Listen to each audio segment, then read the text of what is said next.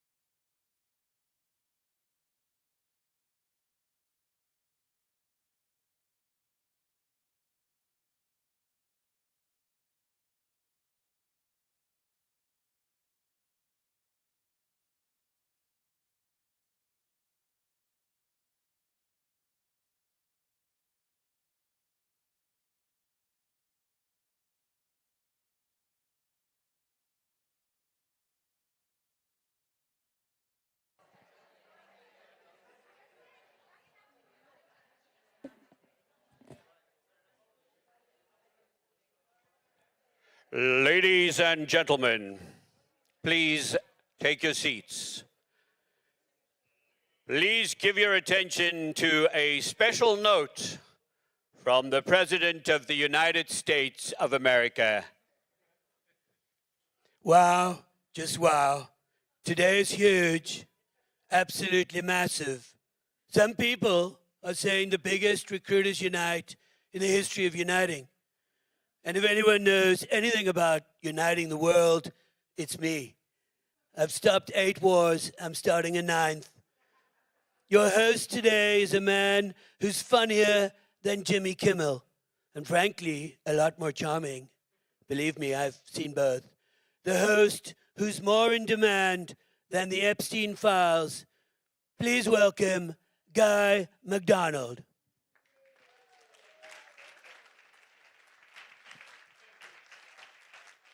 Domelang molweni manene na manene kazi sanbonani goeiemorgen. Good morning, ladies and gentlemen, and welcome to Recruiters Unite. Woo! To our in-person legends and to everyone joining us via streaming live stream, we see you, we miss you, and we hope that you are in your slippers and bringing recruiter energy. My name is Guy McDonald, as you heard there. It's my great privilege and honor to be your MC and host for today. A little bit about myself. I'm the youngest of 3. My parents are both older than me.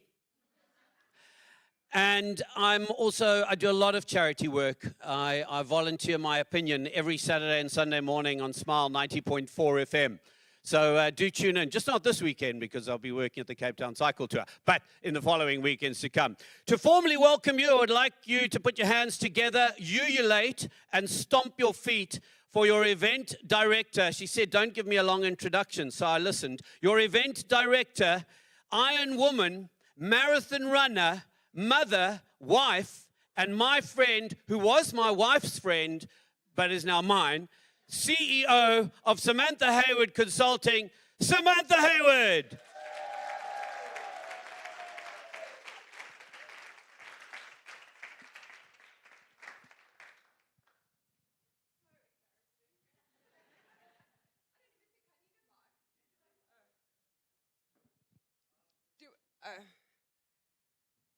Guy, take us quick. That was very embarrassing. Sorry, guys.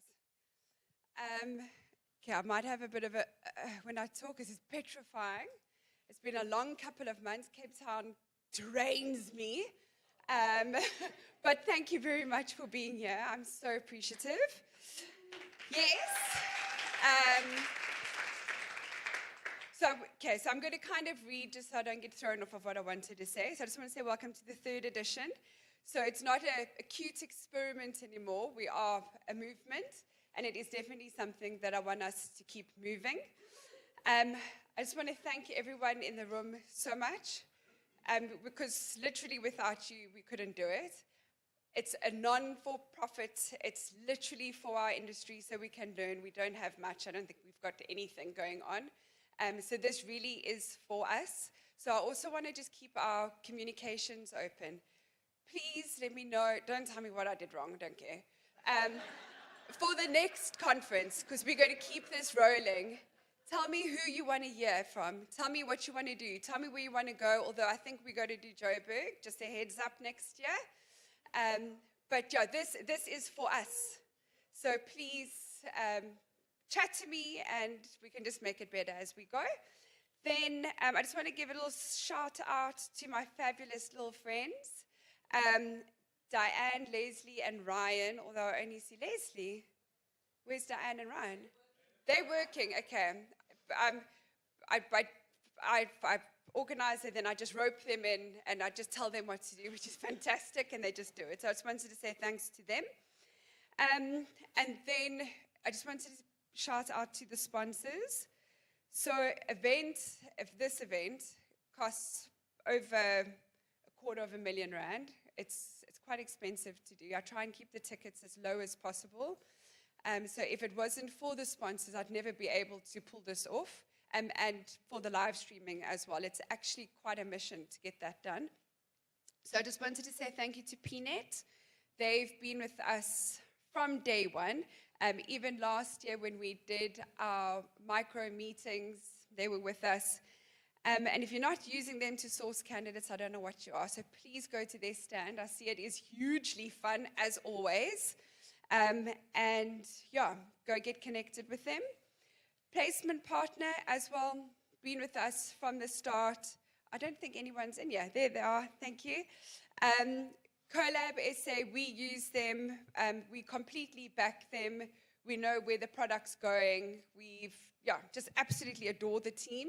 So if you don't know what their features are, please go to their stand. To travel lifestyle, Sean, there we go, at the back. This was very different. So how this actually spurred on was a friend of mine, she won a trip to Seychelles for work. And I was like, I remember that, like 20 years ago.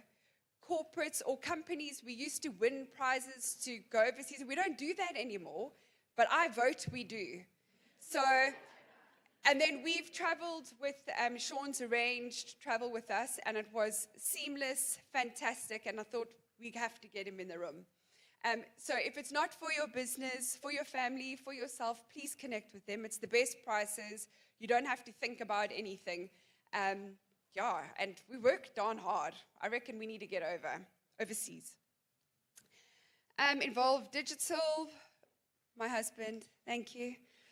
Our website, our ticketing, our photos, our live streaming, everything. We'd look like we were in 2004 if it wasn't for them. So thank you, team. I know this is hugely stressful. And then last but not least, she came skidding in the last minute. When I say skidding in, like Thursday, Hanley, you will see her stand. And anyone who does know me will know that mental health is huge for me. It's something that I've battled with my whole life, and I think most recruiters do. I think our stress is over the top. Honey will tell you more about it, but she has a huge focus on consulting of burnout with consultancies, and we don't have anyone really doing that for recruiters. And I thought it was quite special that she is a recruiter, so she knows the pressure that we're feeling, and she's going to work with teams. So please do go talk to her. I think she has absolute magic. I know Guy will mention more later on, so I'm going to stop there, but welcome. Yeah, so please support the brands. Without them, the stage would be a WhatsApp group. And then, I'm really proud of what we've done. It's definitely not just me. If you didn't buy the tickets, we wouldn't be here. So this is a team effort. And then I have said I will definitely thank my speakers, but afterwards, I first want to hear what you have to say. And Nick, how the presentation turned out. And then, please do make new friends, connect. Although you think we are competitors, I promise you there's enough business in the world for us to share. And I hope you have a lovely day. Thank you. Thank you, Sam. Recruitment redefined, AI and the human touch. Today is about learning how to use both in harmony, machine efficiency, human connection, smarter, faster, and more human than ever before, and maybe even a little therapy through laughter. You'll find the schedule printed on the back of your name tag, because recruiters love structure, but we thrive in chaos. And on those name tags as well, you'll see there's a space to please write your stripper name. And it will be enforced at lunchtime. So if you don't have your stripper name written on there, I'm told you won't be fed. So it is most important that you write it on there. And make it visible, please, ma'am. I can't see what you wrote it on pencil. Don't be scared. Use a pen. What does it say? G. G. G. I'm G Meister. So the two of us could work the poll together. Superstar, as a suggestion, maybe Queen. Yes, Queen. My Lord. Maybe one of you wants to use that. I don't know. Billings machine, whatever you feel your stripper's name is, you just put that on there. It's a safe space, use it wisely. He's been with us since day one, ladies and gentlemen, damas and yera manene na manene kazi. He runs the world's largest recruitment newsletter, Recruiting Brain Food. He hosts Brain Food Live, and he somehow still has opinions left. Please welcome the brilliant Samantha-Leigh.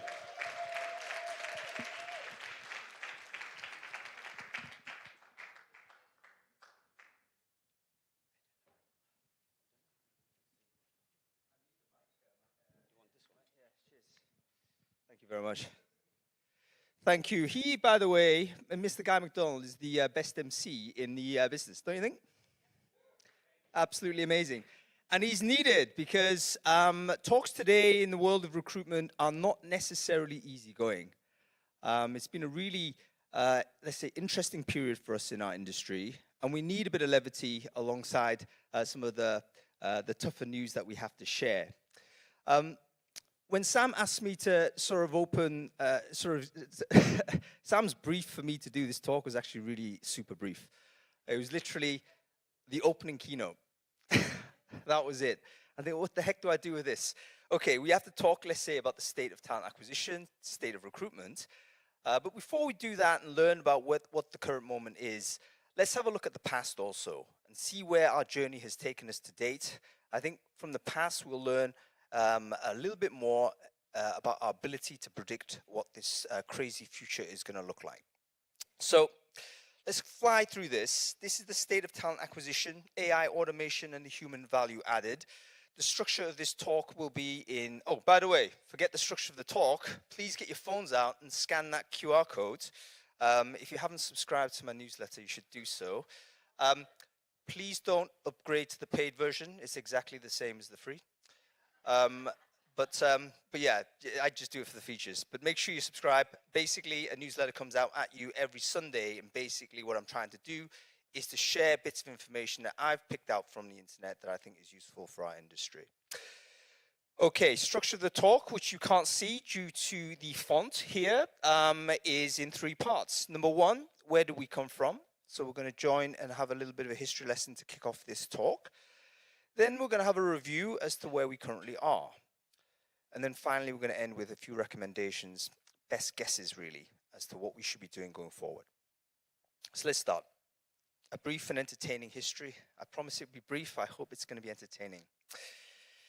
Okay, where did recruitment start? I think basically TA started in more or less 1997. Hands up, by the way, who was in the industry in the early 2000s? Yeah, probably most of you joined when there was such a thing as talent acquisition, right? Prior to 2000, there wasn't such a thing as talent acquisition. It was mainly HR buying media ads and managing recruitment agencies who were directly supplying candidates to hiring managers, right? So recruitment supply was dominated by third-party suppliers. That began changing really in 1997, when McKinsey published this rather famous paper, The War for Talent, which is a topic and a term I think we're all familiar with today. And it basically made a couple of points. It made the claim that the market-dominant businesses were differentiated from the others by having exceptional talent density. So in other words, the leading-edge companies, the ones that were making all the headlines and making all the profit, they were different from their competitors because they had more of the best people. Not necessarily rocket science, right? But they decided, okay, this is going to be an important thing. And they came out with the claim that actually only 20% of your employees produced 80% of the value, the 20-80 principle. And the war for talent was basically the idea of, wouldn't it be great if you could have 21% or 22% or even 25%? That would significantly improve your capability, because if 80% of the value has come from 20%, how much more value would you get if you had a few more of those hyper performers in your business? And they made the claim that the current HR managed structure, the one without TA, the one that was reliant on agencies, was insufficient to move the needle from 20 to 80, which is why you needed to invest in internal capacity to acquire that exceptional talent. That, I think, is where talent acquisition began at that point. Next important moment was, of course, our good friend LinkedIn. We all love to hate LinkedIn, I get it. I get it, right? But you all log into LinkedIn. Some of you probably logged into LinkedIn before you came in today, correct? You checked it on your phone before, before this event even started. Recruitment is dependent on LinkedIn. And it was a hugely significant moment for us in an industry because it created a self-updating database which reduced the cost of building an internal capacity. Before LinkedIn existed, it was extremely expensive to maintain and a list of candidates or a database of candidates for your recruitment needs. It made no sense to do it. The only types of organizations where it made sense was, again, these third-party agencies. So what LinkedIn allowed to have happen, it allowed the shift from a high variable cost, which is paying recruitment agency fees, to low fixed cost, which is building in-house capacity. And TA emerges as a distinct identity, more or less in parallel with the arrival of LinkedIn, and elevates the status. And this is where a lot of TA people start rowing away from HR and developing our own identity. Okay, when did sourcing arrive? Sourcing basically arrived when LinkedIn started charging a lot of money for accessing the database. Right, the tiered pricing model suddenly became quite unpleasant to pay to play. Okay, well, very intelligent people figured out actually LinkedIn was just a load of web pages, really, and web pages are all on the internet. And if I knew how the internet worked, then I could retrieve that information without needing to pay. So hence, sourcing emerges, Boolean X-ray as a technique, and these techniques are applied to other social media platforms, and sourcing emerges as an identity distinct from TA. There's a couple of people in the room today that were significant contributors to the evolution of sourcing, and you'll hear from them later on in the day. Big moment for everyone, financial crisis, 2008, 2009. This is huge. Why? Firstly, it created 1 year of global recession, but more importantly, it created a complete change of the financial policy in the United States, mainly a huge injection of cash and a maintenance of interest rates at close to zero for about 15 years. This is known as ZIRP, zero interest period, and the big flat line that goes from 2009 all the way to 2016 is basically the zero interest rate period. Now, what this means quite simply is that people who have money have no interest in keeping it in banks. They need to put it into other things, and they put it into real estate. This is where the money, sort of property prices shoots up through the roof, right? If you bought your property before 2008, you're probably one of the winners in this world today. If you bought it after 2008, you're one of the losers, right? And a lot of the money obviously went into companies. It went into companies that had sort of the opportunity to scale out into a global context. Some technical innovations happened around about the same time, which are hugely significant. iPhone arrived, cloud services arrived, and a huge amount of money went into those types of services. Back in my recruitment agency days, I was one of the people that recruited people on premise, you know, network administrators, systems administrators, database administrators. Prior to the arrival of cloud, it was very difficult for companies to use enterprise software because you had to build an internal team to host the technology. That was an expensive thing to do. What cloud allowed every company to do would be to pay a subscription service and access this technology. So a huge democratization of enterprise software. And all of these global unicorns emerge in that phase, right? This is the unicorn period. Now, this is super interesting for all the people who raised their hands about getting into recruitment around about the 2010 period, because this is happy days, right? That zero interest rate period, post-cloud, post-iPhone moment, this was the tech unicorn phase, and a lot of us entered the industry at that point to support companies that were rapidly scaling. This guy, Reid Hoffman, he invented the term blitzscaling, right? Remember blitzscaling? It wasn't so long ago, maybe 10 years or so ago. this was the idea that actually you just need to recruit like crazy. The route to being a unicorn was to simply hire as many software engineers as possible, and then the next year hire as many more again as possible until you get to a billion sort of unicorn status. This is the route to becoming the best company around. And you had ridiculous valuations, companies that were just going to billion-dollar status really with nothing to say for it. Incidentally, a lot of the things that we care about, employer branding, diversity and inclusion, skills-based hiring, candidate experience, these all emerged during that blitzscaling zero interest rate period. And there is an argument to say that they were all ZERP phenomena. In other words, they were all phenomena dependent on an era where money was very, very cheap. Anyway, the idea behind this period was, let's get more people top of funnel, let's access the hidden gems, let's win the war for talent.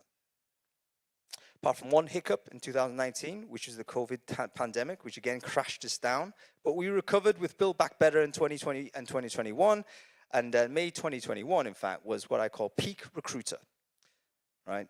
Peak recruiter was when LinkedIn said, you know what, the most in-demand job, the highest growth job on their entire platform was actually a recruiter.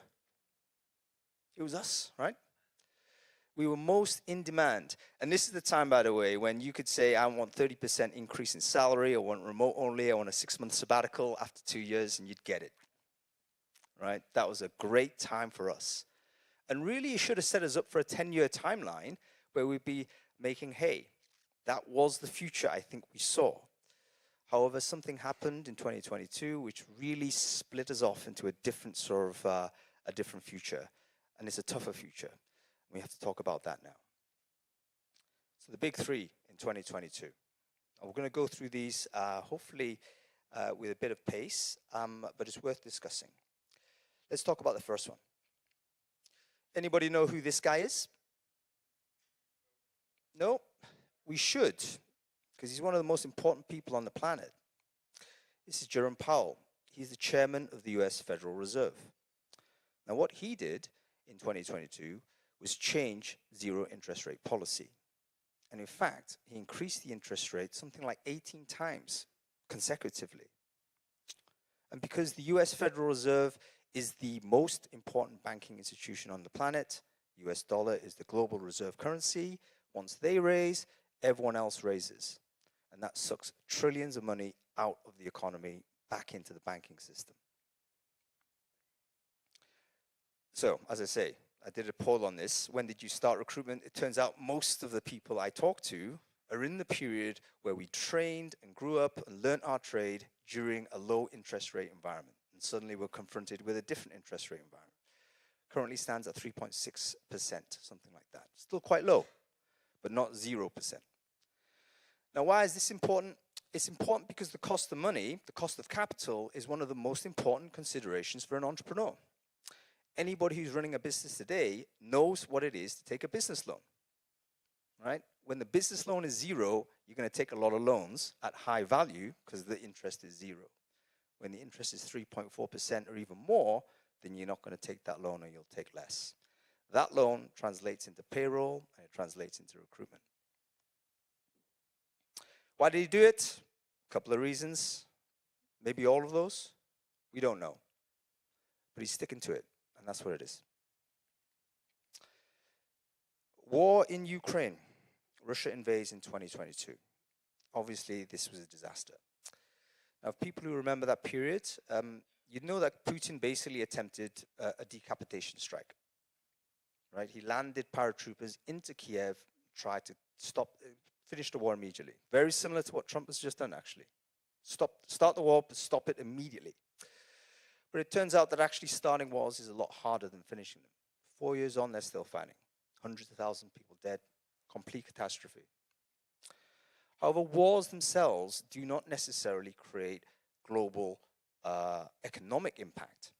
Remember that Putin, in fact, invaded Ukraine in 2014. But we didn't experience any kind of secondary impact from that invasion. We did in 2022. Why? Is that my phone? Yeah, feel free to answer. It's okay. why was this war different? It was different because of the response of the West, right? Zelensky shamed the West. He didn't flee, you know. If you remember, again, all of this has been now retconned, but if you remember, the Germans basically said, yeah, listen, you better get out of there. The Russians are here. He said, nah, I'm staying. I need ammo, not a ride, famously. Right? Very heroic moment. However, that shamed the West into trying to do something, and they did everything they could apart from do the fighting, which is kick the Russians out of SWIFT, take the money, 300 billion frozen assets, withdraw all of the corporate sort of services, kick them off the media, remove them from the Olympics. Now, all of this may be justified, right? When you look on the bold sort of review of it, morally, you can take the case. But the world doesn't necessarily run on morals. It runs on practical interest. And what happened during this period was that suddenly all of these global institutions revealed themselves not to be so global. In fact, it revealed themselves to be instruments that can be used. It's kind of similar to the Hotel Continental in John Wick. Anyone seen John Wick? Great movie, hey? So it's a movie full of gangsters and they all kill each other. It's amazing how we're entertained by this. However, there is an institution in there called the Hotel Continental, where all the gangsters subscribe and they all decide to agree to put their guns at the door and they come in to have a drink and they can have a rest. And they all agree not to kill each other within the Hotel Continental, right? I think it was the second episode of John Wick, wasn't it? That the Hotel Continental decided to take sides, decided to fight on the behalf of John Wick, and we all cheered for that. That's very interesting, and again, it may be morally just, but what it does do is teach everyone else that you can't trust Hotel Continental. And this is the world we have today. The global institutions that we have, anything with a world in front of it, an international in front of it, or a global in front of it, everyone else is thinking, maybe I can't trust that. Maybe I need another system. Maybe I need a parallel system that doesn't sort of go through that pipeline. You may have heard the term de-dollarization, for instance, or you may have heard the term digital sovereignty, for instance. These are all countries now thinking, we have to take care of ourselves, because what if the eye of Sauron suddenly turns on us? You can't really trust what these institutions were. Trump proved it last year, right? The most shocking thing about the Trump tariff war wasn't the fact he was launching tariffs, is that it was completely indiscriminate, right? Everyone got hit. Doesn't matter what your previous relationships were, you were going to get hit. Doesn't matter whether you're friend or foe, you were going to get hit. The biggest surprise really for Europeans was that, oh, I didn't expect that to happen. Never happened before. The Europeans had never experienced this type of aggression before, but suddenly there they are getting hit with tariffs that were completely unjustified, like everyone else. And you're starting to see people like France, or countries like France saying, actually, yeah, we're kind of overly dependent on the US, really. We're using the US internet. Is that really a smart move? Probably not, actually. Turns out we're super vulnerable. OpenAI recently agreed to sign a deal with the US Department of Defense, so I think it's called the Department of War these days, which is to say, you know what, we're going to allow you to use our our technology for warfare. And there was a little caveat saying, but don't worry, US citizens will never be subject to this. Well, that's great, because 1 billion people use OpenAI, right? The vast majority of the users of OpenAI are not US citizens. So maybe it's not so smart a thing to be dependent on one country that's one country's technology that is subservient to a politics that no one can trust. Anyway, what does all this mean for recruitment? It's very bad for recruitment, folks. It's very bad for recruitment. Trump, by some estimations, by one of those international policy organizations, has cost the entire global economy 0.5 to maybe 1% global GDP growth. That's 500 billion or $1 trillion of money that should have been spent that wasn't. That translates into something like 30 million jobs not created globally, along with something like 50 million jobs lost. This is all part of the reason why we're having a fucking tough time. Okay? So anyway, the latest More warfare, more chaos, more inflation, more risk. Again, what a CEO or a CFO thinks when you're looking at this type of chaos is to say, you know what, the world is crazy. I can't really be that aggressive in investment. I need to be super defensive in investment. And in fact, I need to reduce my fixed cost. I need to put my cost back into variable cost. This is, again, from the IMF in April 2025. This is prior to tariffs and prior to more war. Number one sort of priority for CEOs was global economic uncertainty.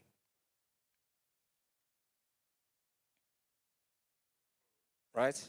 Of course it's uncertain. It's complete chaos. We all lack confidence as a result. Not only of him, but he's certainly one of the big drivers of it. Now, suddenly AI arrives more or less miraculously at the same time. Right? Launched in sort of December, I think, November 2022, and it became, a huge phenomenon. And we've seen since that time a year-on-year improvement in how AI works. The capability has been astonishing, and you'll see some of the evidence of this later on in today's talk. We're talking about which jobs are going to grow, which jobs are going to die, which skills are going to be used, which skills aren't going to be used. We've got people saying they know how to build artificial general intelligence, which is essentially an AI which is equivalent to the capability of a human being. That's hugely significant for recruiting. So these three things happen all together in 2022, and they all create a new environment and a new world for us, which is why the folks that were waiting for a cyclical return to the market in 2022, 2024, 2025 were incorrect, because we misunderstood and underestimated the significance of these three events. Heavy shit, hey? So where are we now? This is where we're at. There's 10 points here. I'm going to go through them one by one. TA teams are getting smaller, right? We know that because the jobs growth isn't there. It makes sense if companies are not hiring at the pace that they were before, that TA teams should shrink. That's normal, right? We shouldn't be crying about this. However, there's some other interesting features and interesting bits of data that are coming at us which are worth noting. There's a company called Ramp in the US, which basically is a payroll company, and they studied the ratio of internal recruiters to employees in their portfolio. And it turned out that in 2021, the ratio of recruiters per 1,000 employees was 1.8. So in other words, 100 employees. So 1.8 recruiters for every 100 employees. They did the same study in 2025, and it's gone down to 1.2. So that means I think TA is disproportionately getting reduced, even as general headcount across companies are also being reduced. Talent Labs, a community in the UK, always does a time series survey, the size of TA teams. Again, a reduction in size. Even events companies, Wreckfest, one of our good friends in the UK, they sell sort of team ticket sizes. And they are noticeably seeing that the size of ticket sales are going down, and it's not because budget isn't there for the ticket purchase, it's because the size of the teams are smaller. So we know TA teams are going smaller, okay? Yet at the same time, recruiter workload per capita is increasing. So we've got small teams, less hiring, correct, but maybe the size of the decrease of TA teams is in excess of the decrease of hiring demand. And at the same time, we have a huge surge of applicants coming into the market and applying to these jobs. Remember the chaos of the last 3 years? Everyone experiences that. That injects economic precarity for everyone, so you get more motivated job seekers applying to more jobs. You sprinkle in the third thing we talked about, which is artificial intelligence. Please feel free. It's okay, I'm not bothered. Artificial intelligence is diffused across the sort of general population. We all use these tools, and they can help us apply for more. So Greenhouse, again, did a survey about sort of the applicant rate of a per employee, per candidate. And the applicant rate of per candidate has gone up 269%, which essentially means that a candidate in 2026 can apply 3 times more than that same candidate could in 2021 using technology, right? Auto apply, lazy apply, AI apply, they help you do the application to the jobs. So this is the survey I was talking about. And of course, this results in this AI arms race, which at one point was a bit of a joke. You know, AI, candidates use AI and recruiters use AI, and then candidates have to use AI again. It's a joke, but it's also real. And it drives an AI adoption flywheel. Because the reality is, if you're not using AI, it's irrational and you're going to lose. If you're a candidate today and you're not using AI to do mass apply, you're going to lose. If you're a recruiter today and you're not using AI to do applicant screening, you're going to lose. And so everyone is going to get to a point where AI is the mediating factor between the human beings. That's the future that we're heading towards. Some people think this is a problem. I think it's an inevitability. And when you look at inevitabilities, the kind of discomfort we feel is simply a growing pain to what this future might look like. But one thing it does do on both sides is that it significantly erodes trust, right? How many of us in the room today have received the message that you've identified as AI generated or AI sort of supplemented in some way? How many of you? Of course you do. What's your first reaction? I'm a bit pissed off, right? Aren't you annoyed? Yeah, you just think, hang on, why is this person like trying to trick me? Right? You feel like outraged, and then you go ahead and write an automated response in some way. All right? Of course you do.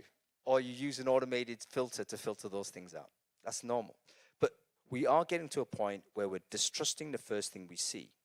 And that's got really interesting implications for recruitment, and possibly positive implications. Number one,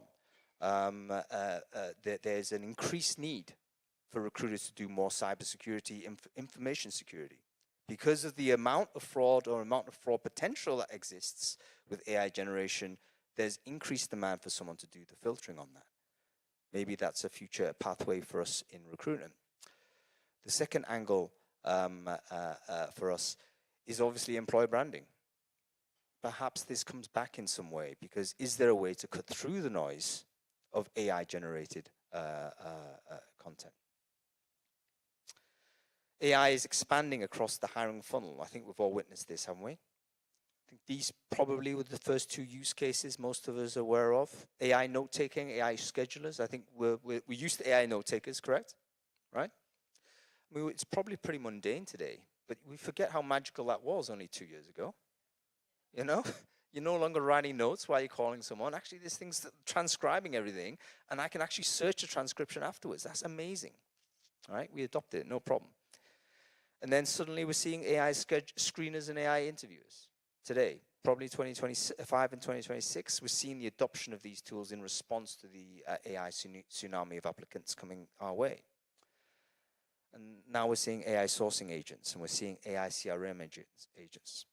So all the way through the hiring stack, the hiring funnel, we're seeing these AI tools starting to enter. And we're kind of active users and encouragers of this, and we should be. But it does mean a few things for us. All of this is actually a ton of our work. It's probably about 80% of recruitment work. It's a lot of the work we used to do is now supported by and potentially substituted by these technologies. That's hugely significant for what we do in the future. Which leads us to this next point, how talent acquisition is shifting into something called talent operations. The idea that you're going out there searching databases and bringing back candidates and then pipelining those candidates and screening them. Well, if AI is doing the bulk of that work, how else are you going to be spending your time? You're going to be spending your time, hopefully, designing that workflow or selecting those tools or training the managers and training those tools. The role turns less into doing the frontline acquisition and more into the operations of talent in general. Oh, how we deal with the time saved is super important, by the way. So all of these tools are going to save us time, right? That's the purpose of AI. But we've got three choices. What happens with the time saved? First one, we cut headcount, right? If actually these AIs can do 80% of what a recruiter could do, maybe I could do it with less recruiters. That, unfortunately, is the default response for most organizations. right? The default is reduce the cost, take the payroll out, get less recruiters in. I think that's a legitimate decision.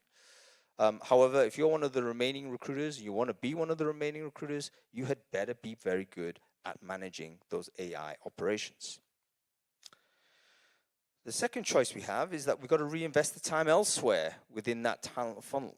So what about all of the things that we say we care about? Candidate experience, diversity and inclusion. How about quality of hire? We actually know the quality of hire increases if the more time a recruiter spends on an application, significantly increases the quality of hire. If you spend 7 seconds screening an applicant compared to 30 seconds, you're going to end up with a 30-second person with better quality pipeline. So maybe we can reinvest the time and spend more in increasing quality. And the third option is to expand scope. So in other words, we've saved all of this time, fantastic. What else can we do that helps the organization? And this is the expansion of talent acquisition beyond the acquisition part. Can we, for instance, start looking at performance data? Can we start doing more predictive analytics?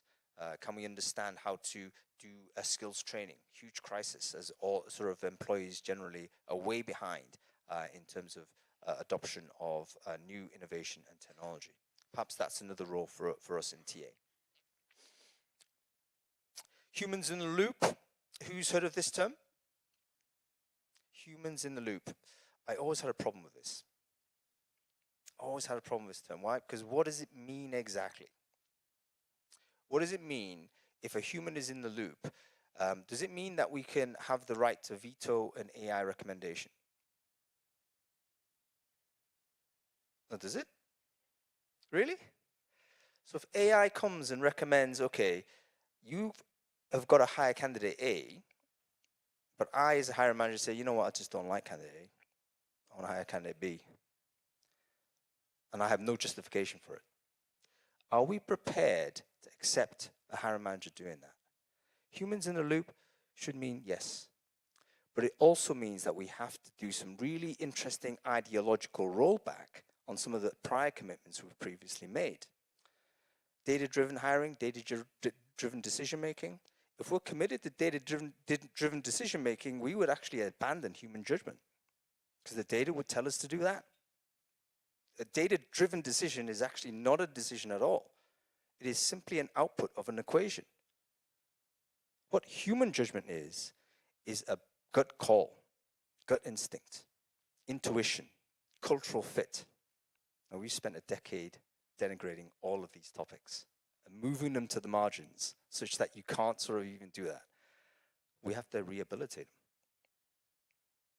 Humans above the loop means rehabilitating human evolved decision making. Okay, some people have talked about this. Anna Ott, good friend of mine, she talks about the value of human is actually in the quality of decision making. The quality of decision making. When the decision is hard to make, essentially a decision, by the way, is when the data is not enough to give you a result, right? You only need to make a decision when it's a 50-50 call. If it's 70-30, it's not a decision. You go with the 30%, 70%. It's only when it's 50-50 does the decision come in.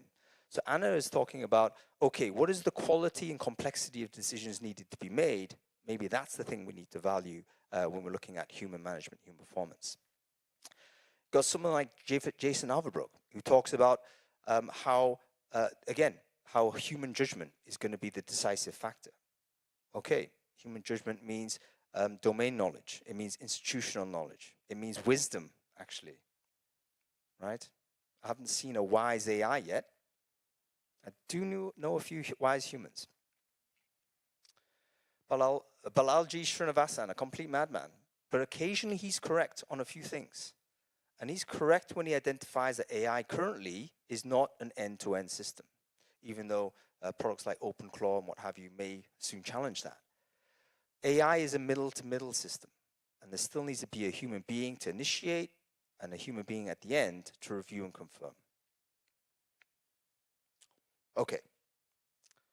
There is a very clear trend with regards to AI adoption that I think we need to talk about. OPC stands for one person company, by the way. It's pretty clear to me that the people who are most advanced users of AI today are all OPCs. individual contractors, individual consultants that have the ability and the bandwidth to experiment. Now, if you have a job, you're an employee, you actually don't own your time and you don't own the risk. The company owns your time and the risk, which is why we can't adopt AI, which is why we feel we're slow, because our time is not under our control. We've got headcount to hit, right? You can't suddenly switch a process when all you know is one process that works. You simply apply more effort into that process, right? The AI adoption that we have achieved so far has all been about accelerating existing processes rather than do a fundamental rethink as to how that process works. Again, it's not a criticism. This is simply a fact of being an employee. And of course, there's a compliance wall as well. AI comes with huge amounts of risk, particularly with human resource data. There's going to be situations where we cannot legitimately use technology, and if we did, we're putting our company at risk. Now, if you're working purely as a consultant, as an OPC, the only risk you're doing is taking it on yourself, and you're entitled to take it on yourself, and that's all good. But this is where there is a gap between what happens in corporate and enterprise and what happens at the frontier edge. Now, the implication on this, I think, is quite significant, because what is the trade-off for us if we want to get super AI enabled, but we're frustrated with the bandwidth problem and the compliance wall? Does it make sense for us to stay as an employee? Is now a better time to think about maybe I need to increase the bandwidth I have and reduce my compliance problems and experiment with technologies that can significantly increase my productivity and capacity? And if I do it that way, can I capture more of the value and make the value, sort of the return from inefficiency, return to myself? There's a couple of companies that have done this. The new generation of recruitment agencies, they've asked me not to name them actually in this talk, but I know at least 3 of them that are doing some amazing things with artificial intelligence and automation to do things like leads generation, qualification, reducing the amount of time it takes to capture a requirement, find candidates, deliver that candidate, and make some commission. I think that's a really interesting future for a lot of us to explore, because it's going to be tough for us to do it within an organization.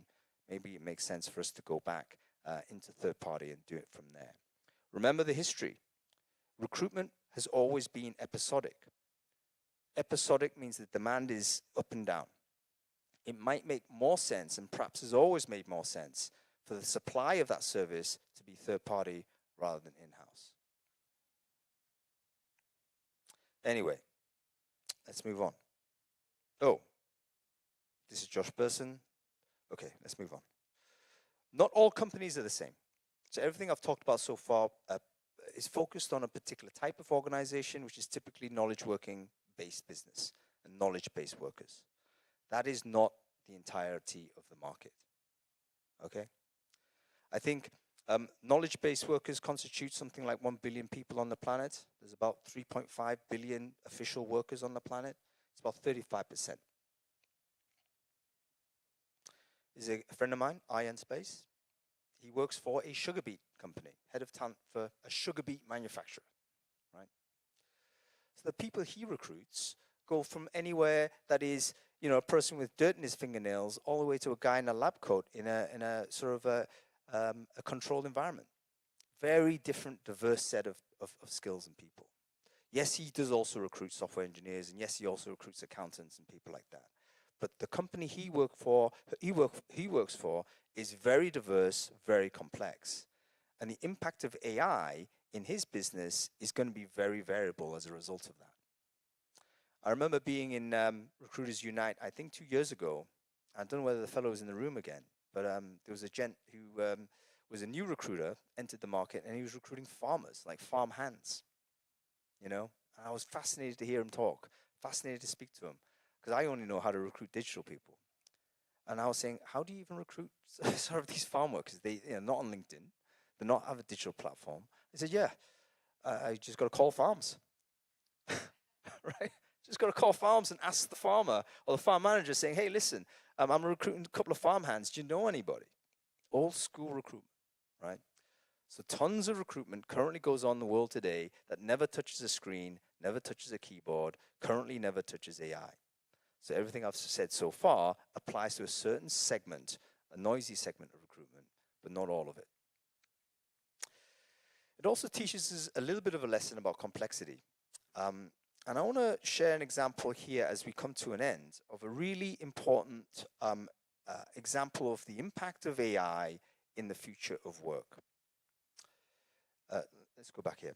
This is in 2022, I think. And radiology, by the way, which is the study of X-rays,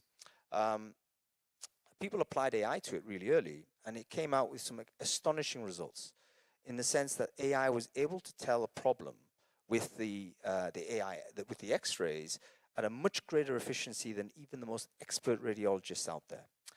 Even to the point where it was able to accurately identify the ethnicity, the ethnic background of the patients, even though there was no discernible data or identifying markers on the X-ray. There's something about the makeup of human beings that is just minutely different enough for the AI to detect, yes, that's generally a Caucasian person, or that's actually generally a black person. It's incredible, right? This was surely proof that AI could do this thing, study X-rays, better than a human being. Surely that means the end of radiologists is finished. Don't be a radiologist, folks. There's no chance. Right? This is 2022.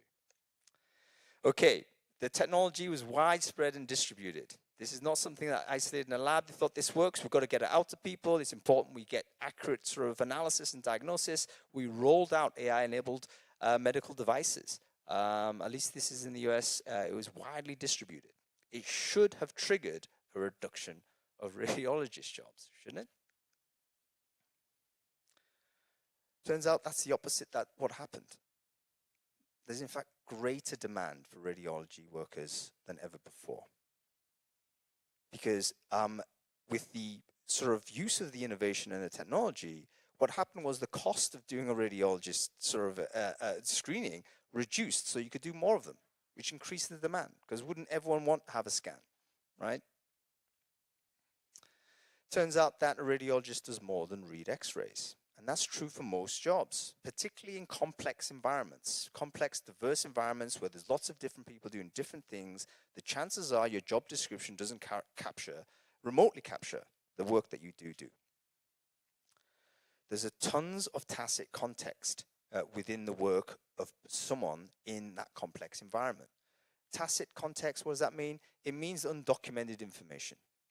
It means how the thing really works. You know, if you've ever had the misfortune of dealing with government, paying with tax, calling someone out to deal with something, you know that how it's documented is not how it works, right? You've got to find another way to do it. And you need someone you need an insider. You need to call somebody to fix it, right? Complex systems typically have that. And finally, there's all kinds of novel things happen when you have complex systems that are not predicted in the job.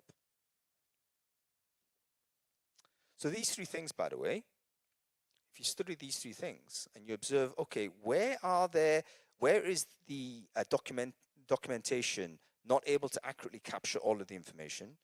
Where is there a lot of tacit context? And where is there actually a lot of surprises? Those are areas where human beings actually seem to do a lot better than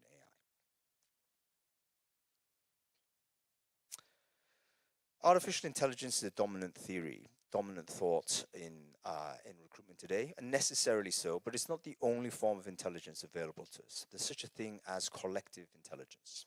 And one of the things that really pleases me about being in the room with you guys today is I can see a lot of collective intelligence in the room, right? This is the accumulation of all of the stuff that we all know. There's probably 100+ years of recruitment experience in this room today.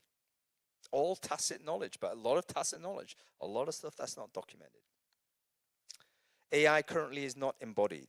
Yes, we know the human robots are here, but mostly AI is a box that you can switch off, software. We're embodied, right? We are processing information even when we don't want to. When you're sleeping, you are processing information, you're dreaming. AI currently doesn't dream, as far as I know. It's not evolved, right? There's some evolutionary pressures on AI and some evolutionary AI, in fact. But we have evolved over 4 billion years on this planet. That's a huge amount of data. That's a huge amount of A/B testing, right? We can't reject human evolved decision making, even though sometimes it's maladaptive. And AI is not embedded. It's not society, even though we've seen some interesting social experiments with AIs talking to each other. But right now, human beings have society, and we're embedded culturally in groups. AI doesn't have that. All of those three things together, I think, come together in the description of collective intelligence. And I do believe this is what's going to give us an edge in an AI-enabled world. Oh, so what do we do? There's three things. I'm going to end with this list of recommendations, okay? So firstly, zoom out to zoom in. Some of this stuff that I've just shared with you isn't easy listening, I know. But I think I owe it to you to tell you as I see it, rather than give you happy talk. Now, the reason why I stay motivated and a perpetual optimist is because sometimes you just got to accept that this is how transitions work. If you zoom out over the sort of the course of human history, and you kind of observe how technology transitions work, cultural transitions work, this is how it feels. It is entirely normal. And in fact, feeling uncomfortable, which all of us do now, we're all a bit discombobulated about the world, is just our brains rewiring itself to try and cope with these new changed realities. So you've got to zoom out and understand where we're at there. Then you've got to zoom back in and think, okay, what is within my sphere of influence? I can't affect the world outside, but I can affect myself. How do I need to deal with that? And focus on your individual actions. The first individual action, of course, is to accelerate AI adoption, AI self-enablement. Don't wait for your company to train you. You've got to spend time, carve out some bandwidth, and get to it. Well done, everyone here today, by the way, because you're going to learn how to do a bit of this simply by being in attendance. This is the sort of thing you've got to be doing. You have to negotiate a keep what you kill policy internally in your businesses. Okay? Keep what you kill, what do I mean by that? I mean that if you are the person that is able to become more efficient in your business, you've got to demand that time back. If you become more efficient to your business, the business doesn't just absorb that 80% efficiency you've just given it, unless you allow it. You can say, you know what, you can have some of that percentage back, but I want 50% of that efficiency gain so I can either reinvest my time or I can expand my scope. There's a couple of good examples of companies that have actually done that as official policy. There's a friend of mine called Mark Harmon, who's the head of talent at TransferWise, which is a payment processor in the UK. Now, he had a team of recruitment coordinators, 10 recruitment coordinators, doing interview scheduling, right? He implemented an AI solution and effectively made those people redundant. But instead of laying them off and cutting headcount, he said, no, what we're going to do is reinvest that time and redeploy these people into the operations function so that all of these people can now look at other areas of efficiency that they can explore. Okay? So you have to argue with the business for a keep what you kill policy. Otherwise, the business is just going to absorb your efficiencies, and then next year you're going to say, do that again, can you? 3, I think you do need to implement a talent operations function if you're working internally as a head of TA or a head of sort of HR. Why? Because we have a bandwidth issue. Someone's got a head count. They're not going to be able to make the change. You've got to free up some resource that doesn't have a headcount responsibility so they can focus on getting everyone faster. Of course, expand scope. Don't just absorb more recs. We've got to kill some good ideas gone bad, I'm afraid, folks. Okay? Some good ideas that we had during the ZERP era. A lot of those things were kind of luxury beliefs, I'm afraid to say. They were beliefs that really suited a time that was a little bit happier than it is today. And we've got to kind of jettison them. In the same way, we have to rehabilitate some bad ideas turned good, which is human judgment. That's a good idea, actually. It was never bad. We have to support the community, always, right? Going to communities is difficult. You have to make commitments. You have to take time out. You have to spend money. But it's important you support the community because it feeds into the collective intelligence from which all of us kind of benefit. And finally, we always have to maintain human executive authority over the AI recommendation. If we just end up accepting AI recommendations and all we are is a rubber stamp for what the AI recommends, and we may as well not be there if we don't exercise that judgment. We have to have the courage to say no and say, I'm making a decision. Thank you very much for listening. I appreciate your time.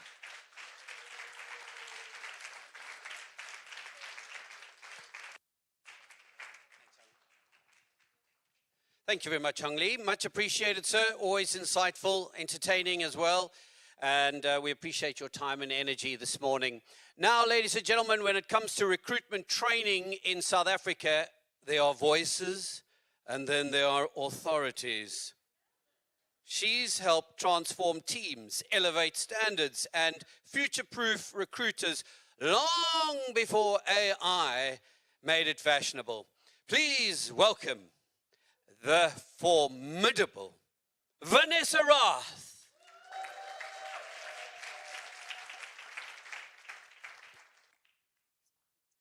Hey everyone, how you doing?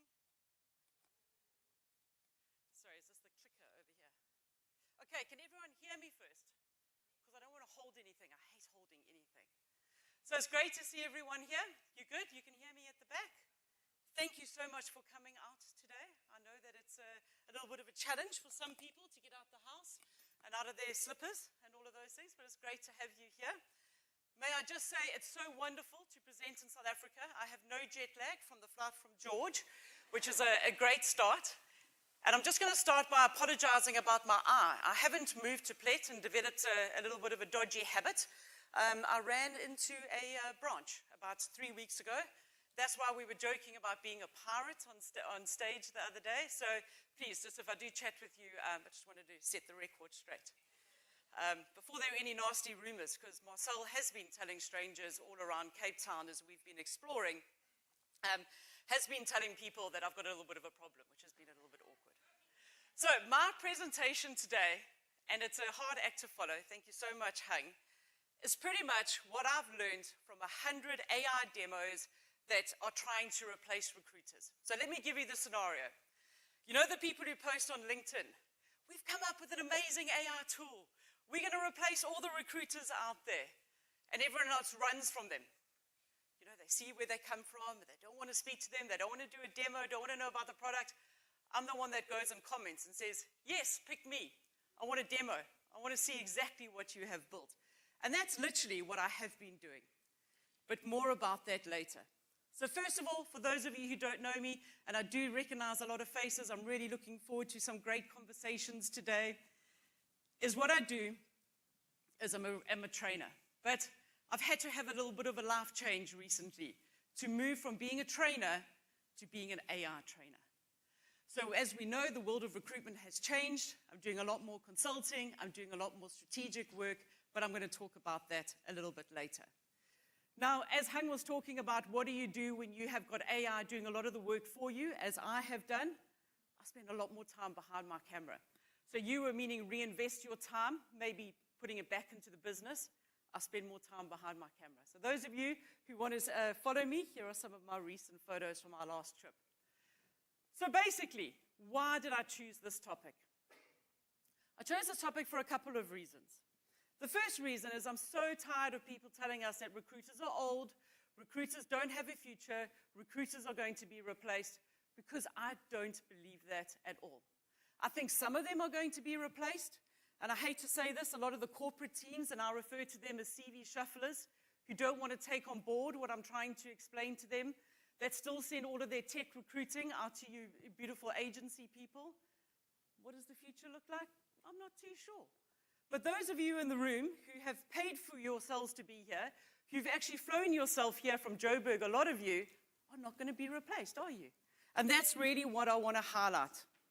So I see my slides are not coming in sync, so we're going to have a little bit of confusion here. But let me explain it to you. About 18 months ago, I was flying back from speaking at a conference in Amsterdam. And I actually had to sit myself down and I had to say, where is my future? Everyone at this conference was talking about AI, and I was still talking about talent sourcing. And I was like, I'm too young to retire. I still have people in my house that want to eat 3 meals a day. It's an amazing thing. And I was just thinking, I've got to start reinventing myself. And I had to sit myself down and say, is this the menopause? You know, I feel like I'm in such a funny place at the moment in my life. What do I actually want to do? And I know that there's other people in the room that are feeling the same thing, because I get those phone calls. I get the, "Oh, Van, can you just jump onto a call with me?" And it's difficult because AI came out of nowhere. And to use a real South Africanism, because I'm going to throw a lot of those into my presentation, because people, like when I was in the States a month ago, don't understand a good snort club, okay? But AI came out like a proper snort club, okay? And it has thrown a lot of us. And we don't know what to do, and we don't know where to start. And I literally thought, is this it? Is it a midlife crisis? But I decided, with lots of encouragement from my husband, who wouldn't let me retire, is that I just needed to pivot. What I needed to do is I needed to take my business and I needed to pivot. And that's what we all need to do.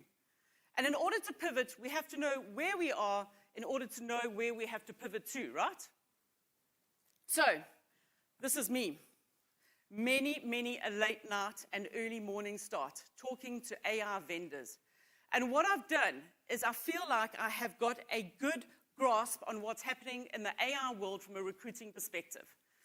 Now, I have lots of other companies that contact me. Last week, a supply chain company. "Vanessa, can you come and consult to us about our AI and our strategy?" And I'm like, I can to a certain degree, but I don't understand the AI tools in the supply chain space. So I can talk to you about LLMs and ChatGPT and Claude and Gem and Grok and all of those things, but please don't ask me to recommend any software to you, because I want to specialize in the recruitment space. So I've met with loads of AI recruiters, and again, this is all coming in a little bit slowly, but grab your phones so you can scan the QR code over here. This is what I've put together for you over the last 18 months when I decided to pivot my business. It's my gift to you, and I want to explain to you why it is in this format, why it's a website. First of all, if I gave you a PDF, I'd be sending you a new PDF every day, because I literally update it. I take softwares off. A lot of people have contacted me saying, "Oh, we've just figured out we're in contravention of, LinkedIn laws," or I meet with new tools that are really amazing. So I've given it to you as a URL, as something that you can bookmark and something that you can share. It's completely for free, okay? A lot of people say you should be charging recruiters for this, but it's not fair, okay? Because the problem is that a lot of people don't know where to start. So what I've tried to do is I've tried to put it into categories, as you'll see on that sheet. So it's kind of like, if you think, okay, I need more prompts, I need assistance with this, I need assistance with that, that is where you go. Now, you have no idea about the number of companies that don't make it onto this list, okay? There is some crap out there with a capital C, okay? Really overpriced. My ruling to be on the list is literally, if you are more expensive than LinkedIn Recruiter, I actually don't want to speak with you.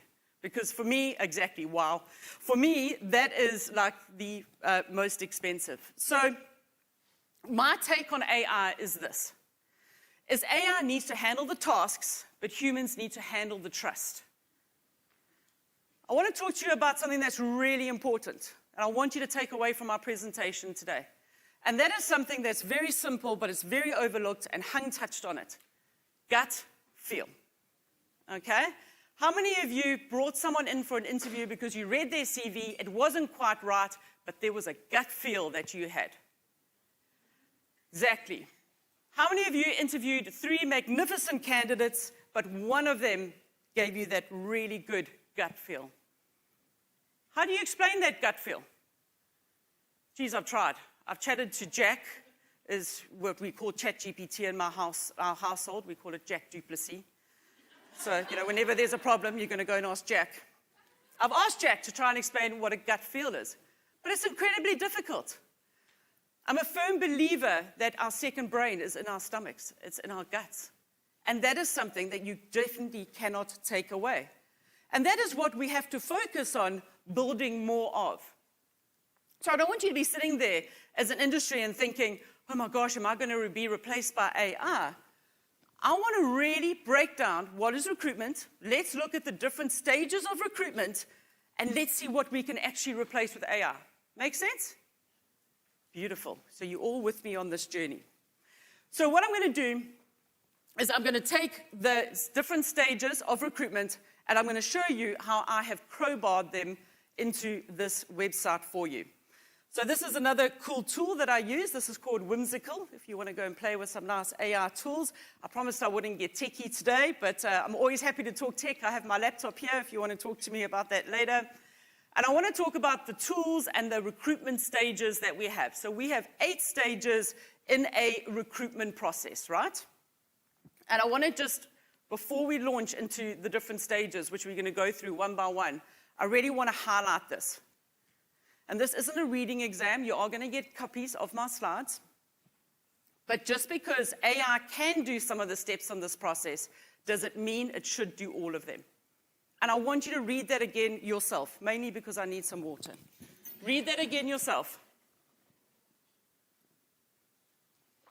And there's nothing truer than that, to be honest with you, because a lot of people are trying to automate too much. I'm amazed at how many people are literally just replacing themselves with AI. We've all seen the automated messages. We've all seen the automated LinkedIn comments on posts. We've all seen the LinkedIn posts that make you sound like not like you. I mean, when you know the person, when you've spoken to them, and then you suddenly see these LinkedIn posts and newsletters and blogs coming out of nowhere, and they don't sound like the person. They don't realize the disservice it's doing to the organization as well as themselves. So when we talk about step 1, which is normally your intake meeting and your meeting with the hiring manager, AI is great with this. And again, you're getting my notes. I've given you links to wherever I got the research from. Please go and read these articles. Not now, this is for afterwards. But what I really want to talk about is where the human can add the difference. So for example, the human has influence. We can be persuasive, pushy. Recruiters can be pushy. So what I really encourage you to be doing at this stage is really upping your humanness, because this is at the coalface of where you are dealing with your clients, building relationships with clients. I know these relationships and these relationships, but you know what I mean, let's keep it tidy. It's all about being that bridge between clients and candidates. And that is where the human is so important. And that's where you're going to maintain relationships. I had a great chat with Sam at breakfast this morning, talking about that is where the value comes in to what we do. Because AI can show you all of the tech behind it. They can show you what the market pays. They can talk to you about, what the hiring manager, the business is telling the hiring manager. But seriously, we're recruiters. Like, who's going to turn around to the hiring manager and say, hey, your pony budget isn't going to buy you a unicorn that you are looking for? And that comes from years and years of experience. I talk to so many recruiters these days, and I say the wealth of information that you actually have, that you've just absorbed by osmosis is, my worst is when I get blank looks at people that I'm training. They say, oh, we don't know what to post on LinkedIn about. I'm like, you have conversations with people all day, every day. You are learning so many different insights. You've got so much value to add. And I just don't think that we see it. Then when we look at step 2, and we look at a job description, and we look at branding, AI can do amazing things. I mean, they optimize job descriptions. I mean, has anyone written a job description since they stumbled upon ChatGPT themselves? I look at that and I just think, who's got time for that? I mean, it's revolutionary, isn't it? So yes, it writes the job descriptions. It produces content. But is it content that is going to add value to the business, or is it the type of content that we often see, which is like, oh, that's AI generated. Not interested. That's fake. Do they think I'm stupid? I mean, come on. So we need to think about, where does the human add value? And for me, the number one, and I love this, and you know what, I love Africa. I'm passionately South African. And the reason being is because of that number one point, storytelling. We have to tell more stories as human beings. We all grew up with bedside stories. African culture has been built around stories, around the campfire. We know that in this country better than any other country, but we're not using it ourselves. We're not telling stories. It's almost like we feel like we've run out of time to be doing these things. But the best recruiters out there are the ones who tell stories. The ones who get that dwell time that's needed on the LinkedIn post. Whenever I tell a story, that's what is happening. So we have to work harder to get those stories out there in an authentic way. Because AI can make your job description grammatically perfect, absolutely, and that's what we want. I mean, my spelling is sometimes quite delicious.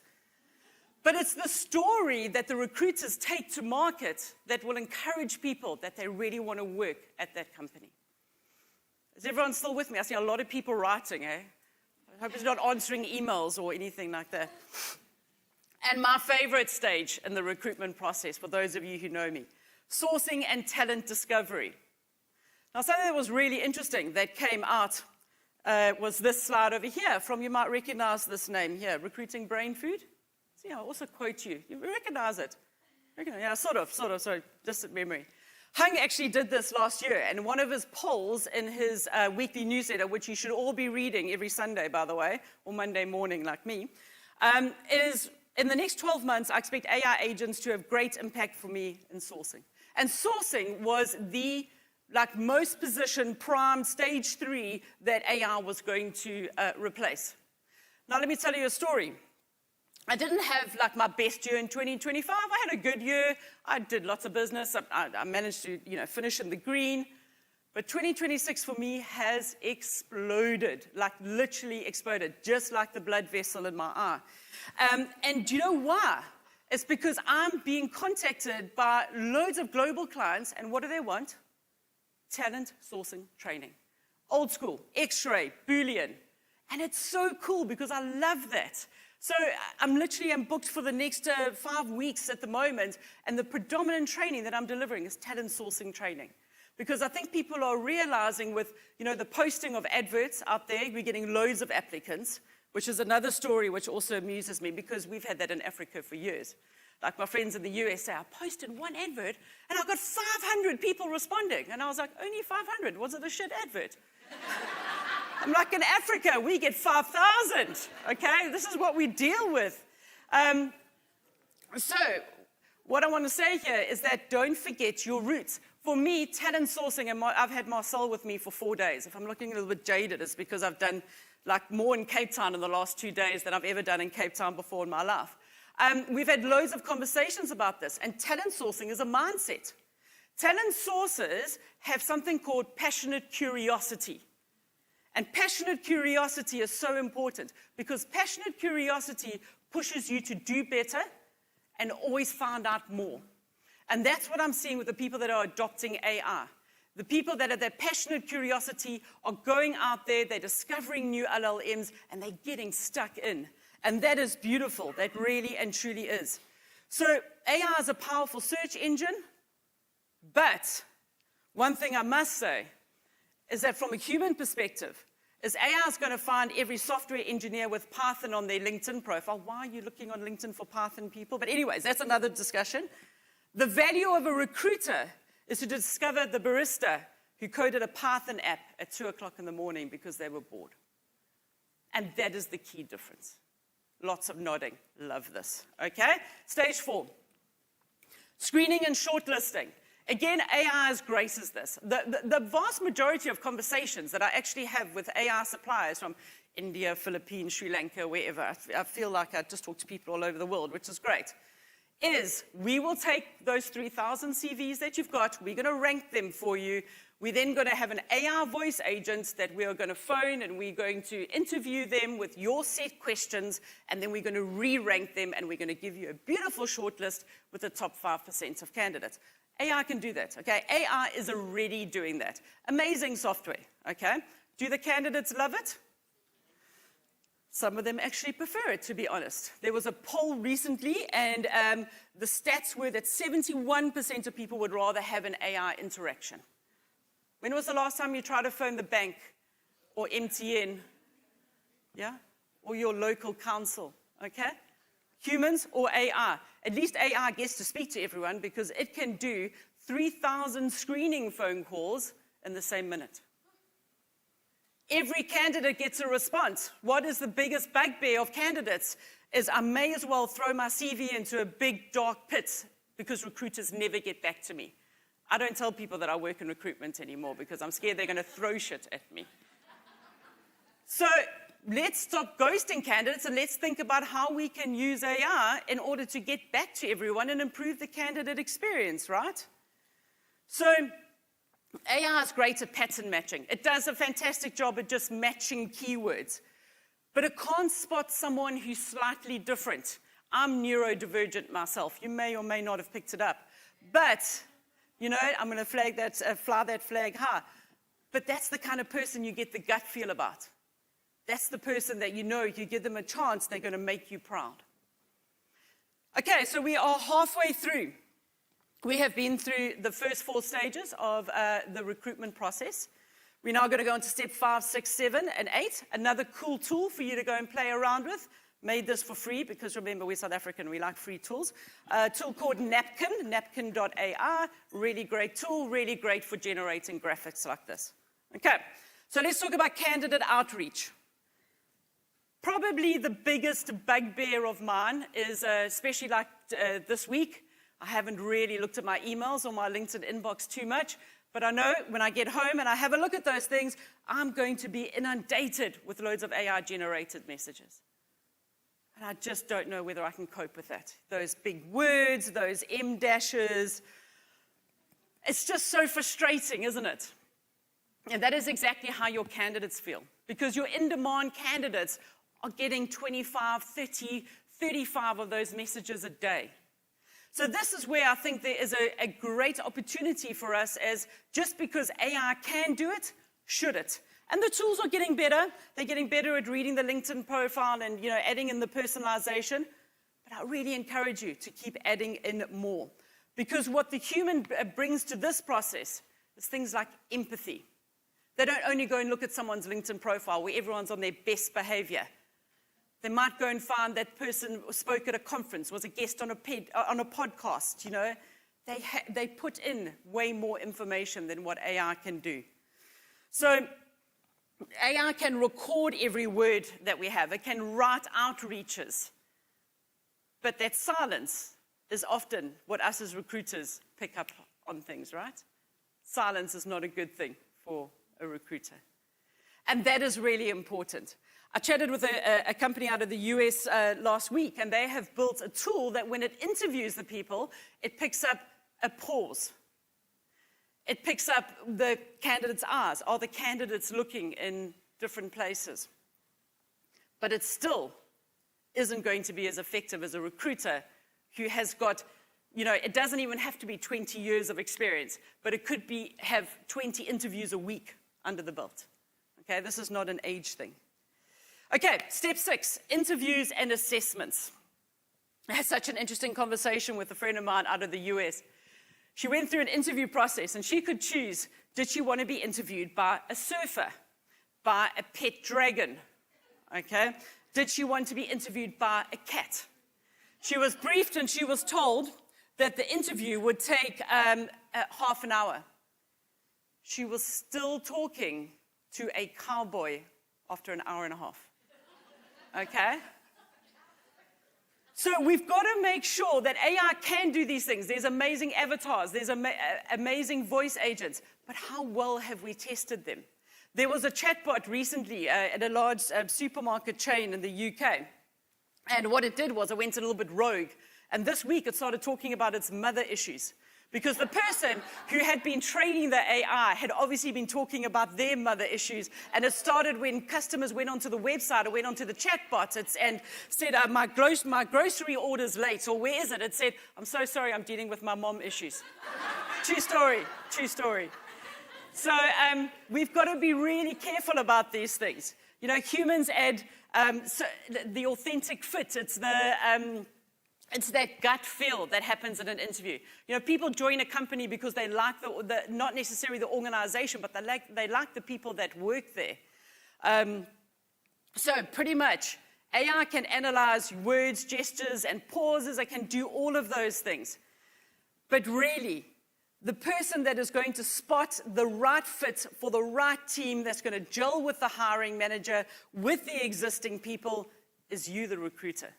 So when we're talking about human in the loop and whether the hiring manager wants to veto things, sometimes it actually just needs to be done. Okay, next up, stage 7. Now, we have spoken a lot in the last 4 days about this with my friend Marcel. He's got a kick-ass presentation coming up after the break. And it's a good thing that we have a break between our presentations. I'll tell you why. It seems to be that Marcel is actually my conference husband. So it's a good thing you met my real husband this weekend, because this is our third continent of speaking at conferences together. And I always seem to speak before him. And the standing joke is that I need to keep my presentation on time, because else I'm going to cut into his. Yeah, exactly. So luckily there's a tea break coming up, so I'm not going to cut into his time. But workflow and automation and admin. I'm going to be honest with you guys, I need to get better at this. What I've learned in 4 days from Marcel is just, this is what the AI is here to do. I can spend far more time out taking photographs. So I really want to encourage you to do this. Just a very, very simple example. I've been sitting there taking notes from Hung's presentation. Those of you who are familiar with ChatGPT and you're taking notes today, open up a chat and just keep dropping in whatever you like, what the speakers are saying. Maybe it's a picture of their slide. Maybe it's something that you want to put into a quote. Those of you that are doing the old school handwriting, take a photo of that, put it into an LLM. Those are your notes. Those are going to be your LinkedIn posts for the next month, sharing snippets from each speaker. Maybe your next newsletter, your LinkedIn newsletter. So these are the smart ways that we can start using AI.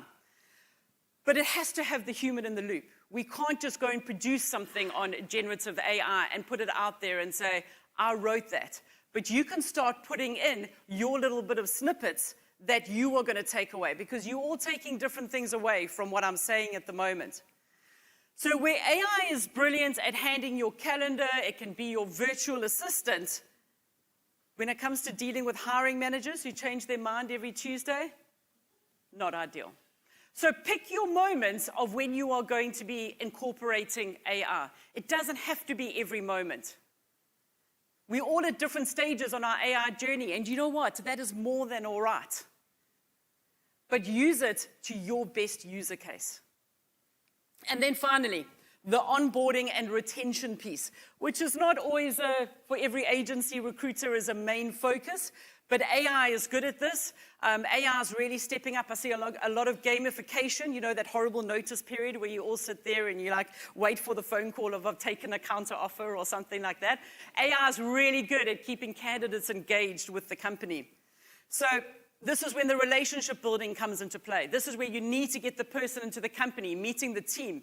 Because it's much easier to say to the company, I'm sorry, I'm not coming, when you haven't met the team and you've had a great lunch with them and a couple of coffees. So the key thing here is that AI is great at telling you when people think they're leaving. We've got AI tools that do all of that analysis. But it's up to the individual who makes the person feel special and really encourages them to stay, especially in that first 3 months, right? No one likes a fall off. So I want to refer to something over here. This was a Microsoft white paper, which again, I mean, remember when we used to read white papers? We didn't just pop them into, you know, an LLM and say, please summarize this for us, or Notebook LM or something. So this was a great one that came out from Microsoft. I'm a big fan of whatever Microsoft does. But the research which they did, and there is a link to this in my presentation, is that there's a lot of these that I read, and I just think your research methodologies are out. You know, there are definite perks to be married to a PhD scientist. The research is so important about how people do this. And with people that do research on like such a small set of people in like one little state in the US, and then you get all of these like clickbait headlines of mass layoffs, and it's literally such like it really irritates me. The key things that came out of this paper over here were these, and these are really important. AI is going to, in the future, handle informative, information-intensive, and communicative tasks. Brilliant. Let it. I mean, put your hand up if you went into recruitment because you love admin. Thank God, because you're in the wrong room. Okay. And that is why we should be using AI, because we can then free up our time to be human, come to these kind of events. Like, I chatted to a company and they said they're not coming because they can't afford 3 people out of the office for 1 day. I was like, for God's sake, do you know how much they're going to learn in 1 day? And now you won't let them out the office. That blows my mind. Also, humans, we need to focus on the high-value, direct interpersonal interactions. So we need more events like this. This is why I love what Sam is doing here with Recruiters Unite, which is why at the speakers dinner I was already harassing her, saying we've got to get this. We'll get more people in the room because, You know, I really do, and I don't want to name names here, but when major organizations in South Africa hold recruiting conferences, like happened in Joburg last year, and AI was not a topic on the agenda, I can honestly nearly have an arse collapse, because do they realize what AI is going to do to our industry? Like, what are you doing a conference for if it's not going to be talking about, you know, how to use AI? The key thing is, though, and I want to really highlight this, is the recruiters who thrive won't be the ones fighting AI. And I think the fact that you're in the room means you're not doing the ostrich, okay? You're not sticking your head in the sand. But you are going to be the ones that are using it to augment your human. And that is how I really recommend that we start using it. Because, guys, this is your choice, isn't it? Which side of the bus are you sitting on? And this is by no means representative of the room. But it really is our decision, isn't it? Even though there's people over here, I'm not too sure. This is really our choice. You know, we could just ignore it and hope that it goes away, but it's not.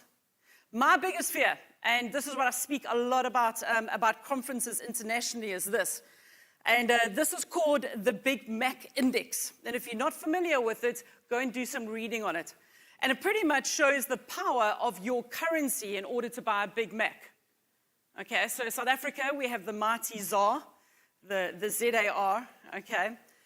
And it just doesn't stack up to, you know, a lot of other currencies out there. So when we have, you know, LinkedIn Recruiter who doesn't take into account that we're from Africa and they lump us into the EMEA region, and they literally charge us amounts of money that we could use to, you know, save poverty in Southern Africa for licenses, I get really irate and I get passionate about it, because they are literally forcing small companies to close down because they are too reliant on those fees. So we've got to start thinking about, we've got to be smarter when it comes to AI. We're not going to be able to afford all of the tools out there, so let's make sure that we pick the right ones.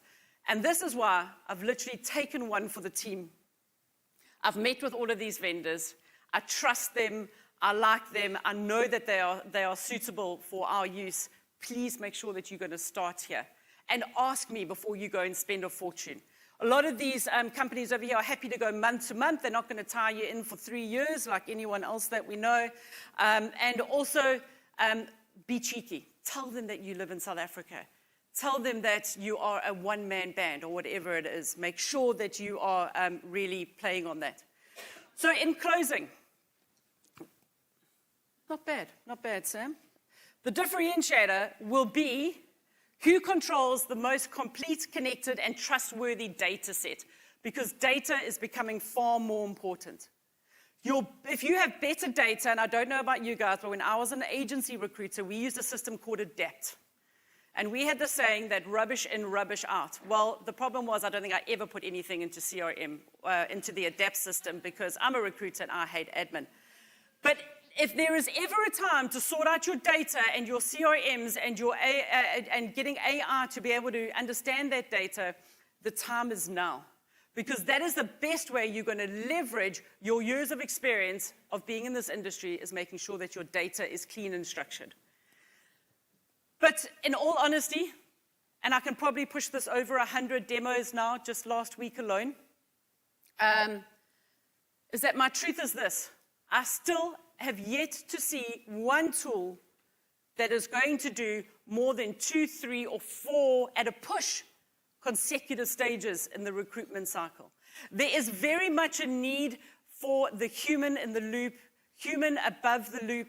We just have to be super smart about what we choose to automate, what we use AI for, and then how we use AI. And I promise you, we will stay ahead. So those of you who are now sitting here thinking, great, Vanessa, I hear you, but what next? Whatever is human, you need to start amplifying. So during my training that I've run now for 7 years, I've always spoken about your brand. Who are you as a person? Tell me about your network. Tell me about your community. Because that is why companies are going to be contacting agency recruiters in the future. It's because you know the people and you know where they all are and what stages they're in their current contracts. And that is what you need to do. It's time to niche. It's time to build a brand. It's time to start standing out on LinkedIn, because what chatbots can't do is build those relationships. So, in closing, I really don't want anyone to fear AI. I want you to respect it. I really want you to learn to use it well, because I'm being serious. The future of our profession is going to be won by those people who are using AI to augment their current processes. So here's my challenge. You're not getting off that easily. This is the teacher coming out in me. When you get back to your desk, and I hope you're taking the rest of the week off in Cape Town, okay? Ask me, I can recommend a few things to do. My challenge, sit down, and whatever you're doing on your desk that is repetitive, that you hate, that is slowing down your time to hire, pinpoint that, and it's different for everyone. Trust me, I've been in this game for long enough. Automate that, or find an AI tool to do that, because that is your starting point. Thank you very much. It's been a pleasure.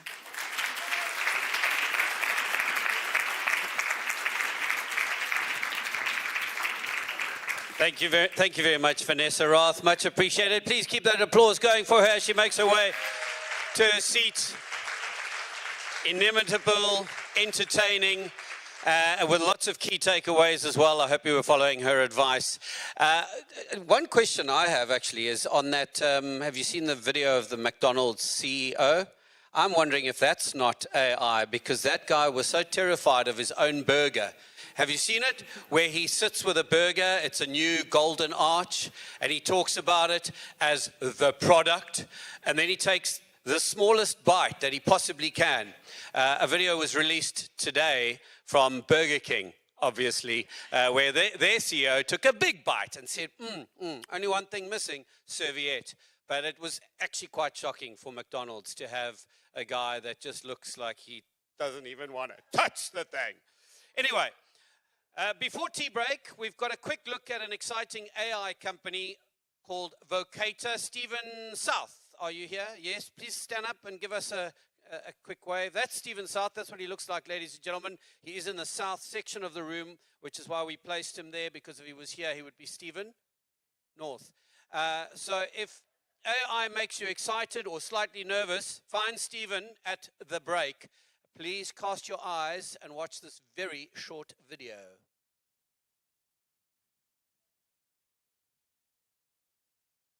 Hiring teams waste hours reviewing candidates who were never the right fit. Vocator helps you cut through the noise and quickly identify the ones who are. You start by creating a role. Generate a job description with Vocator, or upload one you already have. Next, define what matters for the role. You can walk through requirements with our AI agent, upload a hiring manager call, or skip onboarding and let Vocator generate baseline requirements automatically. Once the role is set, review and approve the requirements and screening questions. Edit anything you want. Requirements, weightings, and screening settings can be adjusted at any point. Then bring in candidates. Upload resumes, connect your ATS, or share a public apply link. Vocator reviews and matches candidates in minutes, ranking them based on your role criteria. No manual filtering. From the ranked list, invite candidates to complete an AI screening. Each candidate answers a consistent set of questions, tailored to their background and experience. You can also upload an existing screening call instead. You'll receive a clear screening report for every candidate, including skill alignment, overall job match, areas to explore further, audio responses, and personality or team fit insights.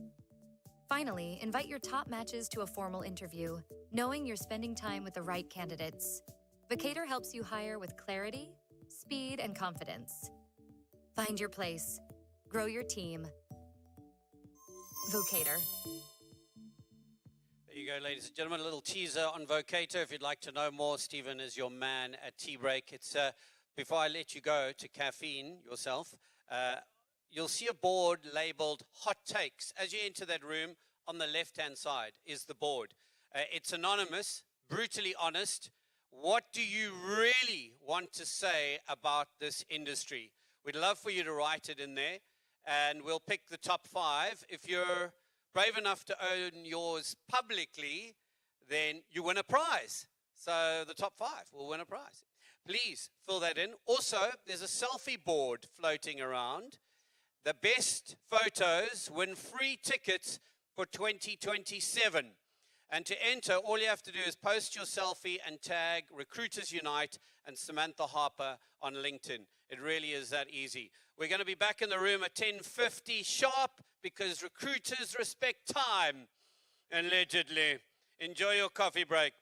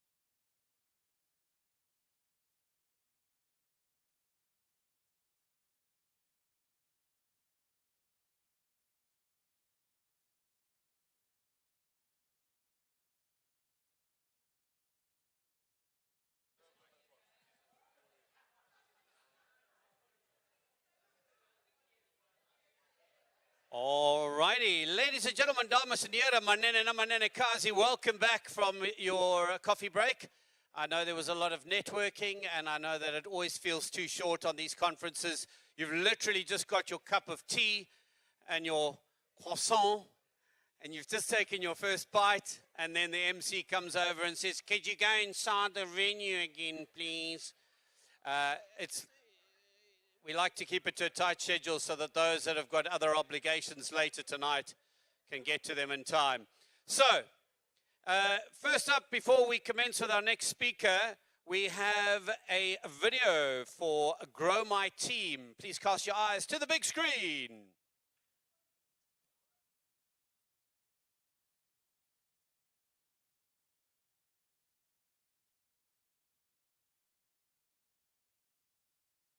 We believe that AI will have a profound impact on the industry and can make recruitment better, faster, and simpler.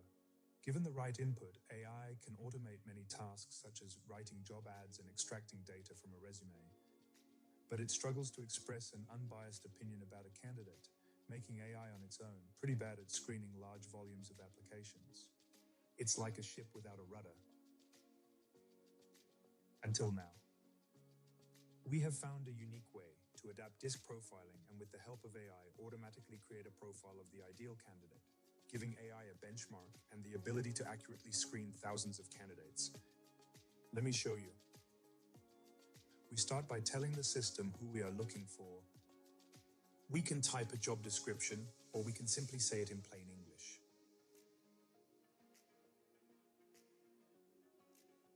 When we are ready, the AI will create a detailed job description for you, which you can verify and edit as needed. By using our unique job profiling technology, the AI can now construct a profile of the ideal candidate. The ideal candidate profile is a detailed description of the personality traits that would make someone ideal for the role. This includes a benchmark DISC personality profile, which will later be used to evaluate applicants. Next, the AI will use the specific language patterns that will appeal to the ideal candidate to craft a job advert. The ad copy can be edited as needed and then automatically published to multiple job boards.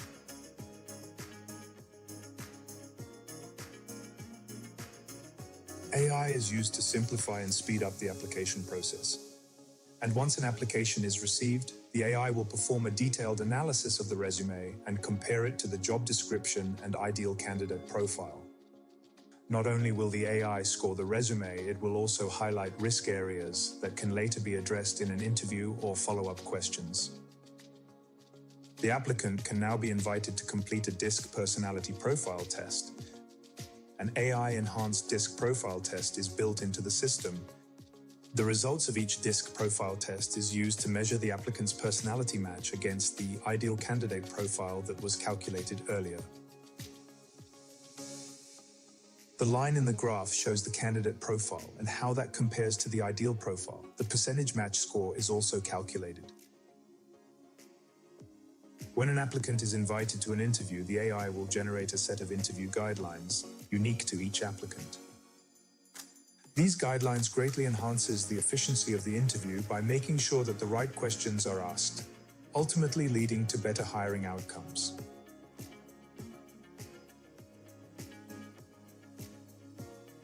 These are some of the ways in which Grow My Team combines proven scientific methods with AI technology to make recruitment better, faster, and simpler. GrowMyTeam.ai.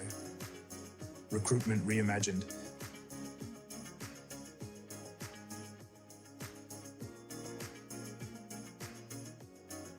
Another AI tool for you to consider, ladies and gentlemen, GrowMyTeam.ai. If the future of recruitment feels overwhelming, good, because the man walking onto the stage builds that future for fun. All the way from the Netherlands, known in certain circles as the BFG of AI, he helps recruiters stop fearing automation and start dominating with it. If you're still figuring out AI, these next 45 minutes might change your year. Please make some noise and give a very warm South African welcome to Mr. Marcel van der Meer.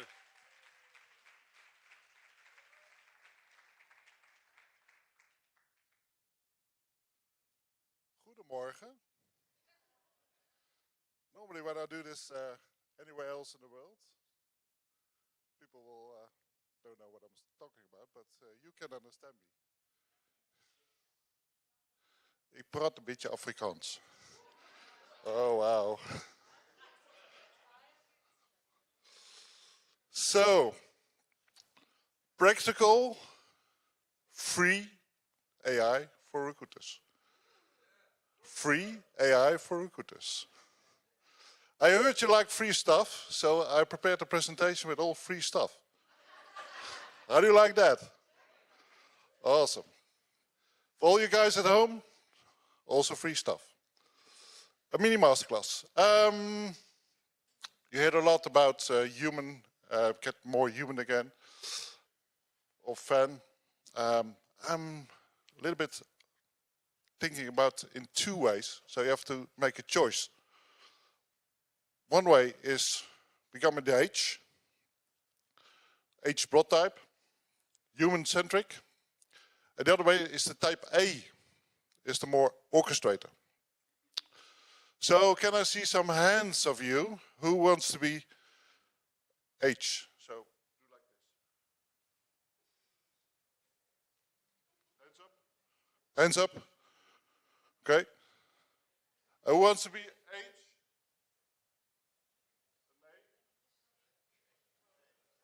Oh, okay. Okay. Thank you. So you have to choose. You have to choose. A little bit about me.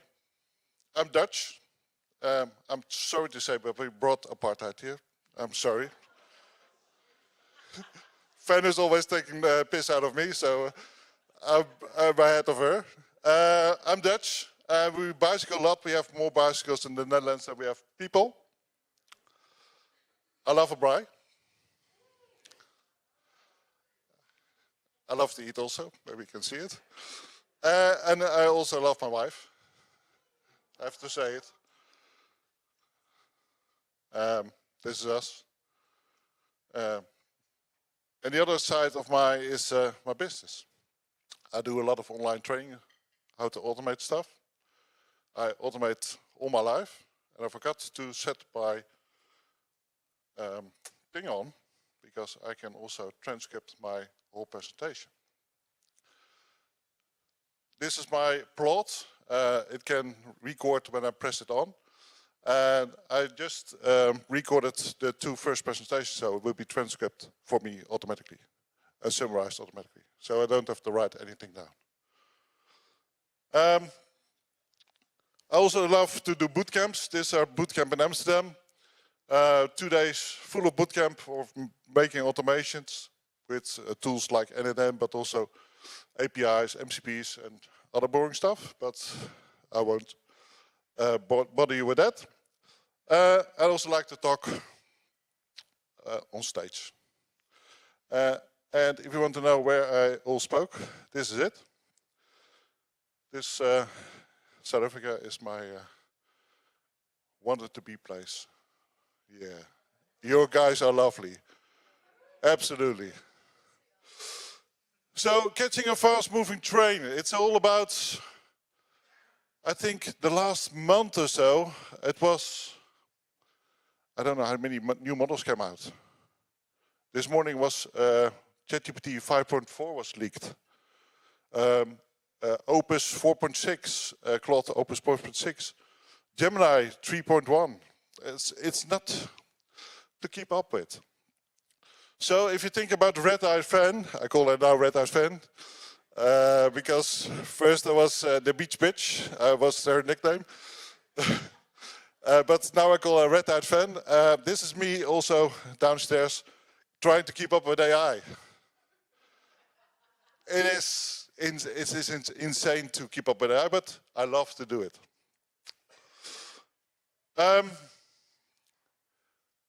Before you want to start with AI, we can talk about assisted AI. That's the thing we do right now. So we're going to evaluate this a little bit further. You can talk about workflow automation and AI and automation. You can talk about agentic AI. But I want to talk about assistant AI. I want to have three little steps. So crawl, walk, run. So first, where to apply assisted AI. And I have a really good methodology for this. Use the action priority matrix. So Van was talking about writing things down you don't like. That's fine. But I have the action priority matrix. So define the task you do every day. So just do this for 1 week. Record the time and see what you want to get rid of. What can be replaced or supported by AI or by automation? And think about the things you have of the highest impact, but also the lowest effort. These are your quick wins. And the other thing, the highest impact and the highest effort, these are your major projects you want to work on. So this is how you can determine this to make it a little bit more doable for yourself. So learn how to prompt. There are several frameworks. They all have similar things. So context, task, results, role, everything is about the same. So to a certain extent, you can do anything you want. So please don't do this. Give me research on this topic. Write me a job description. Write me a Boolean. Do a little bit more than that. Otherwise you get shit input, shit output. So treat it like an intern. Who doesn't know? Kak. I learned some words here. So there are multiple frameworks. RTF, Clear, Create, CoStar, there are many frameworks. But I made a framework which can help you to really understand it. Because who knows the STAR methodology? You should know. Situation, task, action, result. And what if you can add a role to this? Because situation is about the context of your prompt. The task is what you want to achieve. The action, yeah, you can also do this. And the result is what you want to achieve and how it must be placed on. So I made the framework called RSTAR. Role, situation, task, action, result. Oh, you think, oh my God, I have to remember this also. I made a free tool for you. Oh, wow, another free tool. It's called the RSTAR Optimizer. Who wants it? Oh, okay. Free. Everybody says, okay, I want it. So if I ask this, and there is quite a good prompt, but it's not as detailed as you should be, especially for the etc. You can do much better than this. So I put it in my little prompt enhancer. And if you have to wait, it always takes a little bit of time. And there you have your prompt. As a proper prompt. And you can adjust it, of course. Choose your Gen AI or your large language model. And I wouldn't recommend to use ChatGPT for this. ChatGPT sucks. Who uses ChatGPT?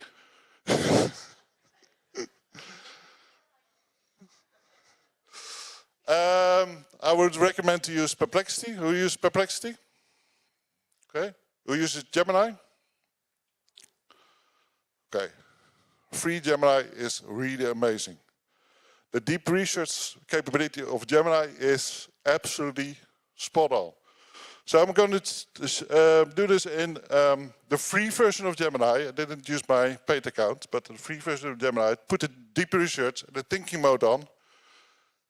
And the research it does is absolutely insane. I will show it to you.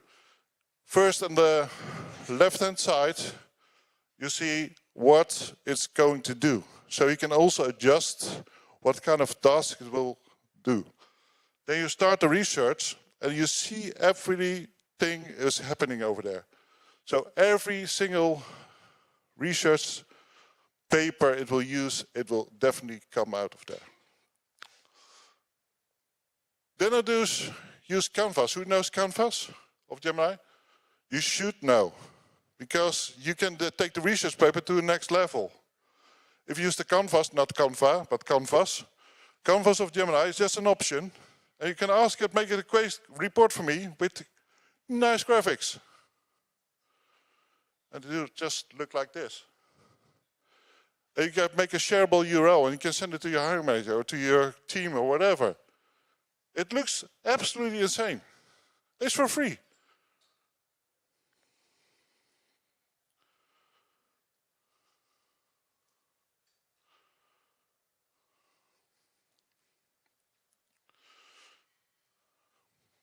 Store your prompts. That's the next section of crawling. Who does store their prompts?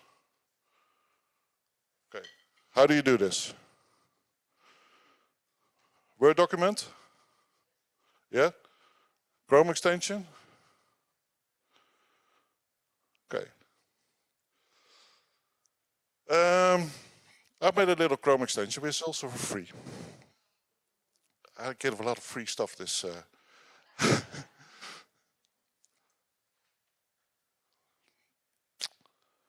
The Chrome extension is connected to a Google Sheet.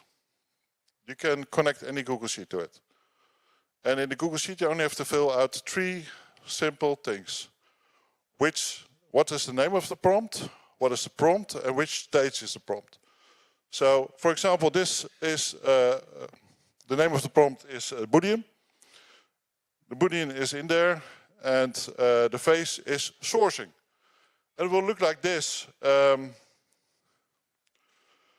The Chrome extension is out there, and you can share the Google Sheet in there for free, and it will look like this.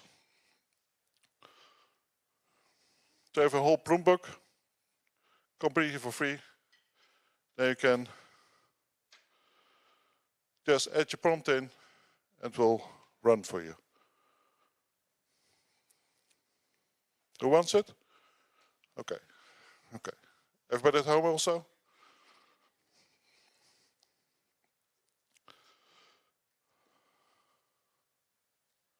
And you can also, of course, iterate on your own prompt, but you have a basic prompt for your search.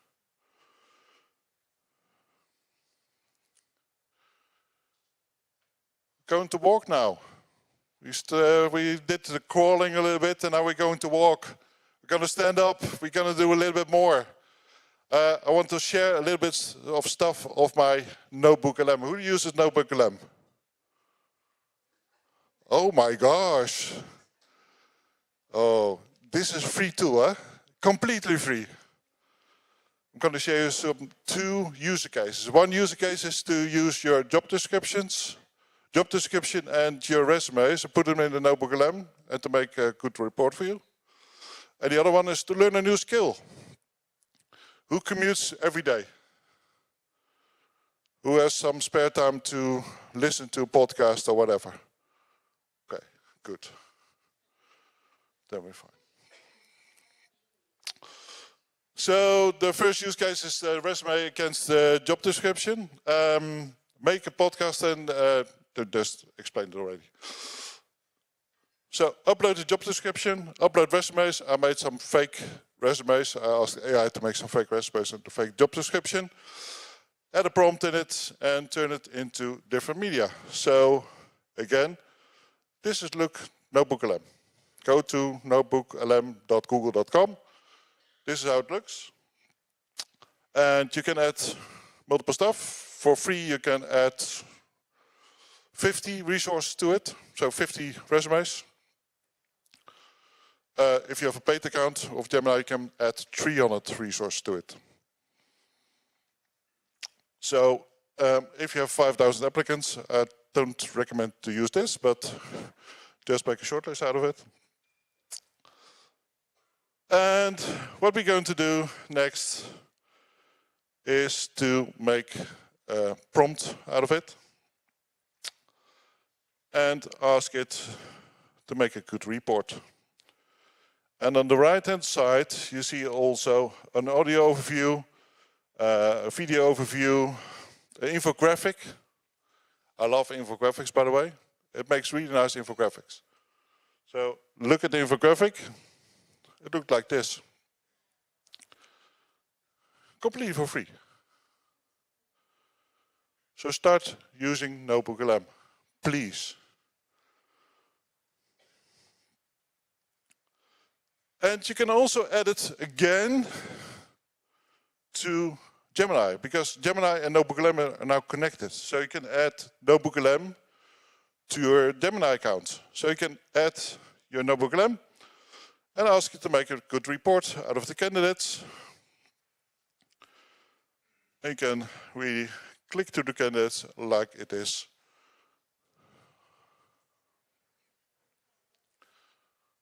Awesome. It's for free. I can't emphasize more than that. It's for free.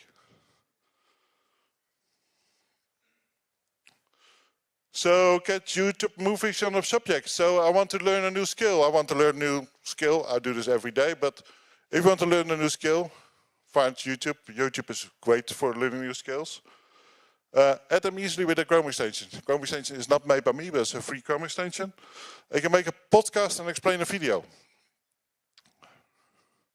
So I found some YouTube movies about NotebookLM, for example. There's a great Chrome extension. You can add it to your Chrome. And you can add current tab to your notebook. So you can select your notebook and make the notebook learn a new skill. And for example, I made a podcast in Afrikaans. Welkom by hierdie in-diepte verkenning. Dink net vir 'n oomblik hieraan. Jy is 'n werwer hier in Suid-Afrika. Dis 'n Dinsdagoggend, jy sit met daardie eerste koppie koffie en jy verdrink letterlik in 'n see van inligting. Ja nee, daardie absolute inligtingschaos. Presies, jy het stapels PDF ook op jou skerm, bladsy. Amazing, hè? Okay, you can also do explain a video. Also for free. I can't emphasize more, but it's also still for free. Hey everyone and welcome. So, if you're a recruiter, I'm sure you know this feeling all too well. You're just buried under a mountain of resumes, interview notes, and a never-ending stream of emails. Well, in today's explainer, we are going to look at a tool that is seriously designed to dig you out of that and completely transform how you work. And it goes on for 27 minutes, so but I won't bother with you that. So, last section. We're going to run. I'm not a runner, but I like to run. So make your own app or landing page. Who made their own app? Okay. Who made their own landing page? Okay. We're going to learn a new skill now. Again, for free. It's aistudio.google.com. Anybody used that before? See some hands? No? Okay. Gonna learn a new skill again. Go to aistudio.com, press build, and describe anything you want in plain English. Just make this my instruction, make a game for recruiters could play to learn. Make me a game recruiters could play to learn AI. Okay, I forgot a comma. So, and there it is. And you can publish it and make a URL out of it. And it's for free.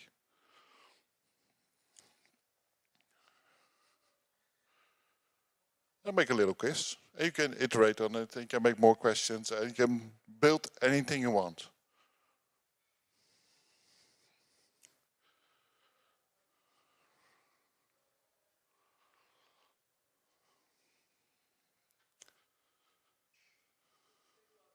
I'm not that good at AI, by the way.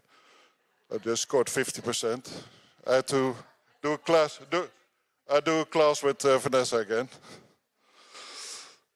Some examples. I've made a couple of my creative prompt enhancer. I made some landing pages. And I also make the LinkedIn search. X-ray search. Sorry? Search. LinkedIn search. I'm sorry, I'm not native English, so bear with me. So I will show you how it works. So find a LinkedIn profile, ML engineer, AI engineer with ML and Python skills in Cape Town. That's the question. And it comes up with a perfectly built up X-ray search for you. It's also for free. And you can find it on Google, and there you go. So you don't have to pay your LinkedIn recruiter. Woohoo! So crawl, walk, run. So which task can be assisted by AI? I can't emphasize more. Use the framework I just gave to you. So the action priority matrix. So first define which task you want to do every week. Then do it divided by which task you want to automate, you want to get rid of. And then do which are easy tasks to do. Use a prompt book to make consistency and speed. You can also share the prompt book with the rest of your team. If you work with a team, or you work as solo, but if you work with a team, you can share a prompt book within your team. Because the Chrome extension, you can share with them. You have to only share the URL. They can all use the same prompts. So you have more consistency and more speed in your team. And try different tools. Don't stick to ChatGPT. There are a lot more tools out there. This week, Van and I discussed more about Claude, and I learned how to use Claude Skills, which is absolutely fabulous, but you have to pay for it. Gemini is for free, and NotebookLM is for free. If you want to have free tools, I would definitely go for the Gemini stack, because I think they're loaded and they don't mind to paying for your tokens. But you have to decide. But please don't stick to ChatGPT. If you want to automate, these are some of the automations I run normally. I have more complex automations than this, but this is my sourcing automation. I just discussed this with Sam, if I want to do something extra for the South African community. I can't give it away for free. So normally it will cost you about 9,000 rand. I know, I saw the big back index of Van. So I will try to knock this off by more than that. So I will give you 90% for this next week. So 90% off of this price. Yeah. So, price structure. Grab your free AI.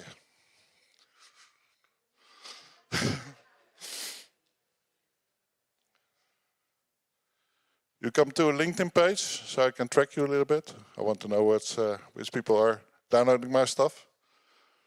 But you will get the prompt book for free with a whole description how you can set up your prompt book. You will get the LinkedIn search, the prompt enhancer.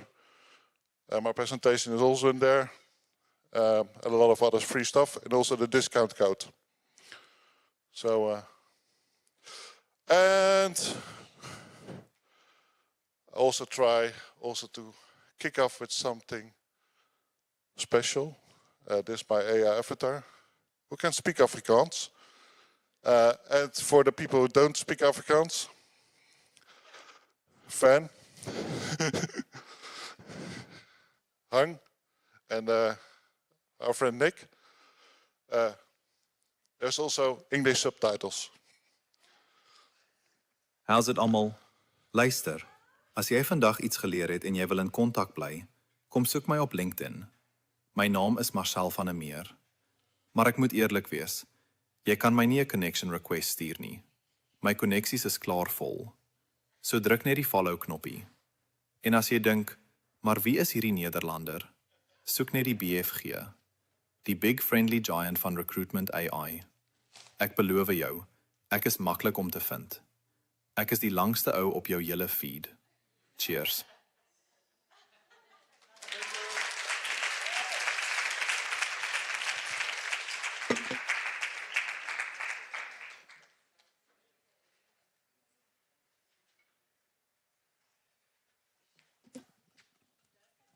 Baie dankie Marcel. Ons waardeer dit. En ja, asseblief gee hom 'n hand, dames en here. Baie dankie Marcel. Ek moet net ietsie sê van daai ouen. And I think you'll agree with me, ladies and gentlemen, that the voice of Marcel was actually more of a side-parting, hair-looking kind of guy than what we have. Hey, it's just, I think you need to add some gruffness to that voice and give it the gravitas that you have when you're on stage, because it was a bit soft. But anyway, I hope you learned something, ladies and gentlemen, and I saw all the phones going up to grab the free AI. We love something for gratis, for niks, for luto here in South Africa. We've seen what AI can do. Now let's talk about how it might completely change the way you think. Our next speaker is newer to the stage, but don't mistake that for lightweight. Sometimes the freshest voices ask the most uncomfortable questions. If Marcel showed us the engine, this next session might redesign the vehicle. Get ready to have your assumptions challenged, and please welcome Nick Rickards.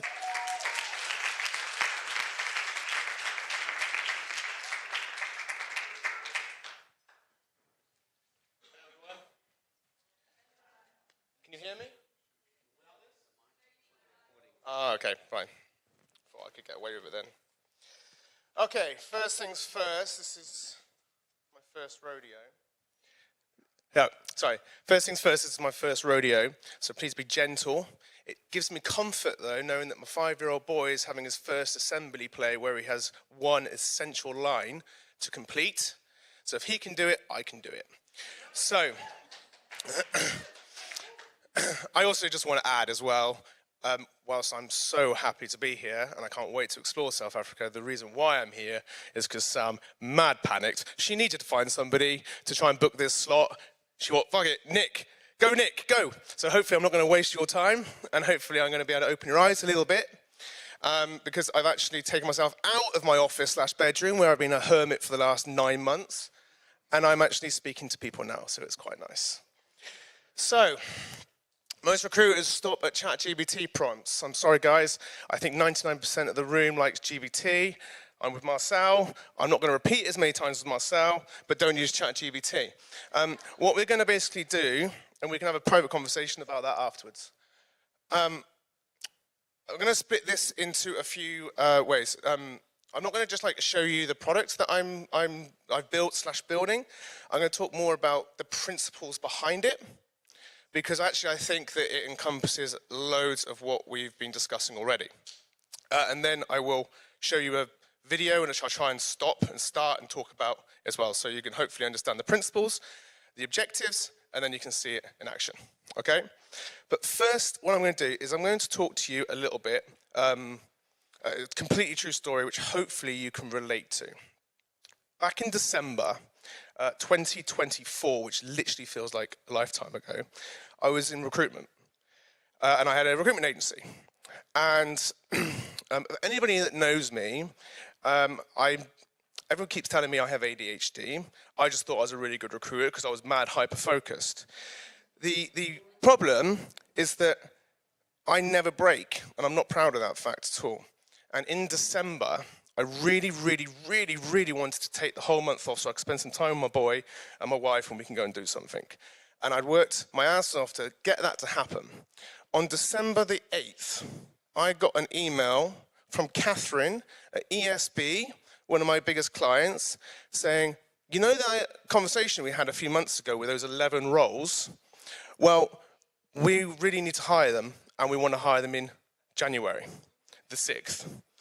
So, unfortunately for me, I can't switch off. That would have been on my mind for ages. I lost my whole Christmas, pretty much.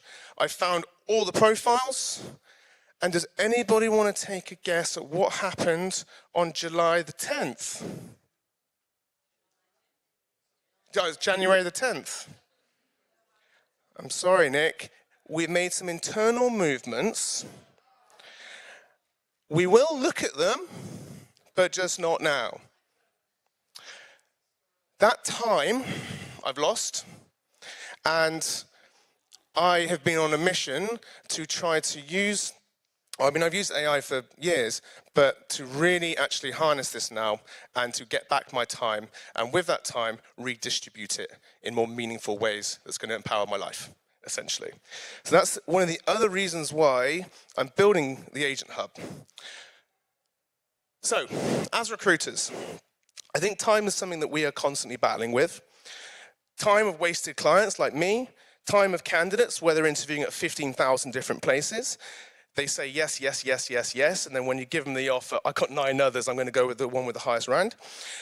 Or even just time with a client that's saying that they want this unicorn, and you're spending forever finding it, and then there's internal movements, etc. So I think that if I boil it down, there's a few really simple challenges that we face. Nothing to do with AI necessarily, we already know that. But connectivity, confusion, quality, time, costs, and CRMs. I love a CRM. If there is any people who are avid database and CRM users, wait till I've got to say about that. Right. Let me cast you back to December, when I'm frantically looking for 40-odd people for these 11 roles. Does this look like anybody's Chrome tag? So you're doing your search on LinkedIn, because that is the default, let's be real. We really want it to be our database. When I had a team of 8 people, I was spending over £1,000 on a CRM, we never used it. We always go back to LinkedIn. So what we're doing here is, okay, Andil, brilliant. Let's have a little look at Andil. Okay, yeah, she looks pretty good, fine. I probably pronounced that wrong, sorry. Awkward. All right. I'm English, it's all right. I can't pronounce anything. All right, Darren, let's go with the safe option, Darren. All right, cool. I have pronounced that right, yeah? Okay. All right, brilliant. Yeah, well, let's connect with him. Let's message him. Brilliant, lovely, nice. Let's also get his email address. Now, the problem now is we have all these Chrome extensions, and we want to try, and we have another Chrome extension for our CRM. We want Darren in our CRM. We also want his email details or whatever else. So what we've got to do, copy and paste. And wait for in ages for it to all happen. Before you know it, your tabs look like this. Does that look more relevant? Well, I have a 4-tab policy, but when I was in recruitment, that's literally what it is. Why? Because LinkedIn are designed to keep you on LinkedIn, right? That's why they make it really annoying. That's why we always right-click and duplicate the tabs, etc. And us being recruiters, we like new shiny things, and we certainly like things that are alerts. Oh, Gmail, got an email. And now we've suddenly lost our time on that, used this information. Am I relating here? Okay. The issue is connectivity. Everything that we've been talking about, even what the guys have been talking about, all these fantastic new tools, and they're brilliant. But the problem is nothing fucking talks to each other. And you're redistributing your time away from LinkedIn or doing your sourcing to copying and pasting into different tabs, essentially. And I can tell you this from a personal perspective, because even when I was doing recruitment in that December, I had agents doing stuff, but it wasn't connected. I just had different tabs and different agents doing things. I still had to do something with that information. So we can use all of these tools and have all of these enrichment tools and whatever else, but there's nothing which is centralized. And this is where I hear somebody saying, but we have our CRM. Hands up, and be honest, who religiously uses their CRM? Brilliant. It's about 5%. Okay. Is our CRM more of a data dumping place? And we hope to God that one day we'll find some people again. Can we put our hands up there? Is that fair? Oh, okay, interesting. Okay. So the problem is that there's lack of connectivity. And information is going to point A, which we can't find. And then we're on LinkedIn, and these are your typical feeds. I just replaced 4 recruiters with 1 AI agent. We're all fucked. The agentic era is here. It's not. 70% of recruitment jobs will be gone, etc., etc., etc. Does anybody see posts like this? Yeah, fine. Good. The issue, though, again, I find, is that people who are building these tools, and I am generalizing because there's absolutely people like myself, Sally, etc., is they're building these tools not knowing one very important thing, how we think. They're looking at it from a transactional point A, point B, point C perspective. And we've obviously spoken about this from an intuitive feeling. Now, even though I am really, really, really obviously into AI, I think that there needs to always be a human in the loop. Nothing goes out the door unless a human sees it, is basically my principle.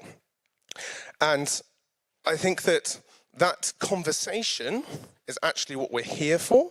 So if we can use AI to effectively remove a lot of the admin stuff and allow our intuition to actually make the decisions, then that's actually what we need to go, and that's actually what I'm trying to build towards, essentially.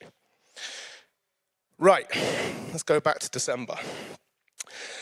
I was frantic. I just did all my searching on LinkedIn. I had my project list with 500 people. I'd in-mailed a bunch of them very consciously, because now it's $21 fucking for an in-mail. And connected with them, obviously. And now I needed to go to my database. Now, I don't know if you guys are going to go relate, and this is me just probably being a bit melodramatic, but I usually took a deep breath, psyched myself up, because I knew what was going to come at me. I do a fantastic search. Keep it really simple. I don't need to do some massive, huge Boolean string. I'm looking for a financial controller, or I'm just looking for a QC or an FC, which is financial controller, with these criteria in this location. That's it, that's what I want. My heart sinks because I get 1,543 responses, and I know what's going to happen. It's going to fault me. But then I look at Sarah, another name I can pronounce, brilliant choice. And I'm actually like, whoa, okay, financial controller, lovely. SEMA, brilliant, I'm on a roll, I apologize. Ruan? Owen?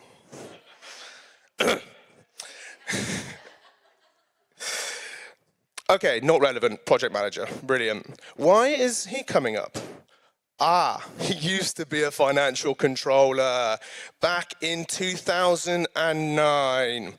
Okay, listen, technically, it's a keyword search, and that came up perfectly. I'll let it off. Okay.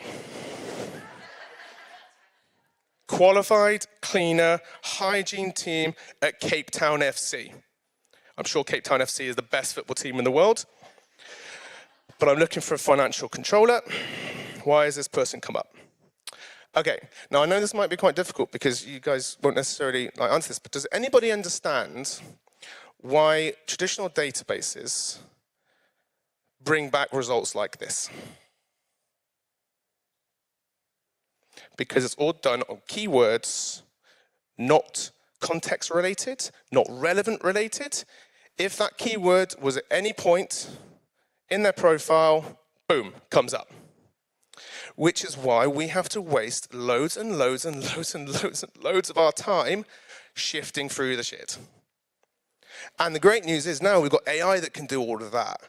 But what they don't tell you is something called context windows and tokens, which means that if GBT or Claude or Gemini or whatever has all that information, it's going to cost you quite a lot. Facts. Databases with traditional CRM systems are not designed for AI. We've heard about crawling, walking, running. CRMs are like on the floor still. Truth. They are, because of the way that their databases are structured. So they're trying their hardest to try to implement AI, but the issue here is that it's the actual structure of the database. They don't talk to AI. AI doesn't use keywords. It uses something, brace yourself, I'm going to use a technical term, I'm sorry, semantic searching. Semantic searching means similar search, basically. So if you, for example, are looking for a candidate in food manufacturing, right, then yes, you'll get candidates that come up with food manufacturing, but it ain't using the keyword. You might also get food processing, because it's similar, for example, right? Variations of words. This is how it works. So I just want to use that really to highlight the cleaner there. I've always asked myself, why can't I just ask? Why can't I just ask my database a question and it gives me the information back? We live in a get society. We do not live in a search and research society. Google started this ages ago. Type in what you want, gets back the most relevant people. The reason why it's good is because they structure it all and rank it all. You never go on page 2 or 3, there's no need, because their algorithms are so good that you will just look at the first few. And then they charge a bomb to get on there. And then the whole industry got created called SEO. Now you do it, good old Gemini gives you the summary. Sorry, SEO guys, because you ain't going on those websites anymore. We don't live in a research environment anymore. We ask a question, AI will do the research, we summarize. Unless, obviously, you really like research, and then you do it. But why can't we just ask our database? And this is actually the first thing that really got me wanting to build something where I can actually do this, because I'm pretty dyslexic. And I have a really, really, really, really good ability to remember details. I am horrendous at remembering names. So you can imagine how amazing I am at recruitment. It's funny. The guy, he had a coffee, half full, like this, red glasses. What's his name? Darren? So why can't we just ask the database, who's that dude with the red glasses? And then it just brings the dude up. Why not? Why can't we just say, what prospects have introduced themselves to me, or have messaged me, or have shown some sort of intent in the last X period of time that I can reach out to? Why can't we just say, I've got a client that's looking for, actually, I feel like this is going to be better if I mime this, because I used to have to do this all the time. Imagine the scenario, you're on the phone to a client, yes, Mr. Client, and they want a unicorn, one with red glasses, pink eyes, a waistcoat, everything. Instead of you going on LinkedIn, you're like, hold on 2 secs, mate. No, they don't fucking exist. But no, we don't do that. We go on LinkedIn or our databases.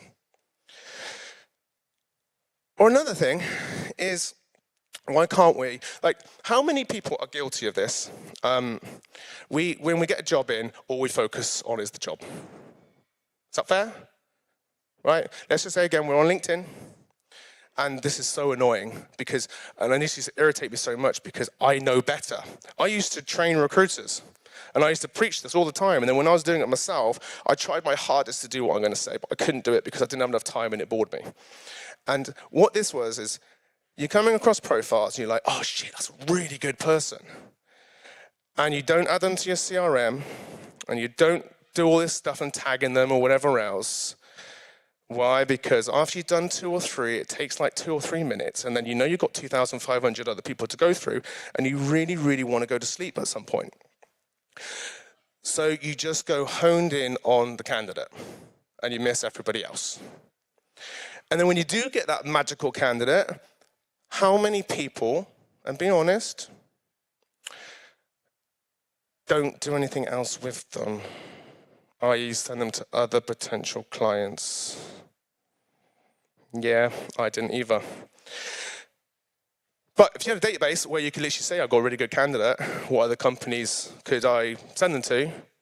And it just spat out loads of other companies that are in your database, and the hiring managers, obviously, then a few clicks. Okay, let's talk about something else.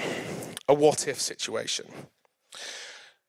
One of the things when it comes to time with me is LinkedIn, but more specifically, making posts. And more specifically, when you get a good post, monitoring it, so all the comments, messaging them, adding them, and then following up with them. It's a necessary evil. I have to use LinkedIn because all of you people decide to stay on LinkedIn.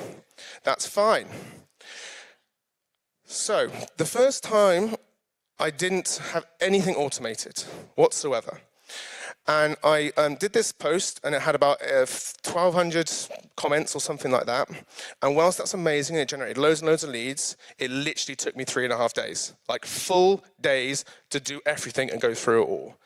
But I got 80 leads out of it, all good. Yeah, but my brain wanted to collapse because it was just too much. And then I had all these other things.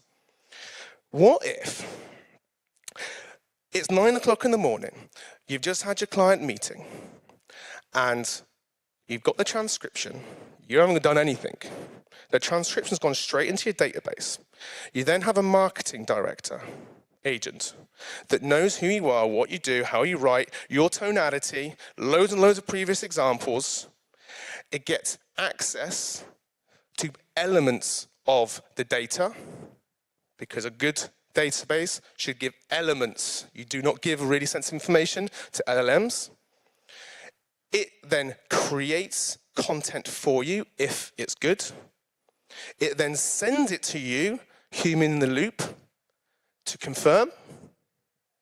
You agree, it posts, and then it tracks.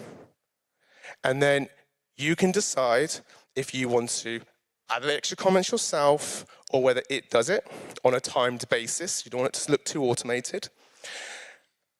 And then it will also check your database to see if ID A3442911X5Z is there.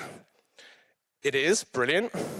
Let's do a reach out. They're not, brilliant. Let's add them and tag them as a LinkedIn lead, and then notify Nick. Slightly rhetorical, because that's exactly what I did last Monday when I did a post which got 354 comments. I got 300 people that went straight into my database. I hadn't looked at them, turned up in the morning, and I had a bunch of leads. Okay? If you are now thinking about this from a value-orientated perspective to clients, because whilst I could do a whole talk on this, I'm not going to, I'll just keep this really simple. The way that you add value to clients needs to be different to finding them a CV, because they can do that really, really, really easily. You could actually use AI tools, even the free ones that Marcel's just told you about, to differentiate yourself against everybody else in this room. Because most people pitching to clients is, I've got the best candidates. No, you haven't. You've got LinkedIn, you've got CV job board. What else you got? But what you can actually do is you can create a very simple LLM market researcher. Offer it to them. Give it to them for free. They'll buy into you. Okay? We need to think about how we are adding value to clients in a different way using LinkedIn. And time is usually a way of differentiating yourself. Right. This looks really, really confusing, doesn't it? For what it's worth, this is a PowerPoint. I thought I'd go all like proper full ADHD and like have this like amazing HTML website thing which was all clicking and all that stuff. And then the tech guys, poor bastards, were like, what is this?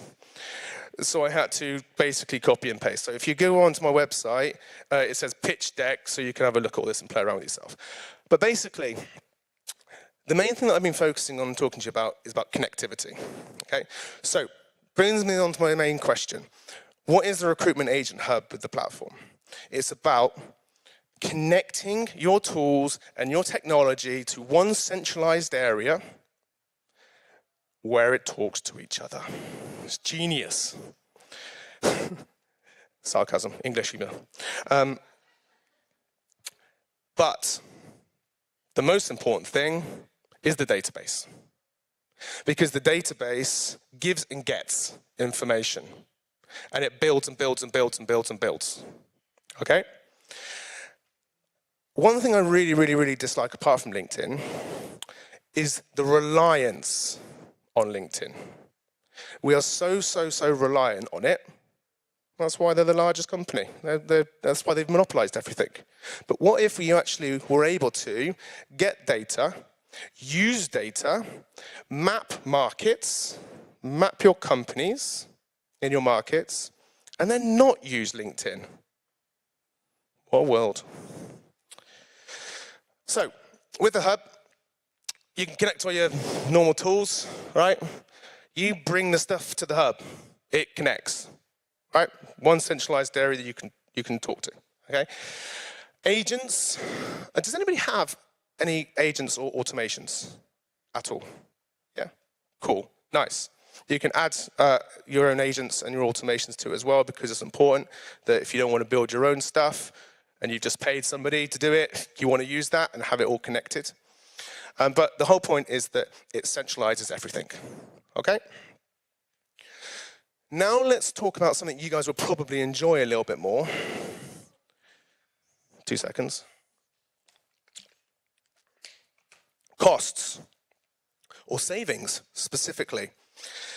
Traditionally, when you hire people in your team, as in your recruitment business, every person you hire, you need to get a license for, LinkedIn license, for example. You need to get a CRM license. You need to get an Apollo license. You need to get Gmail. You need to get this. You need to get this. You need to get this, right? Because the human needs tools in order to work. So, if I base this, and this is not necessarily correct, but just to give you an understanding, for 10 seats, you might pay around that a month. Does anybody have a business where they got around 10 people or so? Is that relevant, or is that completely way off? Oh, okay. Great chat. Okay, so here's the thing. I don't think many people know this, all right? Agents do not need logins. They do not need accounts. They need something called an API and an understanding of how to use it. So, and I promise you, I'm not lying about any of this stuff. A LinkedIn license. You could absolutely get 10 LinkedIn licenses. Or you could get 1. You could absolutely get 10 Apollo licenses for enrichment. Or you could get 1.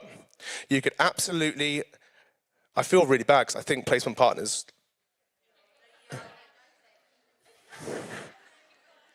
but it's fine. Placement partners and I will have a conversation afterwards. They'll hire me as a consultant, and that's that, right? I'm sure they can search everything that I've said.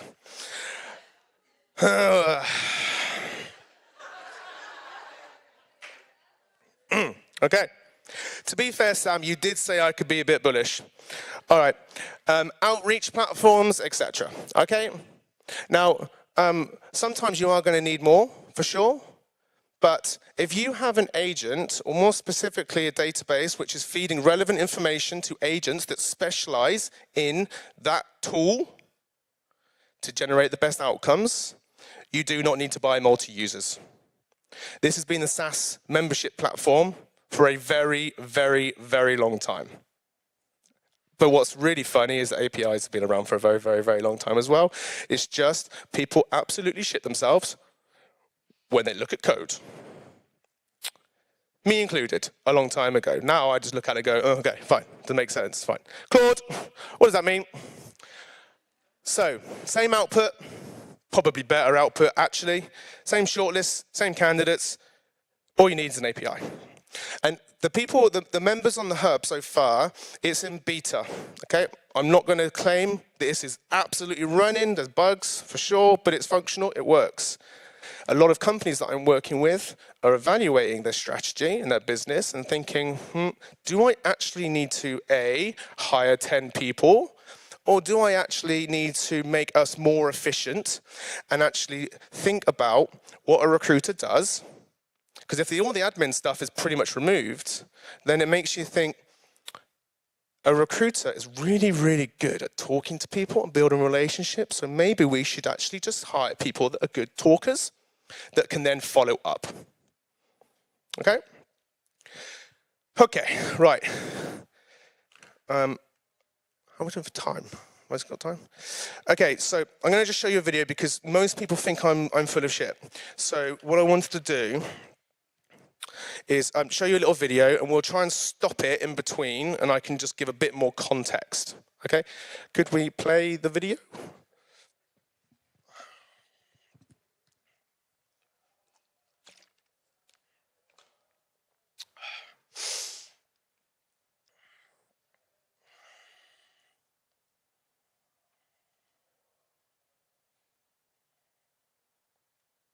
If you could pause that a sec.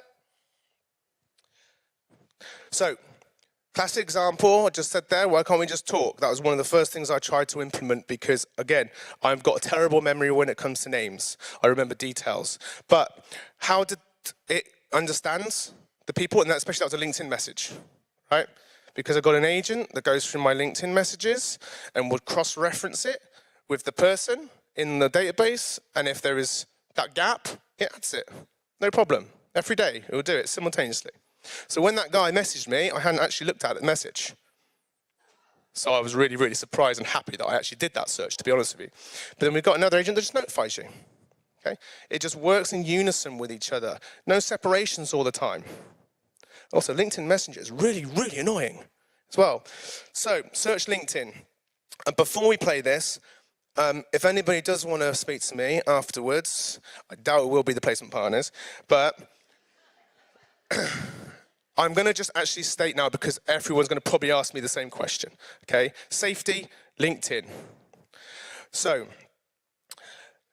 anything that you use where it's not native to LinkedIn, they don't like it, obviously. That's why you get death threats and death emails from them if you've accidentally logged in on a different browser, okay? Because they have just lost out on 500 quid extra a month. Automation tools, you have to be really, really, really careful with. And the reason why is because 95% of them, maybe more, is they use, I'm sorry, I'm going to go a bit technical here, but they use a different computer in a different location to log in as you and perform activities. That's normally how they work. That's why you get the death threats. Because if you're logged in, it'll be like, whoa, we've had multiple users. It's because they're logging in from a different domain, so LinkedIn can clearly separate. So, whilst using search functionality on the hub has a risk, I am a recruiter. I know how important recruitment and LinkedIn is. I have done every single thing I could possibly do to make it as safe as physically possible. The way that we do this, we share the browser. So, that picture with 15 different tabs, imagine that that's your LinkedIn tabs. LinkedIn is using the same browser. So the hub just uses the same browser. So it significantly minimizes the risk of those death threats. Okay? Right. So if we play it, it's probably going to go quite fast and I can break it down afterwards. Obviously use natural language. It creates a search for you. I would use you can choose whatever model you want, but Claude's the best, usually. You can search your first connections, etc. And this, I tried to basically mimic as much of, that was really quick, sorry. Rewind. it will basically search LinkedIn. And the way this works is instead of you going on LinkedIn and seeing 25 profiles at a time, add to project, add to pipeline, next page, 25, The way that this works is API with LinkedIn, they give you 10 responses back in order for you to not be able to scrape those load data. So we take 10. And this is not designed for you to just use the hub instead of LinkedIn, right, and just go through every single page. That would be completely pointless. This is designed, you make sure that the search looks half decent. And then what you do is you click a button that says, save my brain cells. I thought I videoed it, but I obviously didn't. Oh, no, I did, sorry. Let's go into search, put a pin in what I just said. Go into search by headhunting. When you've got that data, if you could hit play, please. There we go. You've got this data, and what you can do now is this is the equivalent to you going on LinkedIn, company, and then typing in the job titles that you want, and then finding that, and then trying to add that, okay? So all we do is we click a button called Find. It will automatically look for prospects and for candidates that are relevant to your market. You click a button, you enrich them. If you've got Apollo or whatever it is, you add to the hub, you get some confetti even, and you continue your day. Save your brain cells. I told you, the reason why I started with the story about December is because my brain, it was fried by the end of it. The way that this effectively works, going 1,000 miles an hour, is, if you could just pause it a sec, please, is this. I might say something controversial now as well, I'm sorry. The reason why most tools and sourcing don't work very effectively is because they're normally looking at one key thing, and that is a profile, right? And then they're matching it against a job. They're not thinking about it from a recruiter's perspective. They're looking at it from a plus B equals C perspective. What the hub basically does is that it will take that same profile, for sure, but then it also gets loads of information that you've set about you, what you do, your market, whatever else. Then it gets the information about the company, the job, internal notes that you have about the job. And I know it went like 1,000 miles an hour. It says critical notes, recruiter notes. This is probably, no, this is the secret sauce. This is where you will talk to it like it's a trainee, give it tips, give it information about what it needs to do or not do. And then effectively it will look at the job, see if they're relevant, and then answer 2 questions. First question, are they right for the job? No. Second question, are they right for my market? If the answer to that is yes, enriched and populated in your database for tomorrow's jobs. What this enables you to do is map out your companies and markets like that. Really, really, really efficiently. And instead of you going on LinkedIn and being really tunnel visioned with a job, it's doing that for you, so you're building your database up. All make sense? Cool. Right, view shortlist, search database. I think we've done this already. If you could hit play, please. Obviously, there's like an ATS style tracking thing. Now, that very blurry picture there, the finds, what this is effectively doing, when you upload a job, you click find and then it searches your database automatically. It will score it automatically. And then if you're like me and you can't be bothered to go through 50 people or whatever it is, you can then just get your assistant to rank it. Or you can get your assistant to do whatever it is you want it to do. Because it's just an LLM at the end of the day. Okay? Then you can just move them all to shortlist, happy days. All right? If you've got a CRM that you want to use, no problems. Most people are using their CRMs. They're just basically using the hub to identify, enrich, and do outreach, send to their databases. So if you've got a database or you've got your outreach tools, just send it, no problems. Okay? Where are we now? All right, trigger agents. We could probably just do this quite quickly one actually, considering that nobody has agents in here, but well, apart from a couple. It's important that you guys will start building agents now or in the future. It's very easy and accessible. As long as you've got a URL, you can put it in here and then you can at it. So what you're doing, what you can see here is what we call agentic AI. I'm not going to talk too much about this at all, but everything that you saw before, where I was clicking on the search and then the find and everything else, that was me doing that. If I know how to do it, that means that there are tools, right? Now, if you've got an LLM with high decision-making ability that you provided information to, it can do exactly the same thing. So the prototype of what I was doing there is you just click Control at, or you do a voice note, tell it what your job you got, searches your database, brings up all that information, does the search, provides a shortlist. Hub Messenger, this is because this is effectively a hub messenger, basically. You can connect with people, email people, do whatever it is you want to do, but then it's all tracked, which then enables you to be able to search your data afterwards.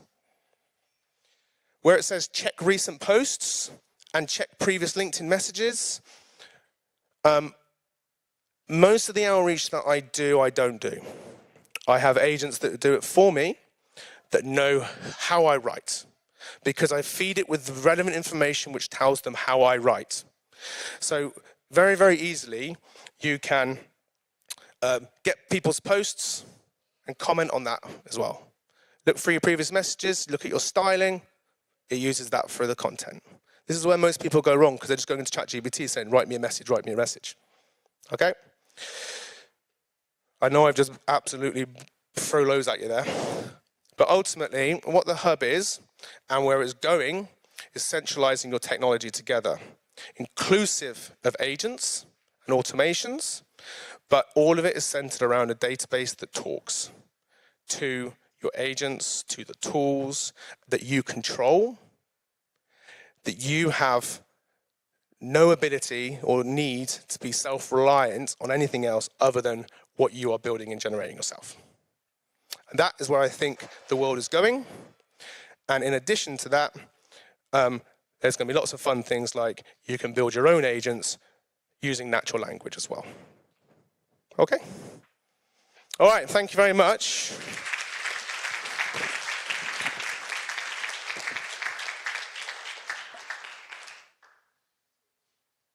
That wasn't remotely as bad as I thought it was going to be.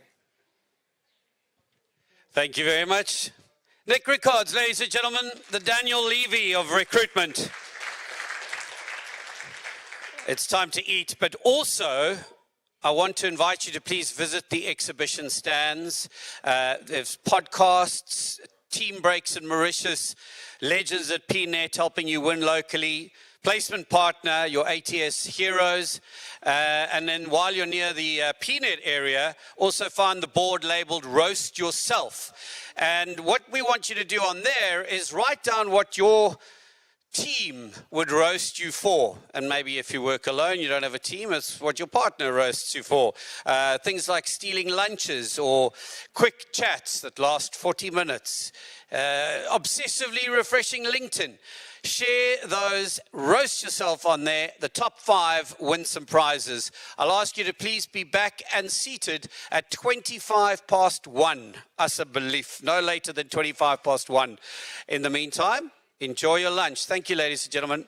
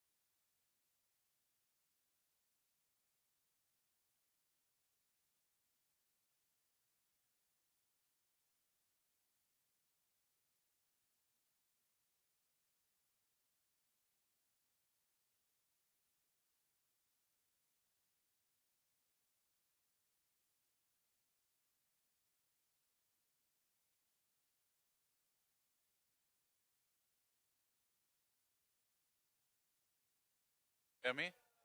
Anybody can hear me? Thank you. Do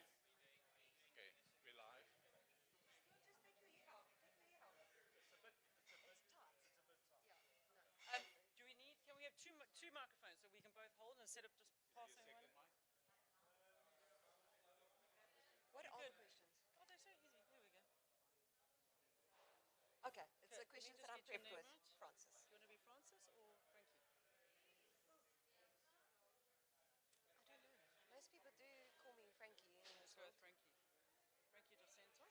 Okay, and you're at Peanut. And yeah, we're just going to go through these. There's nothing here to trip you out. It doesn't have to be like so. Like casual with my.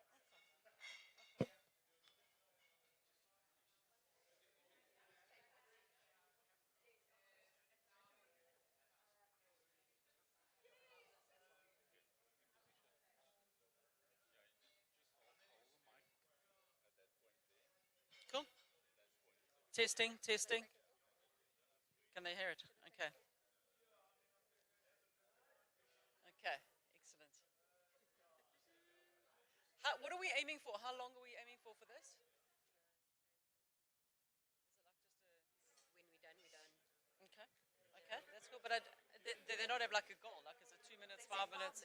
But I think it's going to be short. Okay. What is the format for this? I just want to find out from Sam, like is this going out live to the live viewers or? Hey Sammy, just what is the format for this? Is it going out live to people or is it for promotional? Just fun and quirky and awesome. Okay. Nothing formal. We're not, we're not formal. No, totally. I just wanted to check. Okay, we're ready. Okay. But we obviously, we need to really hype up and place the partner after that. Oh, we heard little snippets of that, yeah. You're online. Okay, hey guys, how's it going? Nice to see you in the online space. Thank you for all the messages that those of you have sent that you're watching online. Who I have with me now is I have the lovely Frankie. I thought I'd done well with my dress today, but Frankie's really fitted in with the Cape Town theme. Frankie is from Peanut, and Frankie, tell us a little bit about yourself. Yes, hi, I am Francis, Frankie. Everyone calls me from Peanut, and very excited to be in Cape Town, as Vanessa said, fitting into the theme, but also the theme of what Peanut activation is next door. Cool. I saw that, and guys, if you're not here, you're actually missing out. I wanted to like strip down to my undies and get involved there. Just kidding. But listen, what I want to know about Peanut at the moment is that the world is changing. We've heard that this morning through all of our Recruiters Unite presentations. What is Peanut doing in order to make sure you remain in your position as the #1 job board in South Africa? So the reason we're having a pool party today is we're actually celebrating hitting just over 8 million registered candidates on our database. Fantastic. Well done, Peanut.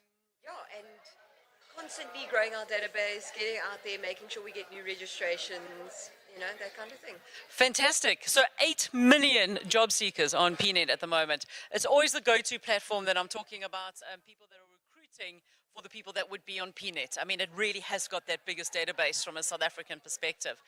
So the next thing that I want to ask, this is going to be your final question. What are you doing to attract even more job seekers? I mean, we've got like 40 odd million people in South Africa, maybe even 50. What do you guys do to make sure you get more people involved? Well, other than, you know, the sort of normal marketing, we really have focused on bringing campaigns in, very focused, like different demographics, etc. So at the moment, we've got a campaign running called Get a Better Boss. Get a better boss. Yes. Now, I'm sure there's a lot of us that need that. Exactly. So I don't know if you've seen it. We've got billboards across the country, online influencer campaigns. So it's really just about getting people who don't know Peanut on Peanut, getting new registrations onto the site. Fantastic. That sounds absolutely amazing. So what is the best way for people to get hold of you if they want to know more about your Peanut campaign at the moment? Yeah, you can get hold of me on my LinkedIn profile. You can also email me directly at francis@peanut, so frances@peanut.co.za. Fantastic. Thank you for your time, Frankie. It's been great to chat with you. Cheers, eh? Bye. Bye.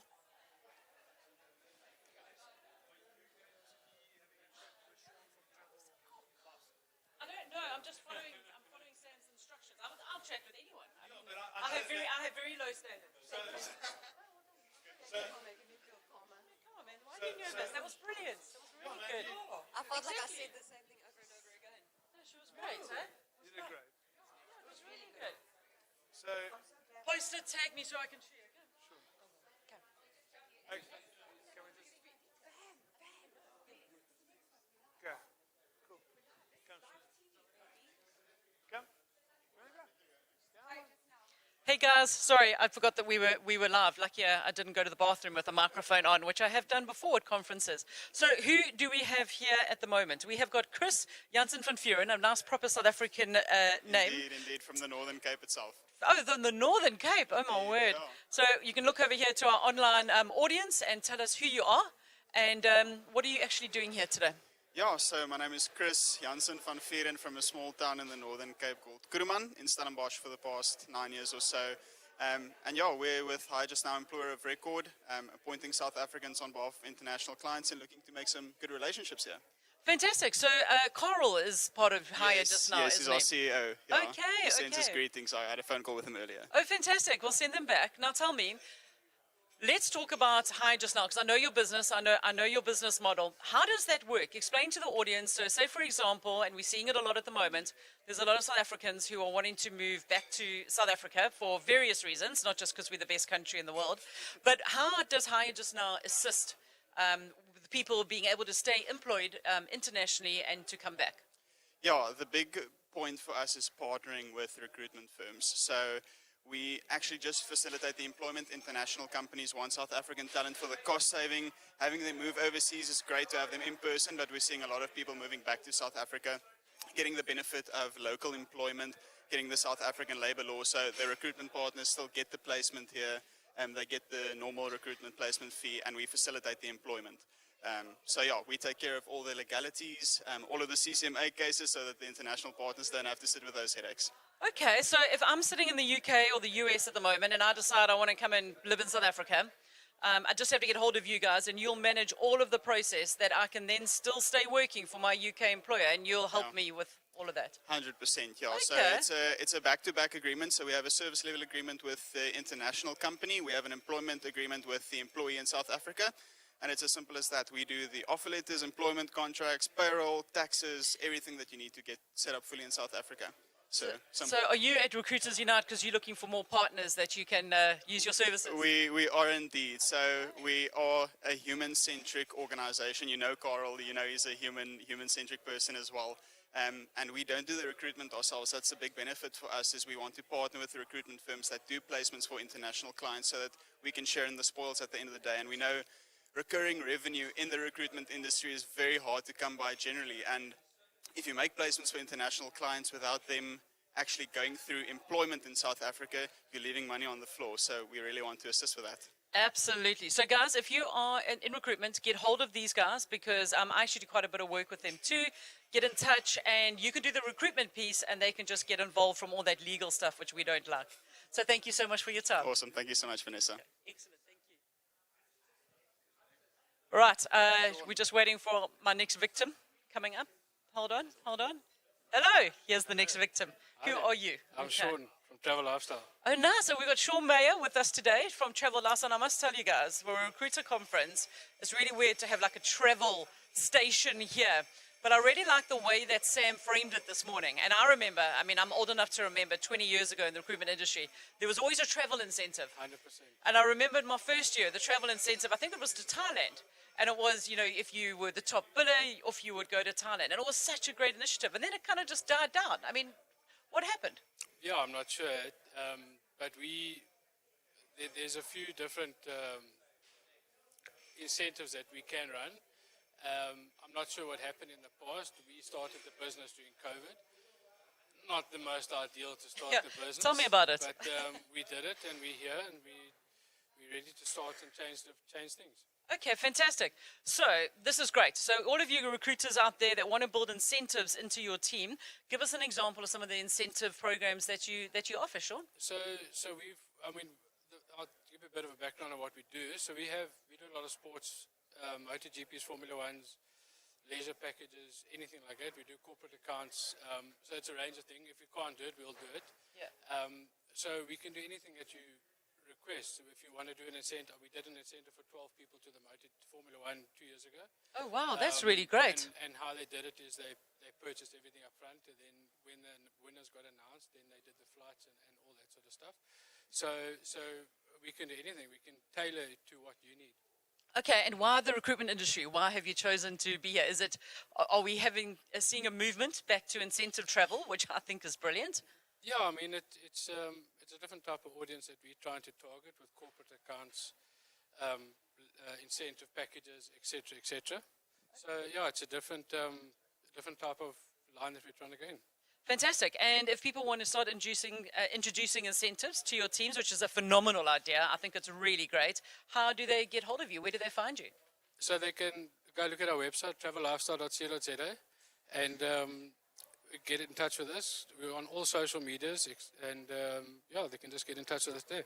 Fantastic. Well, thank you so much. Get in touch with these guys. They know what they're talking about. Thank you. Right, excellent. And hold on, next victim over here. Oh, I've got a hop-along victim. Shame, here we go. I'm talking to placement partner next. Are you all right? Yep. Shame, I'm so sorry about that. Do you want to lean on me or anything like that? Are you all right? What if I start falling over? Yeah. So just to show you guys, we have these name tags today, and Sam said that this is our stripper name, which we have to fill in on the name tag. So we've just got Ron here.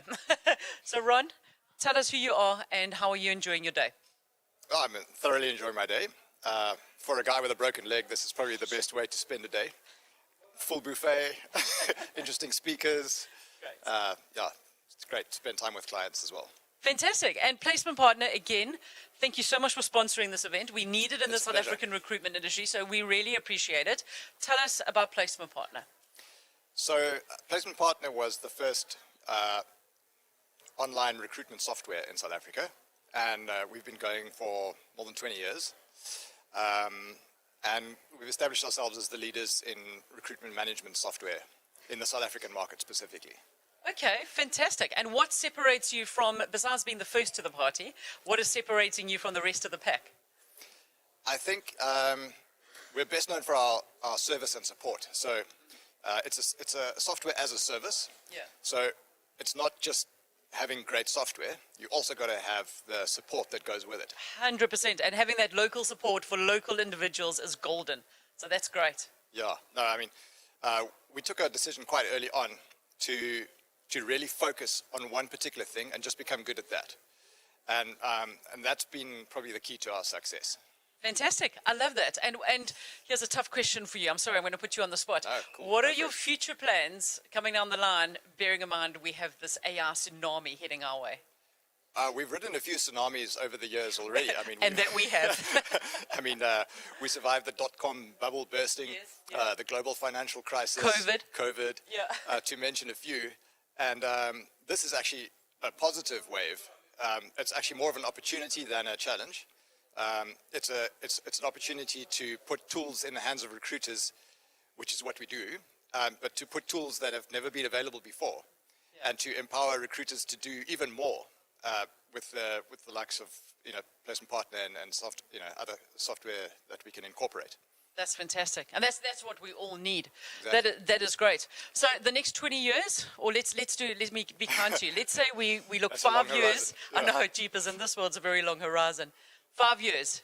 Yes. From a CRM perspective. Yes. Not just from a South African perspective, Sure. from a global perspective. Yes. What do you think is going to be like the one key change?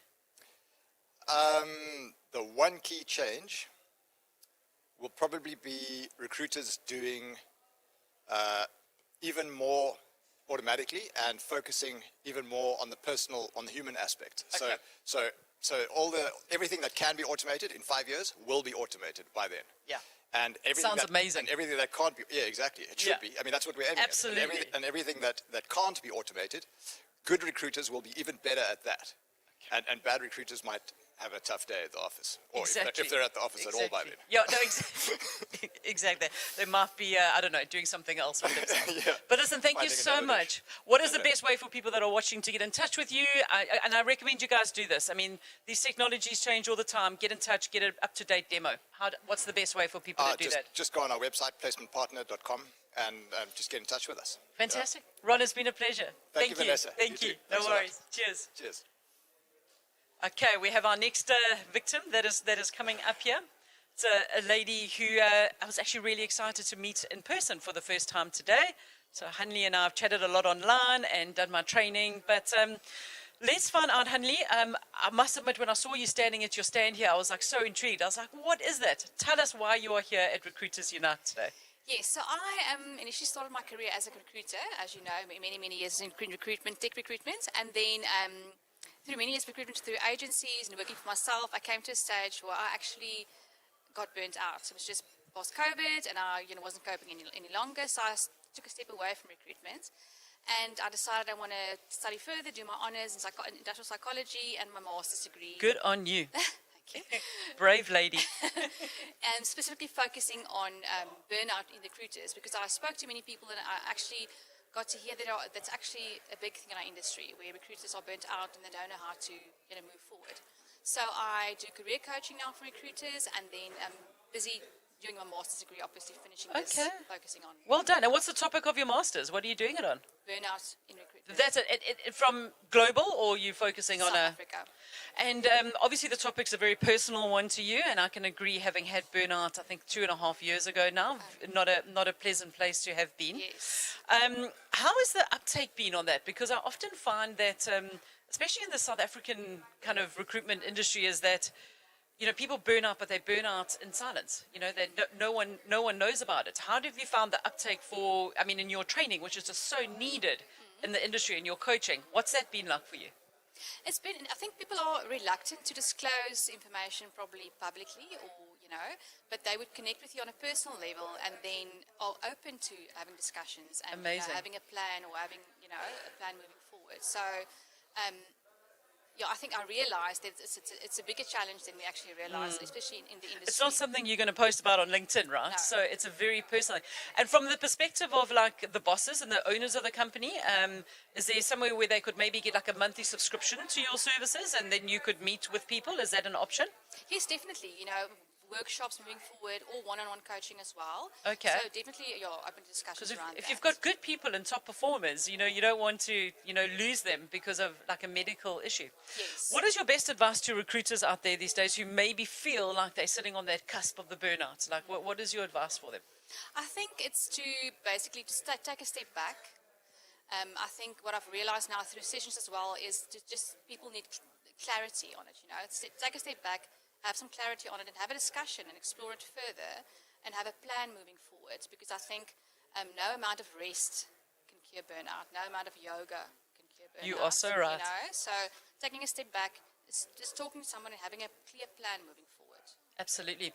Now, you've been doing some really interesting things yourself on LinkedIn. Tell us about Confessions of a Recruiter, because you guys, you need to go sign up for this. Yeah, it's a bit tongue-in-cheek, but still... Oh, I love it. I think it's brilliant. True to the industry. I think because we as recruiters, when we talk about it, there's so many things that happens with candidates and clients that's not spoken about outside of agencies. So true. It's like almost like taboo. Yes. Yeah. So I just thought it should be spoken about. Yes. It strikes a chord with many people, around subjects like neurodiversity, for instance, employment around that, Yeah. People come back to me after the newsletter and say, listen, I feel heard, So it's talking about the stuff that's usually silent and trying to just get it out there and let people converse about it and backing it out there.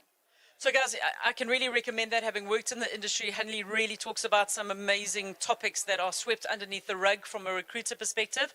Please connect with her on LinkedIn, or follow her even, just so that you can get access. Is it a weekly newsletter you do? Yes. Good on you. I've just moved mine to every saw second that. week. I Yeah, saw we must chat. Yes. But yeah, Hanli, how else can people get hold of you? Because you are adding such value to the industry, and we thank you. Thank you. It's either on LinkedIn, Hanli van der Vyver, or www.theinterviewschool.com. Okay. Sorry. That's Okay. So www.theinterviewschool.co.za. Excellent. Thank you. And it's been great to meet you personally too. Thanks a lot. Thank you. Right, and I think that wraps it up for all of our folks. I don't think we've got anyone else to interview. Do I have one? You? Oh, I've kept the best for last, guys. I've got the most handsome gentleman to do the last interview with. Hello, Justin. How are you? I'm very well, thank you. Very, very well. Okay, so guys, for those of you that don't know, Justin is actually Sam's better half. Okay, so I'm the better half.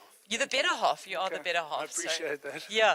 So, Justin, this is a recruiter conference. Are you lost? I am a bit lost. I'm just the worker. I'm the workhorse. Okay, but so tell us about Involved Digital.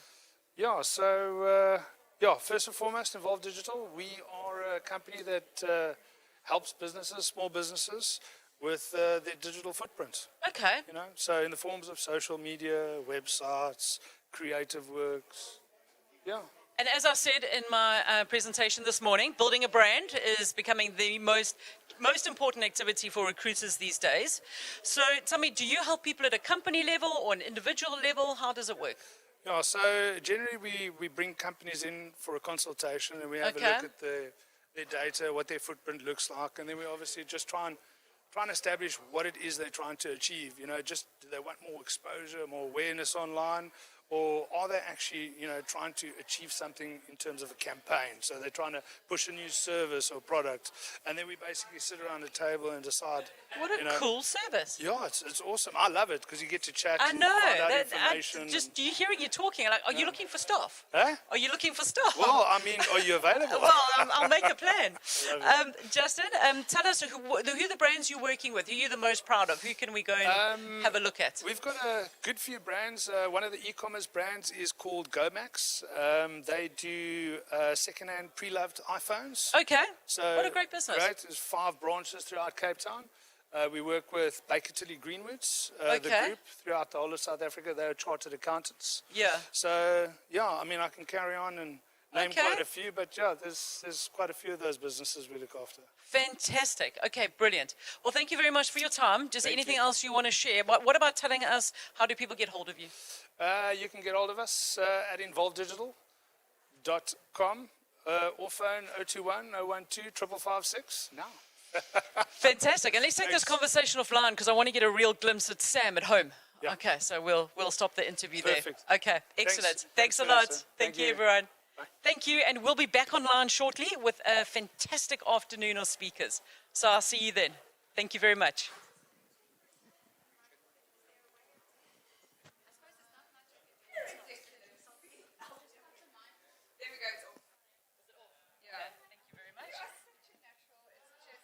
Cheapers. I didn't know everyone would be like doof, doof, doof, doof, doof.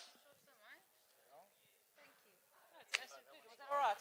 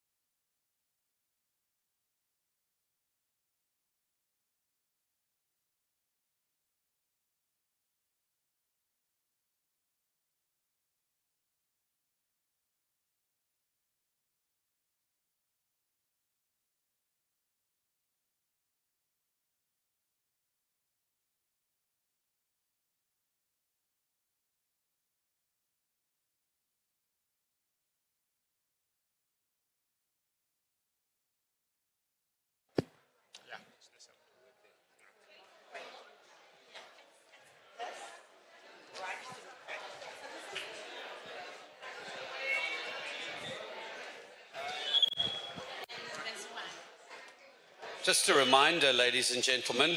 Wow, sounds like an airport announcement. Dubai Flight 653 is now boarding. There's nothing flying overhead. Please make your way to the plane. Thank you. No, ladies and gentlemen, in all seriousness, just a reminder that we'd love for you to share your hot takes and also take selfies, please, with the selfie board and tag us on LinkedIn. That's Samantha Hayward and Recruiters Unite for a chance to win. Those hot takes and your roasts need to be filled in so that we can find a winner shortly. We've got so many great prizes. We'd love to get your entries. So please engage with those. Thank you very much.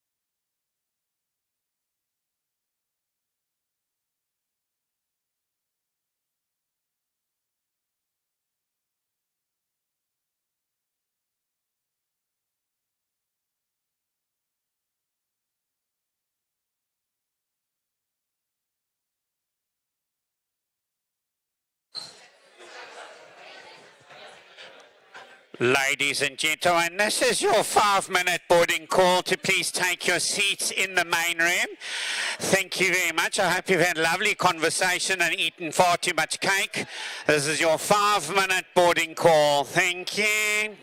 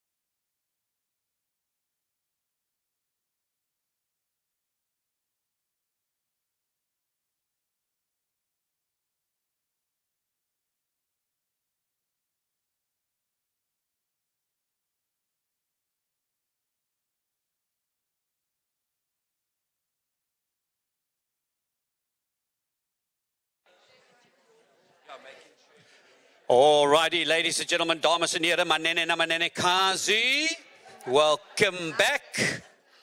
I hope you enjoyed your lunch, that it was salubrious, and that you made contacts and connections with people that you were too scared to talk to before. I have had a request, which I denied, to turn up the temperature in the room. This person said, it's getting a bit cold. No, I deny that request, Honourable Member. It's denied. Because post-lunch is when that haze starts to kick in. And then you start to nod off. And we can't have that. So we need to keep it fresh in here. And if you are here without a cardigan or a jersey or a light pullover, then I would like to facilitate an opportunity for you to be hugged or held gently by someone warmer than you. So if you're prepared to warm someone up, please put your hands in the air. It's always got to be the gents first. There's one lady at the back, two ladies at the back. Thank you for your volunteership. We appreciate you. Looks like the rest of you are quite bitterly selfish. No hugging going to happen here. So I'm sorry, but just be cold. You, sir, you could get, two gingers. That could be very exciting. Hey, are you not? Okay. She's not into it, ladies and gentlemen. It would be two brother and sister, I think. So, all right. Let's get to the roast winners, where you were asked to roast yourself. And we read the top 5, we laugh, we hand out prizes, we heal as an industry. The first prize, please come up to the stage and collect your prize from who? From you, okay. Is the bodyguard just at the door? Because he can be. He's also got prizes that he wants to hand out.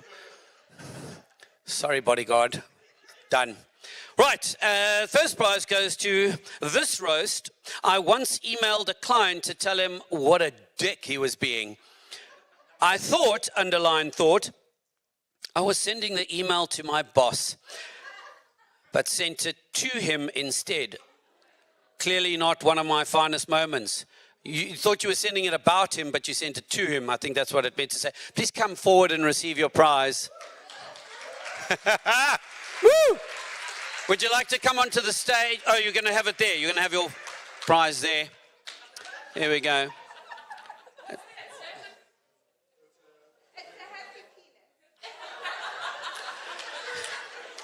Enjoy that.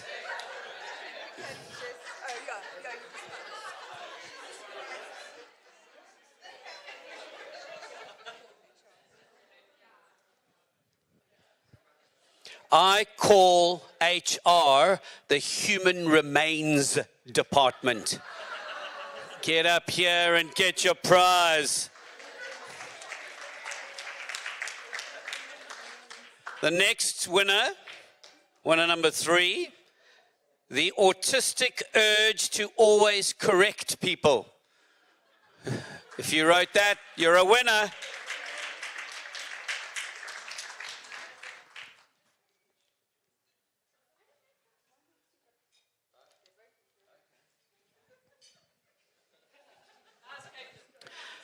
Well done. And also, can you get a prize for those Crocs? Are those Crocs? What are those Crocs? The fancy Crocs. Wow. They went to private school, those Crocs. Eh? Do they like having accoutrements put on them? Because they don't look like they receive those well. They don't touch me, I'm divine as I am. All right, the next winner, I asked ChatGPT to roast me. And it said, I'm such a grammar Nazi, everyone sends me their stuff to check or draft nice mails to problem clients. You're a winner for that. Well done.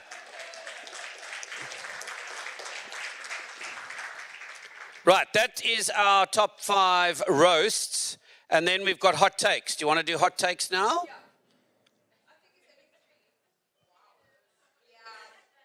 Are we in Bahrain? No. Too soon. Don't laugh. It's too soon.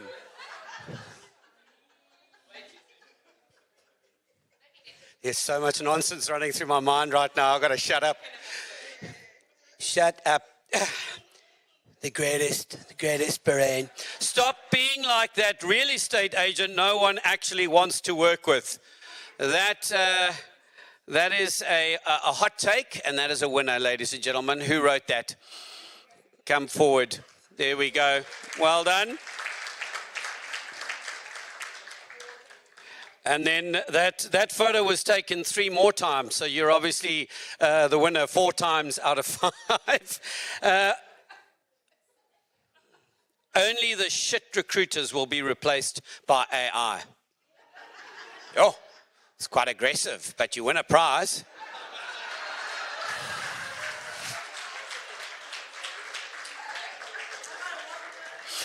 I don't know if you're wrong, but your shoes are certainly right. Yesterday's.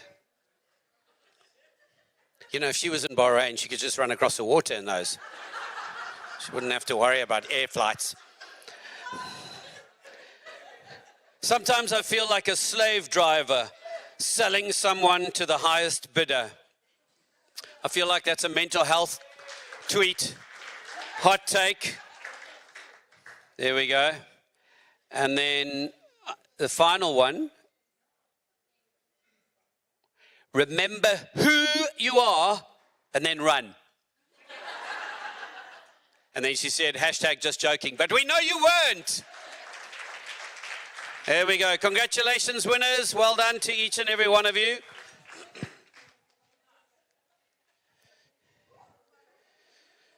Now, ladies and gentlemen, dames en heren, we move to a man who's been in this industry for years. We won't mention how many. Old school, yes. Outdated, never. Sometimes the future of recruitment is remembering the fundamentals. Please welcome Dimitri Tamboulas.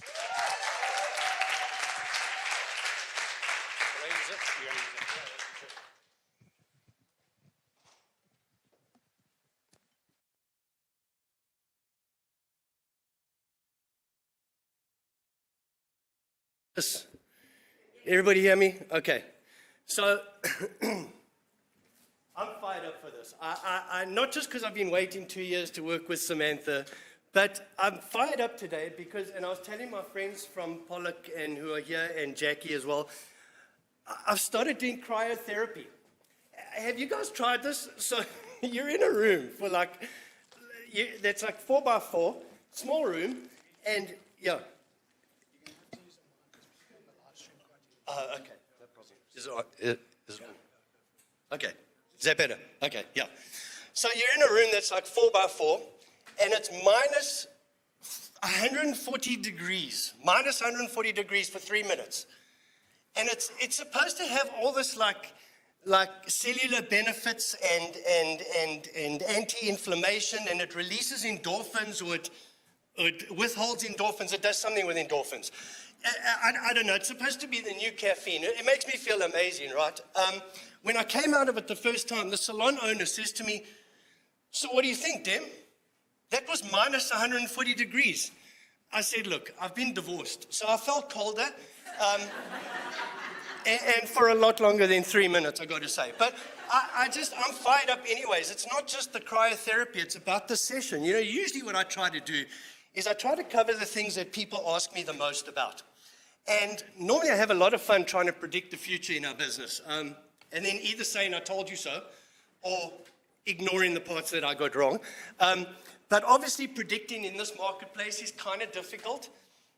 It's kind of hard to do. But the question I've been asked most this year is, how is the industry doing, Tim? Is it good? Like we're doing great. This is the best quarter we've had in 10 years. And this recruiter did $1 million, and this recruiter did $2 million.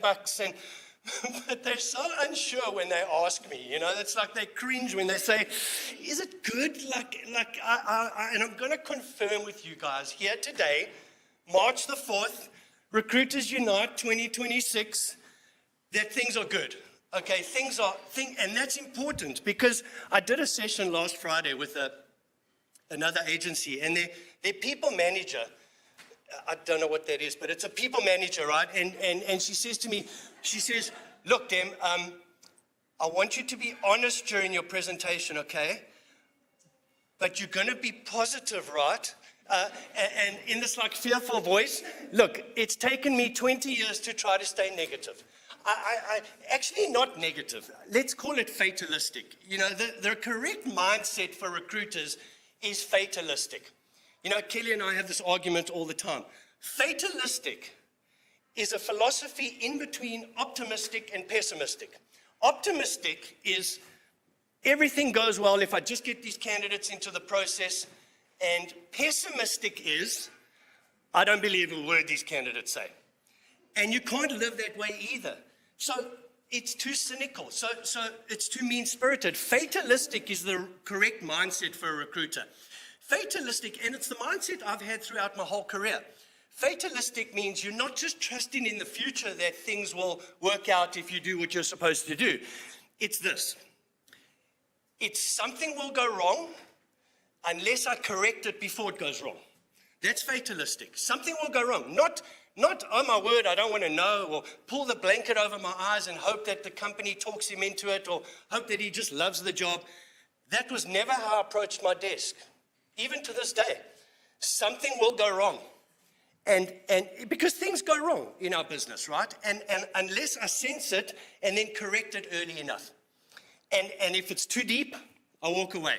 If it's not too deep, I fix it, right? But something's going to go wrong unless we do something about it. Simple as that.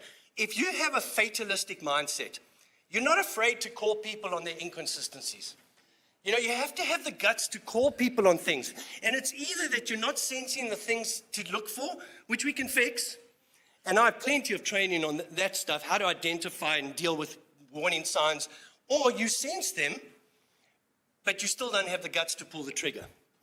And I'm telling you, it won't work. I'm not trying to turn you guys into cynical people. And you know what, I hate to use that term because when I say cynical, then people think of that, you know, that definition of a cynic is someone who, when they smell flowers, they look around for a coffin. Right, I don't need you to be that way, okay? I don't want you to be that way, but I do need you to say, wait a minute, what am I getting myself into here? I just don't want you to be hopelessly optimistic when you see bad things. Fatalists are really happy people. We're never let down. You know, we're always thrilled when something good happens. I mean, it's a much better way to work, but I'm digressing. Sorry, guys. That's my little rant, okay? But that's the purpose of these talks. There's no point in me going over techniques that you already know until we change your mindset. Because most of you, unless you're rookies in this industry, you already know the techniques. But you're either not saying them with much conviction or you're saying them way too late. But no, guys, things are really good right now. And since everybody's so cynical, let's not just talk about this in terms of the recruiting industry. Can we like step back for a second and just understand that life is amazing and has been for like 100 years? And you'll see where I'm going with this in a second. But think about what's happened in the last 100 years. We've literally figured out how to postpone death. Like 100 years ago, people lived to be 30. Now the average person lives to 80 or older if you're a female, a little bit younger if you're a male, I guess, but it averages out to about 80 in just 100 years. That's why the divorce rate was so low back then, because, you know, you got married when you were 18 and you died when you were 30. So, you know, you had the same 7-year itch that we have today, but you were just like, look, she drives me crazy, but I got like 3 years left before I die. So, you know, now people are married for like 65 years. We have done amazing things in just the last 100 years from a health perspective, but more to the point of this topic today. If you look at our industry, and I think the speakers who have come before me are testament to this. We have done amazing things in the last 25 years. as an industry, we have been amazing at finding new ways of doing things. You know, and having said that though, there are some basic fundamentals in our business that never change, are always in play, and as recruiters, you have to understand them. You know, these are the fundamentals that never, ever, ever, ever change because you're dealing with people and because you're in recruitment. So I want to run through some of those universal principles with you today, as I see them. I'm sure there are more than just these 9 that I've written for you, but let's look at number 1 first of all. It's a numbers game, sort of, right?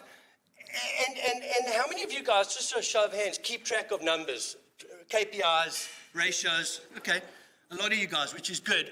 I assume you're tracking calls and interviews and job orders and ratios of calls to job orders, send outs to placements. We also track the number of emails we send out.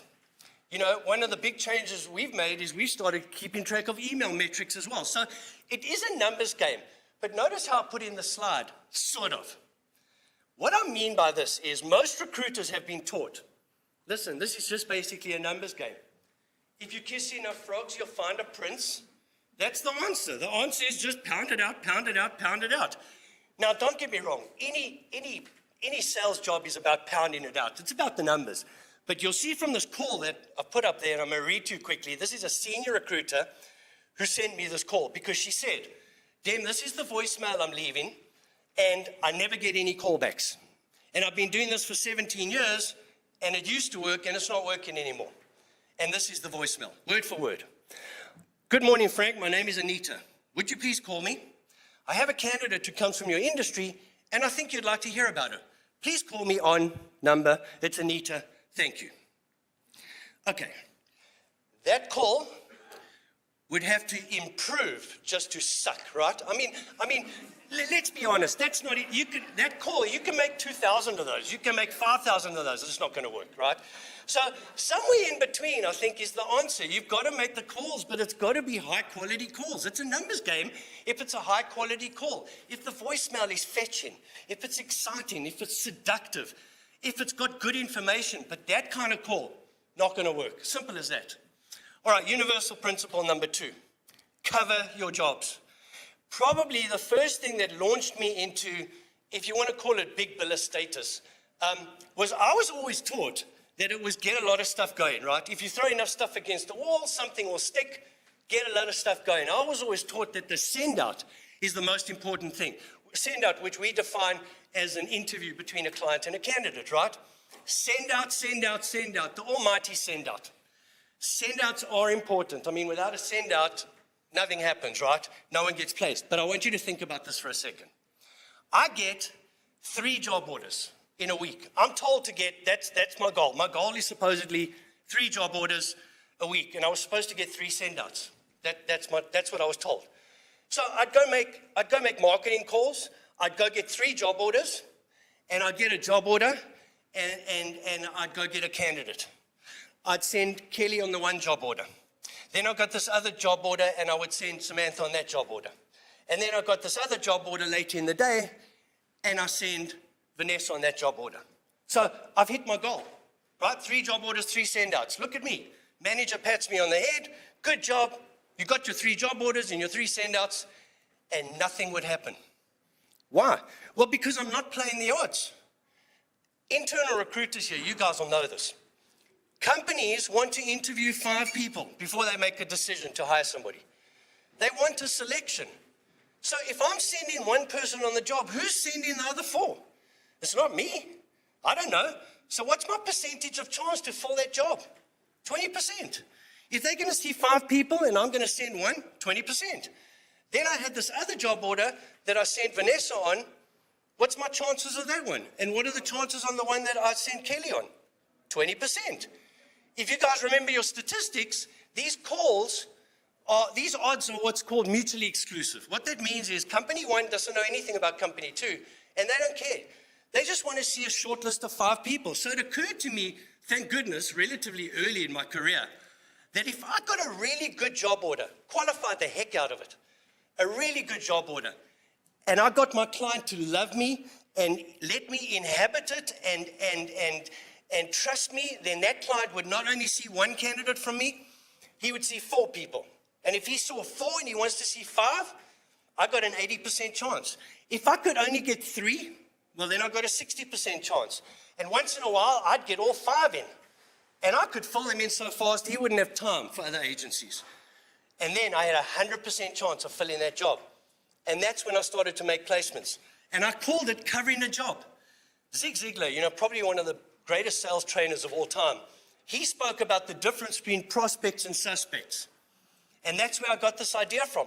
The idea that if companies were serious about hiring people, and they were going to see a short list of excellent people, 3 to 5, if I sent them all 3 to 5, that's a much better way to work than to have 5 different candidates out on 5 different suspicious jobs. I called it covering jobs. I still call it that today. And it's what I preach, and I did live it on a desk, but I learned it from Zig Ziglar. You know, you take a top recruiter, they generally, in a month, they'll have 2 jobs that they're trying to fill, and then what I call B jobs. By that I mean I've got a job order that's really great, similar to the one that I'm working on, that's maybe not as good a job order, so I cover the one I want, but if I find a candidate who's not right for this one, I'm covering they might be right for that one. Or if someone gets rejected on the job that I'm sending them on, I might send him to this job, A jobs, B jobs. Jobs that I'm working, trying to cover, and then jobs that I'm working sort of peripherally. What I see from most recruiters, struggling recruiters, is that they are scattered way too thin. They throw in a bunch of stuff and just not focused on just a couple of jobs. Now, here's the problem with this. If the job order that you're trying to cover is not a really good job order, then this is a disastrous way to work, right? Which is why I spend so much time talking about qualifying job orders in my new recruiter training. All right, number 3, change is unnatural. And I want you guys to just think off the top of your heads, and I've got it up there, but why do candidates make job changes? Why? I mean, more money, opportunity, location, benefits. Okay, so let's say I'm at a company for 5 years. I'm doing very well. One of you guys sends me out. I get a 5 to 10% increase. Now I go to my boss and I say, Kelly, I'm going to resign because I don't have opportunity here and I've got more money. And Kelly says to me, you don't have to leave. I'll take that offer, I will match it, and I'll put 20% on top of it. And on top of that, I'll give you better benefits. And that promotion they gave you, I'll give you that right now. Now, you guys can sit there until you're blue in the face and say to me, but Dim, you had to force that issue. She didn't want to give that to you. But change is unnatural for people. I'm now sitting there going, okay, great. Now I don't have to change jobs. I don't have to meet new people. I don't have to prove myself all over again. And it becomes very irrational because when I train companies and managers ask me to talk to these candidates, and I ask them, what was going through your mind when you turned down our job? They say things to me like, well, I knew where to park at my company and I know everybody there and I didn't want to leave before the Christmas party. Are you 6 years old? You can get a new parking spot. You can make new friends. This will be a good thing. So changes are natural for people. That's why we have to make sure that the reason why they want to make a job change is personal and cannot be changed easily by the company. If all they want is more money, reasons of convenience, you will lose them. And great recruiters will say to that candidate, you know what, you're not serious. If all you want is more money, then go ask for more money. Who do you know? And they will ask for a referral. Most recruiters who have problems with turndowns are taking these candidates who are going, I'll interview there.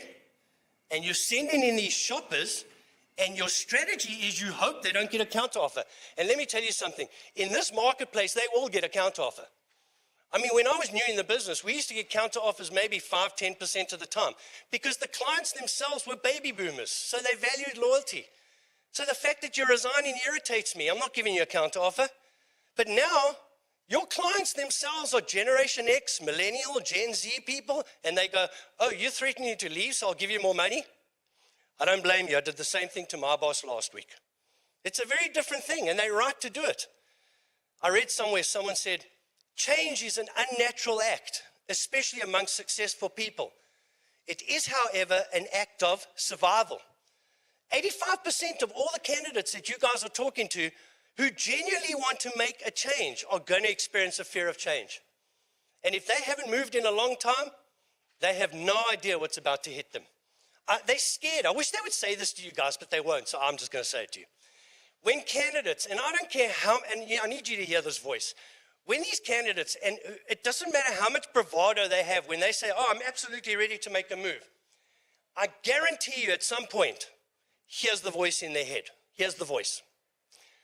What are you going to do when the company you're interviewing with finds out that you're actually not as good as you've been portraying? What are you going to do when they realize you're an imposter? That you've been faking it. You know what? At your company, you've been there for 10 years. You found a way to fake it. When you go to the new company, they will realize very quickly that you suck. So while this interviewing is fun now, within a couple of weeks, you're going to have to prove yourself all over again. So you better back off. That's what's in their head. That's what's in their head. And wow, is that a powerful voice? And it gets louder and louder as they get closer to an offer. So you need to continuously measure whether they're starting to get scared. I'll give you an example. Mode of communication. If this person always responds to your emails really quickly, and all of a sudden you get close to an offer and all of a sudden they're not responding, red flag, red flag. This guy could always make his interviews and now all of a sudden he's canceling. Red flag. You know, you sent him out on an interview yesterday. They were discussing compensation and the benefits and the relocation. You left him a voicemail message saying, I got the relocation information you wanted from HR. Call me back. And he doesn't call you back. This is a candidate who's going to move his family based on this information. He's got 2 girls in high school that he was so concerned about last week. And he doesn't call you back. And let me tell you what most recruiters do. Most recruiters make excuses. Hope kicks in. Hope. What a deadly thing. Hope. One of my favorite moments as a manager was I had a recruiter so frustrated, and she looked at me and she said, damn, the despair I can take, but the hope is killing me, right? And we instantly got a hope. I say to these recruiters, why isn't he calling you back? This is the information he needs. Why isn't he calling you back? And they go, well, he told me he was going to be really busy this week, and he told me about to be out of touch because he was traveling. Okay, hi, I travel a lot. And there's no place in the world you can't make a call from or connect with somebody. There's no place in the world that doesn't have Wi-Fi or internet cafes or something. This guy's ducking you, right? Something has changed. Something has changed, which is why next universal principle, and you've all heard this one, right? Time kills deals. You know, successful placements happen with momentum. You know, that there's a window of enthusiasm. People are ready to move. If the thing slows down on the candidate side, they'll all of a sudden they have this fear build up. I was ready to take the job, but then they said to you, no, I need another week to think about it. And now all the other variables can come in. Other agencies call me, they can get other opportunities. My boss notices that I've been out of the office for a few days and gives me a counter offer sort of before the fact. So I think it's real. Lots of bad things can happen. The company says they're going to offer this candidate a job on Friday. Now it's the following Friday, and you've left 2 messages saying to the client saying, you told me that you were going to make him an offer. You're going to lose him if you don't do something. And they still don't care? What does that tell you? I'll tell you what it means. They have someone else. The deal has died. They have someone else. The deal has died. It's really that simple. And it's hard for me because people get so frustrated with me. You know, my nickname at our agency now is Dr. Death. That's what they call me, Dr. Death. My recruiter will say, damn, here's what's going on in this deal. What do you think? I go, no, I think it's dead. I think it's dead. Look, I want this placement to happen for you too, but based on what I'm hearing, it isn't happening. And they go, I don't understand why you're saying that. I'm hearing him say he'll take the job. Yes, but his actions don't back up his words. And time has gone by, and time kills deals, right? And this would be comical if it didn't cost you guys so much money. You know, when someone knows there's an offer coming that they're going to get tomorrow, and they don't check in with you for 2 days, the deal has died. Not maybe, not could be. The deal has died. And a good recruiter gets on the phone and leaves this voice message. Sam, it's Dimitri here. I've been doing this a long time, and it's clear to me that this deal is over, which is fine. I told you from the beginning, no, he's okay. I told you, yes, he's okay. But I also told you that maybe it wouldn't work. So I've got a company waiting to hear your turn down, so that they can go on to the next candidate. Would you do me the professional courtesy of turning the job down so that we can move on to other candidates, please? Wish you well. At some point, let's catch up and talk about what you decided to do. Instead, we're leaving these pathetic voicemail messages. Hi, Sam, it's Dem again. Look, at this point, I'm just really worried about you. I want to make sure you're okay, you know. Come on. And then number 5, and this is one of the single biggest failings for recruiters, single biggest mistake I see recruiters make, pipeline improbabilities. Most struggling recruiters have too much psychological investment in too few things. If you've got a pipeline of probabilities, I teach a pipeline approach, get a lot of stuff going, right? Knowing that it's a sales business and some of it's going to fall apart for reasons you can't see right now. Some of it's going to fall apart. And this is where Dr. Death comes in, right? And goes, look, you've got 5 things going and they all look fantastic. And you said, I'm going to put up 300,000 Rand this month. You know, and I'll always take half that number. Half. And they go, oh, okay, Dr. Death again. Well, guess what? Dr. Death has been doing this for 25 years with this approach, because 2 weeks from now, you're going to be saying, I can't believe this has fallen apart. I can't believe it's fallen apart. I still remember the day. I came in on a Tuesday morning, and it's 10 o'clock, and Tracy is just pacing in front of her desk, right? And supposed to be on the phone, 10 o'clock. Hi, it's calling hours. And I said, Tracy, what are you doing? She goes, I've got this big placement coming. They're going to make an offer to my guy. I said, when are they going to do that? She says, Friday. I said, okay, it's Tuesday. She goes, I know, but it's like 100,000 Rand, Dem. It's a full 20% fee. It's my whole month. This could turn around my whole year. I said, okay, well, what are you going to do between now and then? And I got it. She was honest, right? She said to me, come on, Dem, I'm not a rookie. You can't expect me to do anything between now and Friday. I mean, I have to karmically help this placement happen. I have to, think about it and consult the stars to make this happen, right? And if I think about it long enough, I can probably send telepathic positive eons to someone and make the thing happen. I said, Tracy, when this thing doesn't happen, and there's only one way a placement can happen, right? There's a lot of ways it can fall apart. I said, when this thing doesn't happen, you're going to be a mess. And she didn't want to hear it, and she faked it for like a week. And what can happen during the course of the week? What are some of the things that can go wrong? That candidate can get another job. The candidate can get a call from another agency. The candidate can drop dead, which has happened, right? If you called that candidate and you said, are you available? And they said, well, I've got an offer coming in on Friday, and today was Tuesday, what would you say? I'd say, hey, it's 3 days till Friday. I'll get you in to see my client tomorrow. They can have an offer for you by Thursday. That's what I would do. That's the right thing to do. So many other things can go wrong. And of course, Friday comes, and he cancels his interview and said he was taking another job, and then the depression sets in. And, we had to put Tracy in a room with no sharp objects. We call it the fallout shelter. And she was miserable, and it took her another 3 days to recover from the trauma of last week's devastation, with lots of misery and whining and complaining. This is because she had too much psychological investment in too little activity. I can't teach you guys how to get activity that will work no matter what. Because we are dealing with people, right? And they are capricious. I mean, and that's a nice word for what they really are. But they can change their minds at any stage of the process. So top recruiters always have the most activity and are always the calmest. Because as senior recruiters, they understand they have very little psychological investment in lots of activity. They get a lot of things that are supposed to happen. If 2 of them don't happen, they go, okay, what are you going to do? If another 2 don't happen, they go, oh, that's unfortunate. But they've got 6 other things that are going to happen. And 2 of them might go down. Don't get me wrong. I mean, if all 10 of them fall apart, then yeah, she'd be like Tracy and we'd have to take her shoelaces away. But for the most part, they're going to win most months. So it's a pipeline in probabilities and understanding that, it's a sales business. All right, number 6, all the world's a stage. All the world's a stage. What I mean by that, you have to, as recruiters, you have to fake it until you make it. I see this all the time. Recruiters who feel intimidated by talking to the top people in companies.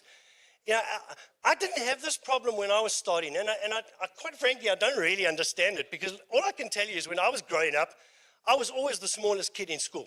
I got pummeled and beaten up by kids who were bigger than me and stronger than me, and it hurts to get beaten up all the time, right? So when I came into this recruitment business, and I realized what people were saying to me, these are tough calls, Dan, they're really tough calls to make. I was like, okay, I have to make tough calls. Why are they tough? Are they going to hit me? I don't understand. Are they going to, you said it's a phone business. Are they going to come into the office and beat me up? And they went, no one's going to beat you up. I was like, well, then I'll do it. I don't care, right? So there was no real pain as I understood it. So if I got a CEO of a company on the phone, I was just like, cool, I'm talking to a CEO of a company. It wasn't until much later I became CEO of my own company I realized how meaningless that actually is. But I hear a lot of recruiters on the phone, and you're so scared to tell these CEOs or these executive people, what's so clear in your tone is, oh my word, I've only been doing this for like 2 weeks, and I've actually got, CFO on the phone, and what possible value could I bring to him? Oh my word. And it's so clear that you're scared. And look, you guys have noticed this about your own personal life, right? How do you feel about people who are pathetic? I mean, what do you do with them? You pity them at a distance, right? Do you want to spend time with them? No. Do you think they can bring you anything? No. In fact, you're afraid it's contagious, so you push these people away, right? So you've got to fake it until you make it. I love the story of the CEO. He's sitting in a restaurant, right? And a waiter goes by and he says, excuse me, can I have some butter for this roll? And the waiter says, sure. 10 minutes goes by, no butter. He calls the waiter back over and he says, excuse me, can I have some butter for this roll? 10 minutes goes by, no butter. Finally, he calls the waiter over and he says to the waiter, excuse me, I've asked you 3 times now for butter for my roll. Do you know who I am? I have an MBA from Wits. I played professional cricket for 6 years while running one of the top finance houses in Cape Town. For 4 of those years, I was the youngest director at JP Morgan. I'm currently on the board of directors of 6 of the top 100 companies in the country. And the waiter interrupts him and says, that's very impressive, sir. Do you know who I am? CEO says, no. He says, I'm the guy who knows where the butter is, right? And you guys, so here's the deal. The clients you're calling don't know where all the good people are. And they're putting on a good act, but let me tell you something. Why do you think they're talking to you? Why do you think they're returning your calls? Why do you think they're even talking to you? I mean, in part, maybe it's because of your personality and they like you, and probably is to some degree, they're drawn in by salespeople. But for the most part, it's because everything you've been hearing on the news, they've been hearing. The baby boomers are gone. The Generation X's are few and far between. The same people have been on the internet for the last 6 months. Where are we going to find the people? 4 people just resigned. What are we going to do? Oh, here's a headhunter who called me. Let me see what she's got. But I'm not going to call and say, I need you. I'm going to walk all over you until you assert yourself. But you know where the people are, and I need you. So you've got to fake it until you make it. All right, number 7, and this is really important. You must learn to say into the phone what you're now saying when you hang up the phone. Minus the swear words, okay? I hear this all the time from recruiters. They go, okay, I understand. Okay, sure, I'll see if I can find you some more people. Then they hang up the phone and they turn around to me and they go, I can't believe they won't see her. She's perfect for the job, right? Okay, why did you hang up the phone then? Have the guts to keep it here. Okay, I don't understand, Mr. Client. Don't get your back up, but I'm the one doing the recruiting and you're the client. You don't see the people I haven't sent you, right? I'm telling you that she's good. I've interviewed her.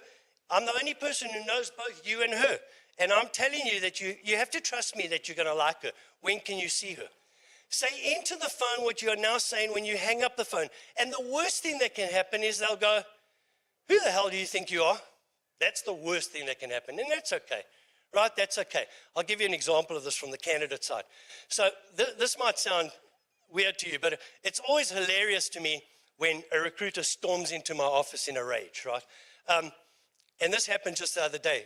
And one of our junior recruiters, Samantha, who's 23 years old, maybe she's 11, I don't know. They all look really young to me at this point. But she storms into my office, right, in a rage.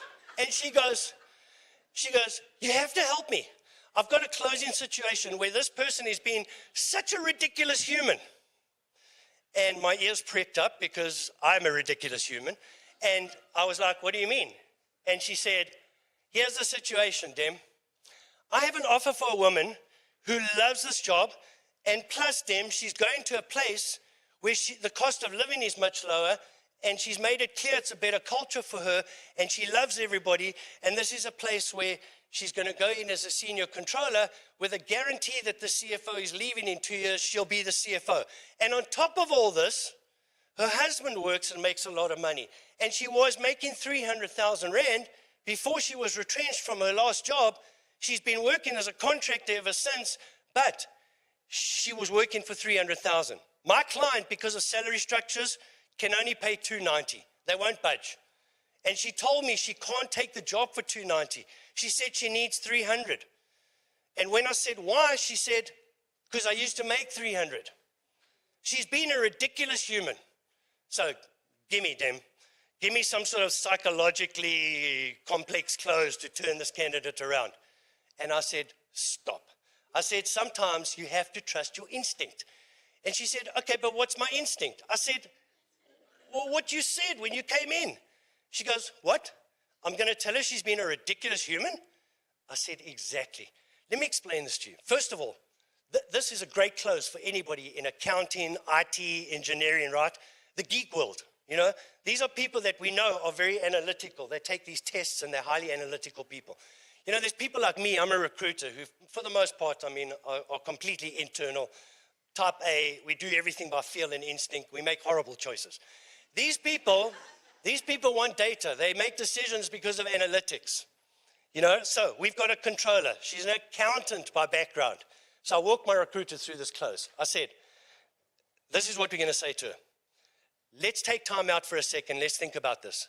I understand that you used to make 300. I understand how that must feel to you to go backwards in your career. That's horrible. I get it. You have to show empathy, right? Then you say, hopefully you can also understand that to my client, that's irrelevant because they have a salary structure. So we're kind of at a crossroads, you know, and I think we need to think about something in a bit of a different way. It takes us, we have this data, okay, data, right? Analytical person.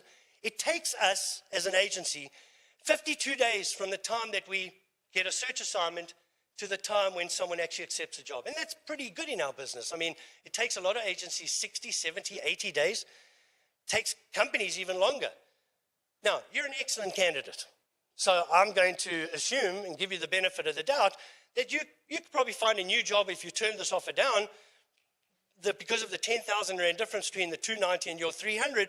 If you decide to turn it down, you go look for a new job. You're very good. You can probably do it as fast as I can do it for you. Let's say you do it in 52 days. That's less than 2 months. Good for you. I'll give you even more than that. Let's say you do it in 40 days. So at 300,000, let's do the numbers. If we take 300,000 divided by 12 months, that's 25,000 Rand a month for every month you're out of a job. Even saying that you're exceptional and you can do it in 40 days, you are going to lose 25,000 Rand for the first month. Let's take half the next month. That's 12,500 Rand. Do you understand what's going on here? Because of a discrepancy of 10,000 Rand, from what you used to make to what the offer's going to be, you're going to spend 37,000 Rand to take another job. You're going to lose over 37,000 Rand to take another job.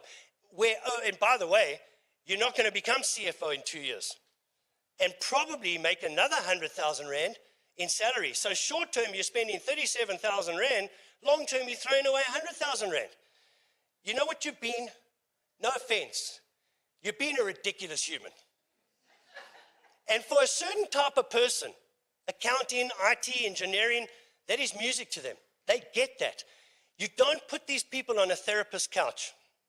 You run them through the numbers, and sometimes you look them in the eye and say exactly what you're thinking. You're being ridiculous.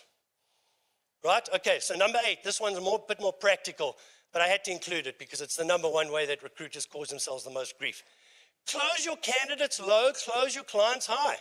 We want the candidate to believe that the offer is going to come in lower than it will, and we want the company to believe that it has to be higher than it has to be. And then everyone feels like they won something. Now, in order to make this work for me, I will always, and I did this in the hottest part of the last candidate short market, Whenever somebody says to me, I'm making 200,000, and if I'm going to make a move, I want 250 or 300, whatever it is, even if they say 220, I say to them, look, that's not going to happen.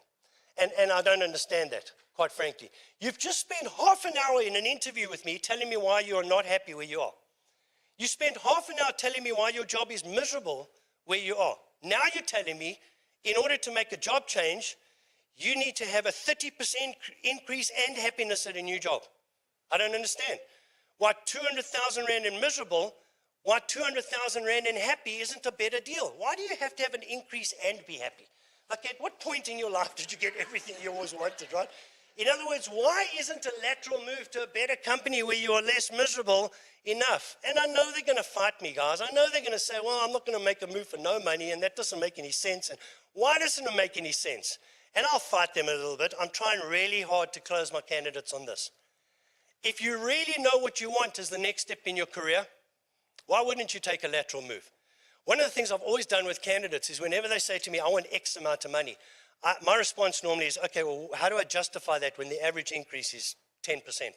I'm happy to get you 30%. The more money you make, the more money I make. But help me justify that. What have you done to justify that?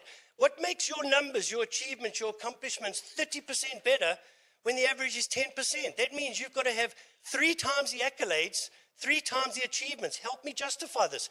And I'm not going to necessarily get them to agree and say, you're right, that makes sense, I'll take a lateral move. But it gives them pause to realize that this is not a circus where they just say, here's what I'd like. And we go, oh, sure, we'll see if we can get that for you. And recruiters tend to do that. I know you tend to think that that gets them excited. Yes, I think I can do that for you. And then later on, you'll tell them that the company doesn't pay that. I tell everybody, your expectations should be lower, and then you'll be pleasantly surprised by what it can do for you. As opposed to your expectations being really high, and then I can't meet those expectations and you feel like I've let you down, right? I'm talking about the actual selling process of managing expectations, which I find in this market where candidates are in charge, we are doing a very poor job managing expectations because we need the placements so badly. And candidates are running all over us. But basic psychology of managing expectations stays the same even in this market. All right, so let me wrap this up, guys, and let's go back to where we started. Lots of things might have changed, but you know what, at the end of the day, people are still people, you know. So look, a good friend of mine, 22-year veteran in the industry, right, and she tells me she's been struggling for a couple of years, you know, and she went on this rant. She said, I want you to help me, Dem, but I want you to know I do get it. I'm not this like caveman, you know. I get it. I get that people don't talk on the phone anymore, and I get that HR has power that it never had before, and there's all these talent acquisition teams. And then it was hilarious because she kept like misusing a term. She said, I know people use LinkedIn and WhatsApp. I know it's WhatsApp, but I understand what you're saying, okay? And she was freaking out, right? She was like, is my time gone? Like, is the way I used to work no longer relevant? Am I never going to be a big biller again? And I get it. And look, I mean, there comes a time, right? I mean, I told her, look, you are not a caveman. And even if you were, I've been in the business a lot longer than you have, right? And I'm sure, you know, 10 million years ago, they had like some Cro-Magnon version of trainers in our business. And there was some guy like me, you know, doing this normal seminar on how to sharpen his spear, and people like in the audience are like, Dem, I'm hearing a lot about the wheel, and I was like, no, the wheel, that's never, you know, that's going to be a passing, you know. So I'm not one of these trainers that doesn't embrace the future. I really am not, but here's how I reassured her. There was a study done on people on airplanes, and they give you a choice. If you were sitting next to someone on an airplane, and you had a chance to have the person next to you leave you alone, make conversation, or just act normal and see what comes up naturally, what would your choice be? And you know, in a world where our lives are about staring at our phones and WhatsApping and on social media, the assumption was that at least 50% of the people would say, no, I would want them to leave me alone. But actually, nearly 90% of the people in that study said, I'd like someone to start a conversation with me. I was in the other 10%, but that's not the point. But the study said, look, you can't change brain chemistry that fast. We are still cavemen. And you know what? What made us human in the beginning still makes us human. Here's the 3 things that you can count on from human beings. Humans are concerned with what they're going to have to eat, right? That's why 50 million years later, you're still struggling, not to eat comfort carbs. We're always afraid of being eaten, which is why we have that fight-flight thing of, response. It's why your doctor cares so much about your cortisol levels. The flight or flight response is about your manager being mad at you today rather than being eaten by something like a saber-toothed tiger. And we're obsessed with procreation, which is why you'll always care about sex, yours and others for your whole life. Things haven't changed that much. I'll tell you what I told you. I'll tell you guys what I told her. I said, you're special because you're a connector. You're a connector. And those people on the airplane proved that they want to be connected to you. Do you guys know what's happened in the last 2 years in our agency? Our phone connect rate has gone up. You know why? Because the amount of people emailing has gone up and nobody thinks anybody talks to anybody anymore. But that's because we stopped trying. We stopped trying. I told her, go back to what you were. Get back in that cave. People are waiting for you, right? Okay, so here's my feeling. Obviously, the world has changed in a lot of ways. I think it's a very exciting time to be a recruiter because even though you have these amazing tools that give you more access than you've ever had before, you're kind of in the middle. This isn't 10 years from now, this will all be decided. How different are candidates going to be in 10 years?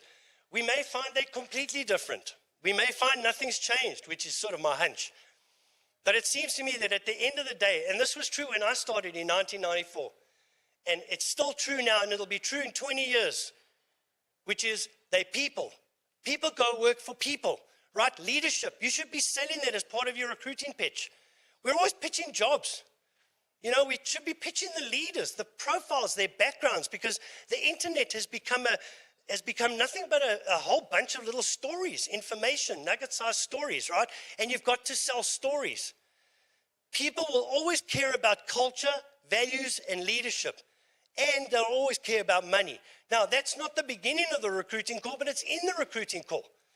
And almost all studies show, and why wouldn't they? This is the first generation that unless something major changes, they will have less things than their parents. They will not have the same standard of living as their parents. Unless we make some changes, right? So they care about money more than ever. Not for status, but for survival. They can't see how they're going to pay off those student loans, how they're going to buy their first house, how they're going to do those things and survive. Very different idea of money, right? Jobs will always have to fit family needs. Family first, daycare, flexibility, location, right?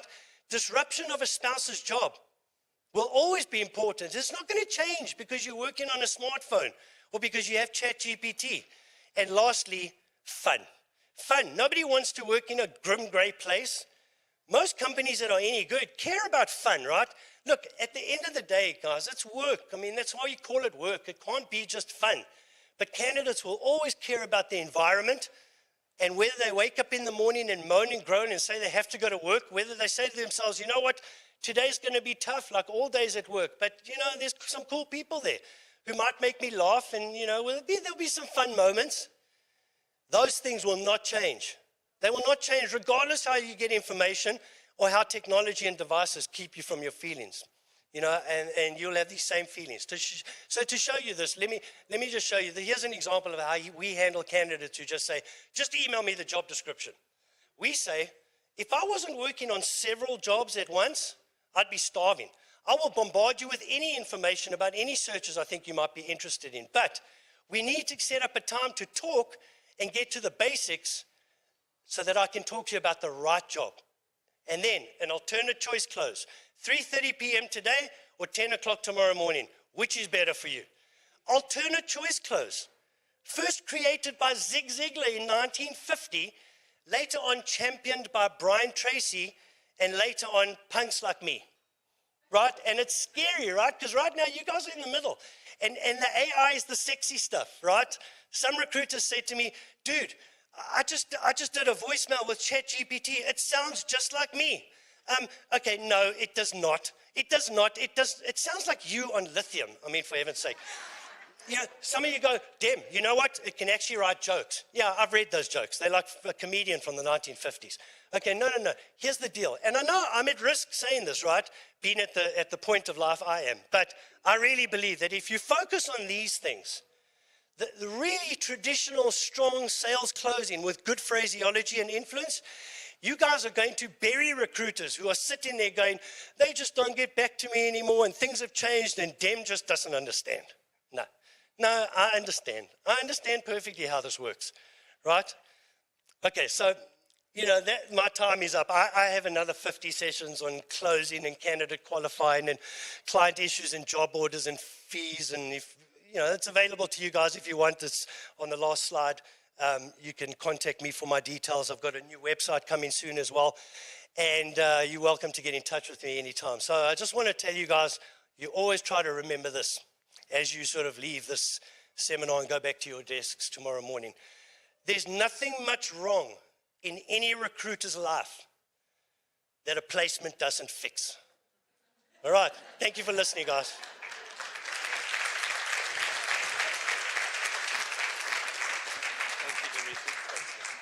Thank you very much, Dimitri Demoulas. Please give him another big round of applause, ladies and gentlemen, dames and heren.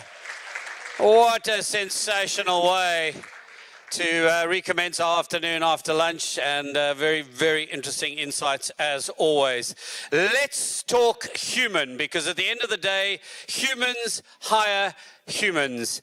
Please welcome, she's right here, please welcome Jane Moores. Wow, that went fast. Hello, I'm so excited to be here. I've been one of those people who's just been loving the whole day and thinking, I can't wait to see you all from the front, because there's so many faces that I know and that I love, and the rest of you I don't know are, in my brain, future friends. So that's the way I think about the world, and I think that's one of the reasons I love recruitment. I love the topic of the human touch, because if AI is so wonderful, who created AI? It was the humans. So we have got to be pretty awesome. And I think my plea is, can we please keep the human bit human? And we do a job of keeping things human around the world. I'm lucky enough to work for my husband's company, and we do global training and coaching across all of the different countries. Of course, we can work virtually like all of you do. And if you haven't connected with me yet on LinkedIn, please do. I also have something free. I thought, I'm so glad I've got something free in my talk, because today is clearly a free day. But you'll know that I host free monthly masterclasses. And you'll know if you attend them that Hung was in the one this month and Van was in the one at the end of last year with Celeste. And I love having sessions where we can explore people's careers, recruitment skills, and things where we can just connect and be human and talk about what works and talk about what's real. And so on that topic, I want you to pause for a moment and think about a time when someone built trust with you so well that you could just relax and be yourself. Could be life, could be work. If I think life, I think 31 years ago, I married the man who made me feel like I could be like myself. And life is just a wonderful adventure with him. And if I think of work, it really took me off guard, because I train interview skills and I train people on how to be interviewed. And I went for an interview a few years ago. This is not me, this is not AI recreating me. But I went for an interview and I had everything rehearsed. I know, obviously, what they're gonna ask. And I walked out and I thought, that feels really weird, because I just relaxed and I think I told this person more than I intended. And why did I do that? Because I know all the tricks and trips. And I thought, it's because they were so curious and they seemed so real and so genuinely interested in what I had to say that I just said it. And I didn't get the job, and I thought that's probably a good thing because I wasn't a good match. Because as recruiters, trust matters, getting the real person matters, because if we're not getting the right people in the right roles, in the right culture, then we're not doing our job. And it takes a human to build trust with a human. So today, we're going to talk a little bit more about that, and this topic disturbed me so much when AI came along. I thought, I don't want to be having an AI something interviewing a human because I actually love it, and I love connecting with people. So I went to see a psychologist, and I said, Dr. Hugo Tron, you are very clever. You won the Mandela Prize. You speak all over the world. Please help me come to terms with AI interviewing people. Tell me I'm still relevant. And he said, you know what? Information is not the only thing. There is something about meeting humans that is more. It's tangible, but not always definable. I thought, that's so true. I can't even really put it into words. But there's something that happens, and we've been talking about it today. There's something that happens when we're in the room with one another, where we connect in a different way. And some of you have even said to me, I don't even like interviewing virtually because it's just different, it's tiring. And it is tiring, because physiologically they've seen that we don't connect in the same way when we're meeting virtually and in person. It's still a step up from the connection that's created with AI. I'm not dissing AI. I think it's wonderful and got many wonderful purposes. And I'm very embarrassed to say I use ChatGPT, and I'm going to change it after today. And if you look over LinkedIn and anywhere else, you see articles written and you see so much going on around, so where is the human still relevant? And this was a recent one by Glenn Cathy that I got off Recruiting Brain Food from Hung Lee, yes. And she was talking about how the 5 traits that they'd identified that people will need to be successful in the future of work are these. And Glenn said, these are the things that you may get a little bit of a hint of if you're looking through a CV, but these are the things that are uncovered through conversation. So it's about saying, what does AI handle? And how do I handle conversation with candidates in such a way that I build trust and so that they can be real? So there's 3 human skills that we're going to look at this afternoon. And there are 3 human skills that are going to help you hire the real person, not the actor. And why do I say not the actor? I'm not trying to be cynical, not even fatalistic like Dem. But I'm saying it's because when I'm doing workshops with hiring managers, their biggest complaint is the person I interviewed and the person who works here seem like 2 different people. How did that happen? And when we dig deeper, it's because when they're in the interview, they're so focused on interview performance that they miss the job performance. They miss looking for evidence for the fit to the job and the culture because they're so enraptured by how this person communicates, which of course is very valid if it's a communicating role. But if not, you really want to dig deep to see who is this real person. So it starts with going into the interview with different lenses.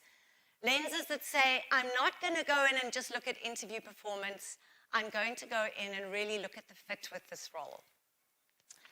So I thought, let's have some fun. It is afternoon, of course. So we're going to continue with our movie model, our drama theme. And we've got 3 stages here to help us connect and protect the moments where humans build trust. The first is setting the scene, where we're helping our candidates not to act. The second is uncovering the plot, where we get the real story and evidence. And the third is where we write the review. We want to assess fairly and consistently. So let's go into setting the scene.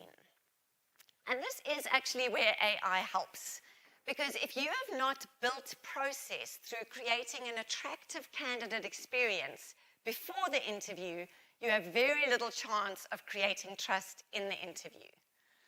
And I was having a really good conversation with a TA, talent acquisition manager in a pharmaceutical company recently, and he was saying, a conversation that Zane and I were actually having, is that you treat candidates differently depending on who's applying for the role. If you're doing bulk recruitment, fabulous. Have all of those people go through your AI technology, and at the end, they probably get a message, something like this, and they are so excited because they feel like, wow, I applied for the job, I immediately got an invitation into a kind of interview, I did it, and here's the next steps. That's brilliant. That creates trust because they would have got nothing before. But if you are interviewing or wanting to attract a scarce skill or a senior candidate, they're just going to be put off, offended, irritated by something like this. Like, what do you mean a recruiter will review this and get back to me? And so he said what they do is they make sure that from the start, for those scarce skill and senior candidates, it's a human that takes it all the way. But here's a little caveat. It depends on the human. You can put a human in the process thinking now we're building trust, but I was coaching an executive he had 3 job offers, and he was going through the interview process and wanted some help with interviewing, like as in being interviewed skills. And so I've walked this journey with this person, and in the end, just at the end of last week, this person accepted the job offer from one of the companies out of the 3 that interviewed him. All of them a human-to-human process all the way through. And so you may be thinking, I wonder what made him accept the offer for the job that he did. So I obviously knew that I was going to be speaking about this. I was like, give it to me. I want to be able to share that with everybody. And so I've summarized it there for you. But the ones who built trust were the ones who were transparent about them, the role, the company, the good and the bad. They treated this person as an equal. It wasn't that top-down, we're here to interview you and you're so lucky if you get the job. They shared clear timelines, they stuck to them, and they communicated any changes in time. The one that really put him off is a very well-known name. Amazing company, global leader. I know Kang was saying people don't trust global anymore, but yes, even with this. And so the reason they put him off was all of these reasons. They broke trust because they were late or unreliable for meetings that they had set up. There was one interview where this person was told they would meet with the CEO, and this person expected a long interview. They got there. It was 5 minutes, and it was virtual, and the person was in a hurry. Vague process, dragged on for months, and that kind of feel of, you're lucky to be here, you're lucky that we're interviewing you. They lost the candidate. The person has told them, thanks, I'm no longer interested. So we want human in the interview, but we also want the right human in the interview.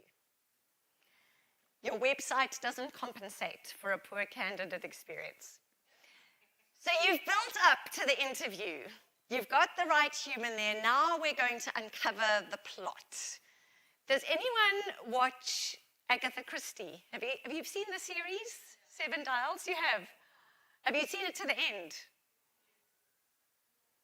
Yeah, not sure. Okay. So I won't ruin it then. But I love it. And my husband and I love these detective stories because we love uncovering and thinking, okay, who did it? Who is the murderer? And again, it was so interesting to me because at the end of this, we find out who the murderer is. But how do we find it out? It's in a vulnerable conversation where there is somebody asking questions, and it's somebody that this person trusts. And then they share everything that really happened. So it's about us going into an interview and saying, how do we do that? So I'm going to ask you, if you were assessing resilience, because that's a really popular attribute that everyone wants somebody to have.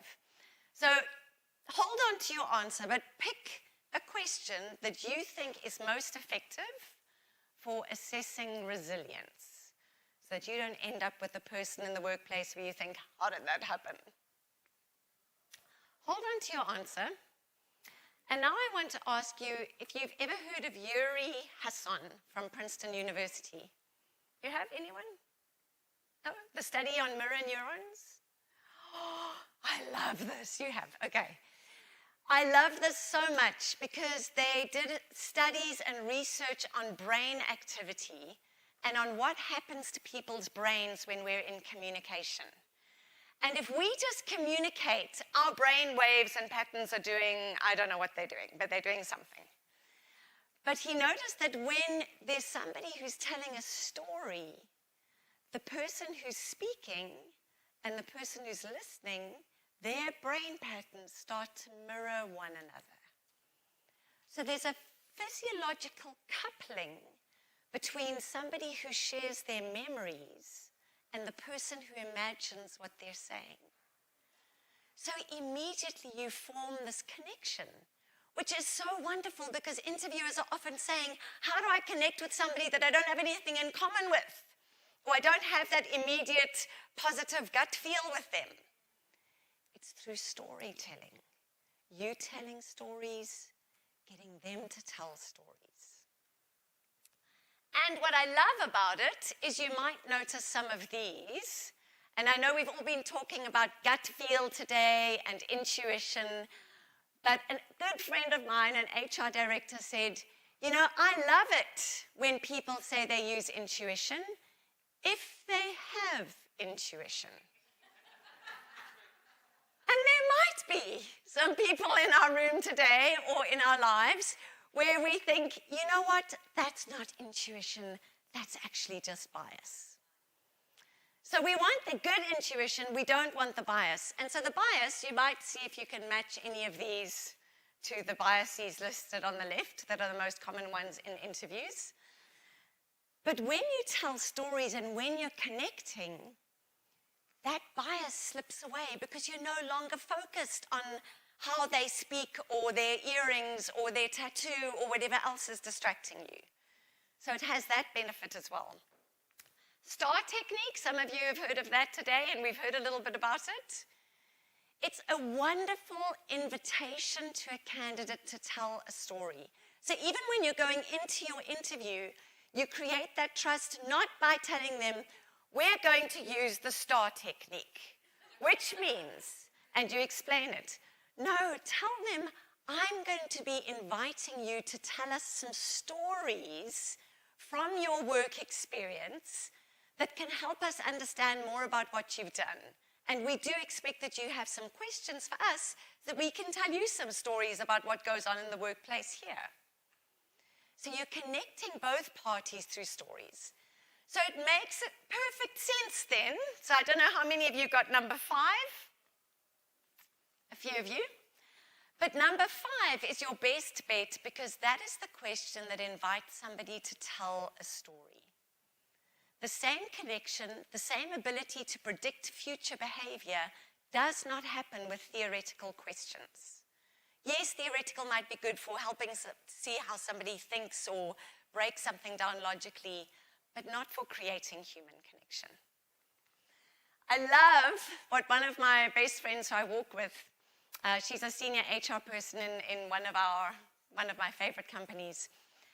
And she got a compliment last week. One of her senior leaders said to her, you know, Colette, you are the only manager that I have seen who lets people around them be themselves. I look at the other leaders who've been in your role and everyone has kind of given them the actor stance, but not you. People let their guard down. And so I said, so Colette, I'm doing this talk. Tell me specifically what do you do at the beginning of an interview, because I know you'll have some nuggets to share. And she said, you know, I do what people mostly do. So she'll do the welcome and She might say to people, please don't be nervous. And maybe some of you in this room also tell people, don't be nervous, this is just an informal chat. But then what does she do? She herself is real. And when you're real, you give someone else the permission to be real. So she carries on with that and she says, you know what? If somebody said that to me in an interview, don't be nervous, this is an informal chat, I would feel even worse. I would hate it. So let's forget about that and let's just talk for a little bit about more general things that relate to the role and your CV. And so she goes into a more general conversation for about 5 minutes before getting into the interview. This is not, please, an opportunity to ask that question most hated by candidates, which is, that's one of them. Tell me about yourself. So many interviews are like, oh, but that's my one to relax them. That's the one that creates a human connection. No. When I train candidates, they're like, that's my worst one. Because if I tell them, they're going to be biased. If I don't say anything, they think I'm hiding something. So just talk about things like, how did you find out about the role? What do you know about our company? Give us a general overview of your experience and just highlight the pieces you think are most relevant. Those are the ways that you want to relax people. Oh, I remember this one interview I was observing, and the manager said, no, I'm going to try and relax this person. So he says to the candidate, so what's your favorite soccer team? I've literally never seen somebody go white before. But this person paused, was silent, stammered, went white, and said, what's your favorite soccer team? I thought, okay, this is what the job depends on. Please remember also, a little reminder, I'm sure you're really good at this, but I had to learn this very specifically because we have expressive faces. And so if your candidate is talking about things or describing their overview and you start to frown or scrunch, they're going to shut down. You're going to lose the realness.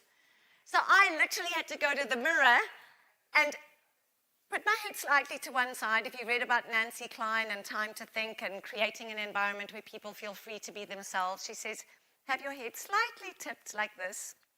Some of you are nodding. I can see you Nancy Klein fans. Have a slight smile and nod and allow that silence that AI feels a little bit uncomfortable with or misses.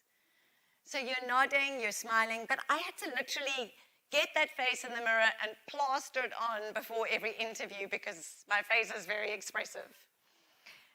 We also need to remember something that might be a little bit obvious, but often gets overlooked. Because I'm still in virtual rooms with people, and the lighting is bad, or they're wearing glasses so you can't see their eyes, or there's a glare from behind, or the resolution from their camera is low and granular so you can't see their facial expressions. And so all of these things affect the human connection because people want to see your face, they want to see your eyes. My worst example, yes, I heard a story about how a manager joined an interview, driving, their cell phone on their lap. So the candidate joined the interview, and the manager's first words were, who are we interviewing again? Really bad. So just, I know we're all used to virtual, but it's just a little, let's be aware. So we've set the scene, we've uncovered the plot through storytelling, and now you are ready to write your review. And I had some fun in a workshop recently, training some effective interview skills, and I invited people to do this exercise, and I think we'll have a little bit of time. I think you can do it now, so then you can go away with a little bit of a skill, and not just information. So what we did is we invited one person to tell a story about something that really annoyed them, something that really got to them, recent situation. This person told that story for 3 minutes, and we had 3 listeners, one listening for facts, one listening for feelings, and one listening for values and beliefs. But each person could only zone in on that particular one. It's a very fun model in coaching. It's something that really helps you to listen fully to people and make them feel seen and heard. Again, drops the guard, helps them to feel real, helps them to feel trusted. So I would like to invite you to get into groups of 3 or 4 if there's not 3. And one person is going to tell that story. I'll tell you to stop after 3 minutes. One person tell a story about something that recently really got to you or annoyed you or you feel strongly about. Give the detail. And then in your listeners, one person is going to tell you afterwards what emotions did they hear. And then the other one is going to share what values or beliefs do they think you have based on what you shared and how you shared it. For time's sake, we won't do the facts one as well. Okay, so please get into a group. You don't have to move around, but I will tell you when 3 minutes is up, and then you can share your feedback.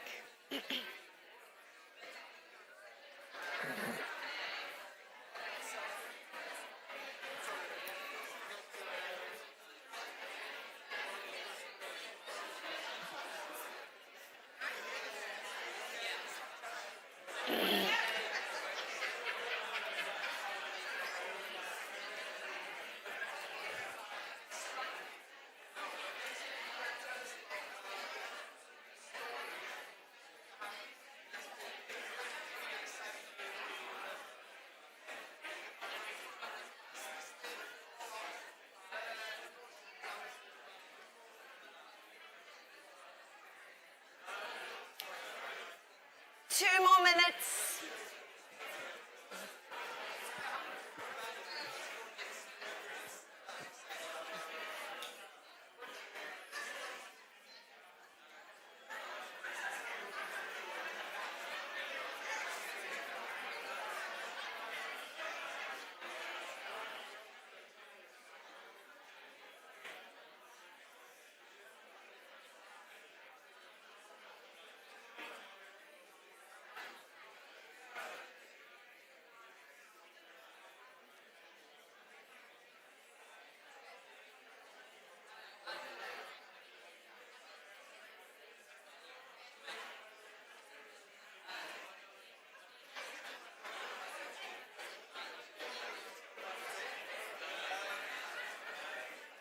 One more minute to tell your story.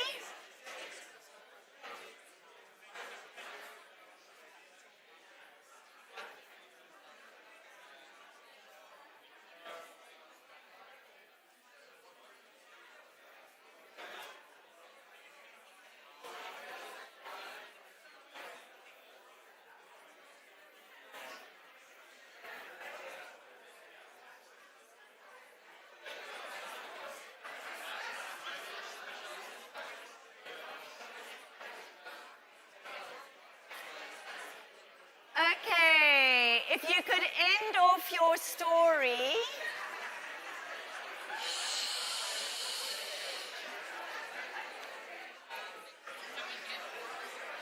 Okay.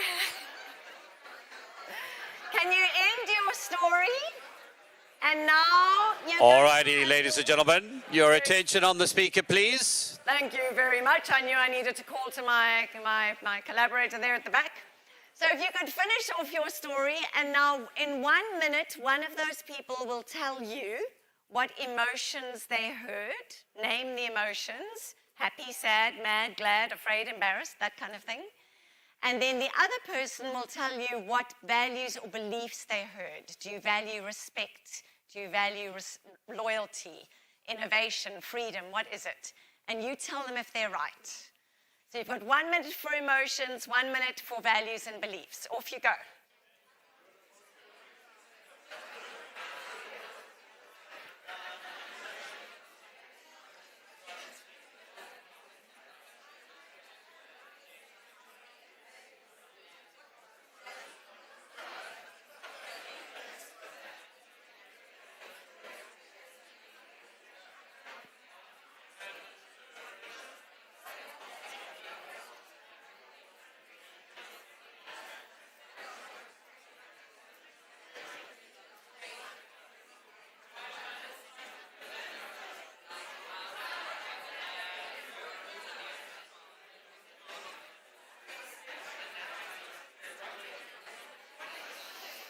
Okay,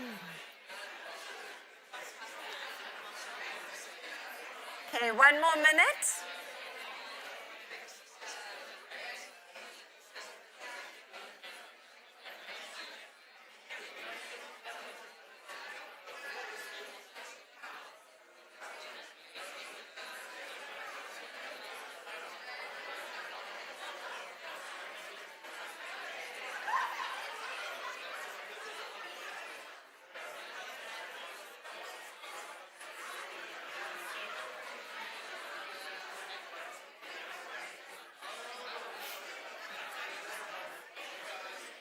Okay. I need my airport announcer at the back to... Ladies and gentlemen, your attention on the speaker, please. Thank you so much. I'm so glad you're having so much fun with this. So I'm really curious to find out how many of you got the emotions right? Okay? Maybe about 10? Okay. How many got the values and beliefs right? Oh, okay, interesting. A few more got the values and beliefs than the emotions. So it was interesting when we did the exercise, the person who got the facts, was listening for the facts, she got it completely right. She was a lawyer, so she should have. The person who got the emotion, who was listening for the emotions, got them wrong. She said, I could tell that you were really sad. And he was like, no, I really wasn't sad. I was angry. She was like, oh, okay. And I could see that you weren't really telling the truth because I saw you looking up to the left and you were fiddling. And he was like, no, I was thinking, and I always fidget. That's just, what I do. It's like, oh, okay. So firstly, let me clarify that myth. If people look up to the left, it has been disproved that that's a way to tell that they're lying. It's no longer used. I did used to try use that myself, so confusing. Are you looking your left, my left? I mean, so you can relax, that one's gone, you can be real. So it was interesting because, and I think what he said is he always fidgets, so what you also want to do when you're looking for the real person is look at their behavior in that first 5 minutes as a benchmark. If they deviate from that, that's something for you to look and say, let me dig a little bit deeper. But the thing that she did wrong is she judged him and thought she was completely right. She wasn't curious. She didn't say, I noticed that it made me think, or I saw this or thought that. She was like, no, you were angry and you were lying. He was like, no. So firstly, if we're going to be listening in a human way, we've got to listen curiously and not assume, not judge. We also, something Nancy Klein loves and something that sales gurus love, is allow that time for silence. Not the uncomfortable one where you're staring at them and making them feel like, okay, any day now. But one where you just leave enough for them to say the thing they were maybe a little bit scared to say, or they were wondering about. And even in sales training, I remember someone saying, we always did that because then people would say the things that they didn't actually want to say, they were trying to keep hidden. So it helps people feel that they can be real. And listen with your body language and voice tone. Don't be so consumed with watching theirs that you forget about your own. And what you're also listening for in these values and beliefs, I know this is Hung's favorite slide because Hung believes that sales is just like dating. He doesn't, he hates that. So, but Simon Sinek does believe that. And he talks about it because he says it's relational, it's about building relationships. And I love this video if you want to go and watch it and you haven't. Because he says the way you attract somebody, the way you build connection is not by giving all the facts, not by bragging about your company or your role or the career path, but by being real and talking about your purpose, your why. What makes you love what you do? So if you don't know why you love what you do, then that's where you've got to start. And sometimes when I speak to managers, they say, we don't know how to attract top talent because there's so much going on in our company at the moment that if we tell them what's really going on, we don't think they're going to want to join us. But did you ever see this ad by Ernest Shackleton for his polar expedition? He put out an ad and it said something like, men wanted, gender specific there, for hazardous journey, small wages, bitter cold, long months of complete darkness, constant danger, safe return doubtful, honor and recognition in event of success. And he got, maybe, it wasn't even in Africa, and he got 5,000 responses, amongst which we said were some Australians and 3 sporty girls. But I love this because it shows people are not after something easy. They're not looking for your gloss, for your perfect story. They want to know what's tough. They want to know what's challenging. But they want to know what makes you push through. So when I talk to people about how do you start the interview or how do you attract people, don't just tell them your role and what you do and where you fit in. Tell them your story. What are your struggles?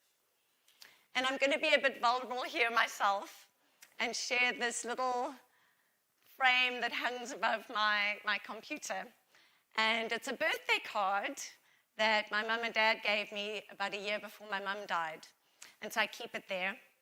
And I thought, you know what? It just reminds me so much of interviews. Because it's not just about the information. We're not just looking at the caterpillar. How much did you eat?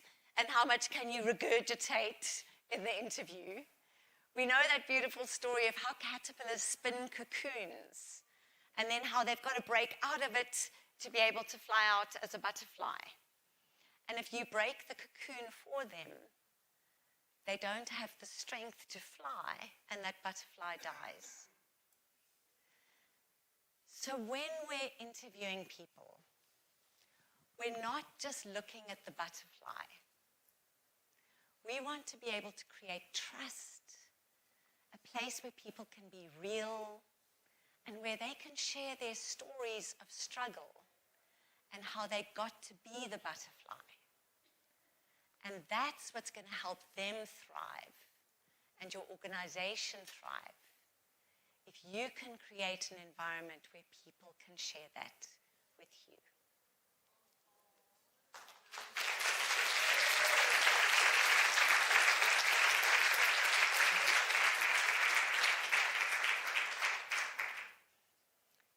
Mr. Airplane Man, I'm finished. Am I early? You're a minute early. Thank you, Jane Moores. Big round of applause for her, ladies and gentlemen. Dames en heren. Much appreciated.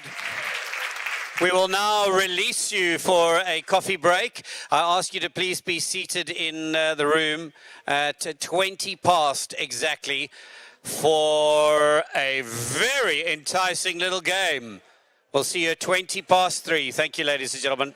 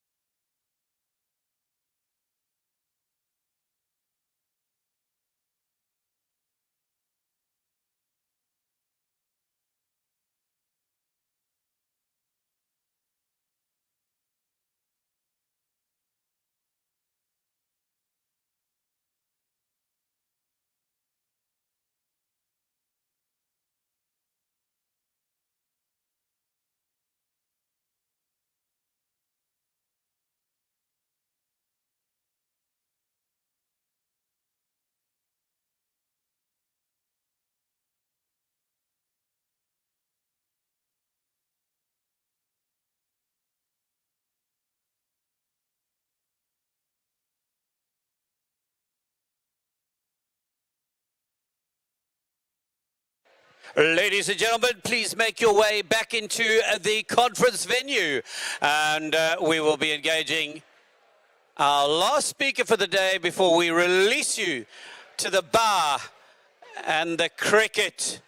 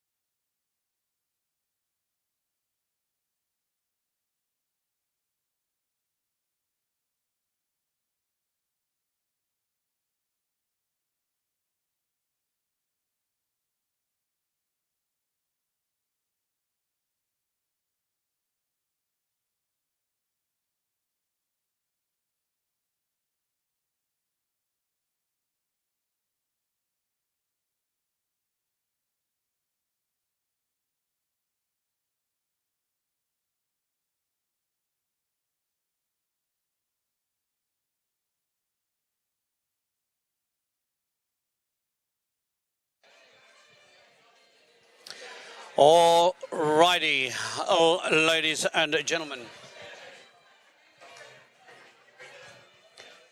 All righty. All righty.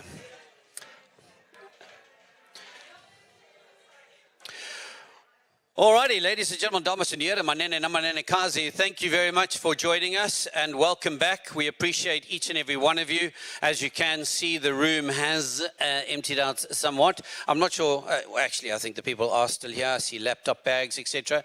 If you're still watching us on live streaming, thank you. And I hope that you've enjoyed the day's programming so far and that you've enjoyed the lunch that you would have made at home, which was possibly 2-minute noodles while we ate like kings. Yeah, it was ridiculous, wasn't it? They just kept bringing out food, and now there was donuts and then there's sweets, and it's ridiculous. So I do hope that we can convince you somehow to come and join us in person next time so that you too can indulge the bulge. All right. It gets real now, ladies and gentlemen. It's recruitment bingo. The way it works is very, very quick, very easy. You stand if it's true. You sit if it's false. 3 survives. You shout bingo. So I'm going to give you questions that are related to the industry. If it's true for you, you stand. If the next statement is true for you, you remain standing. And if the next statement is true, you remain standing and you shout out bingo, because that's how it works. Of course, if the next statement is not true, you'll take a seat. And so we go, are we clear? Are you easy with that? Play along at home as well, if you fancy, just with no prizes. And maybe your cat judging you from the couch. So, let's get going. Ladies and gentlemen, dames en heren, girls and boys, I would love you to give the lovely Sam a big round of applause. Sam, I need you on the stage with me, please, so that you can see who shouts. Why do you want to be over there? That's it. That's it. Caller. That's it. There we go. Thank you. You look amazing. Here we go. Bingo starts. You've stayed in recruitment because nothing else gives you this adrenaline hit. Stand if it's true. Sit if it's false. You've ever thought, if I don't love the thrill, I'd quit this industry. Stand if it's true. Sit if it's false. You've said, urgent role, and it absolutely wasn't. Bingo! Here we go, our first bingo lady here. Well done. You get yourself a knitted penis. Again, for those at home, you are truly missing out. You've lost a placement to, no, we decided to promote internally. Stand if it's true. Stand if it's true. You've completed, no, you're not completed, you've competed against someone in this room for the same role. Oh, that weeds out a lot, eh?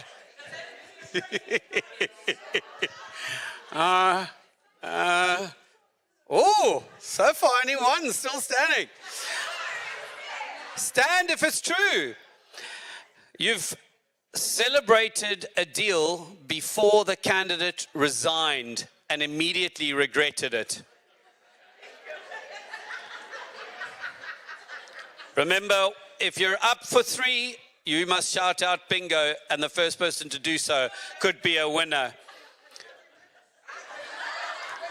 You've taken a call in your car and pretended it was just quieter here. You, ma'am, get a knitted penis.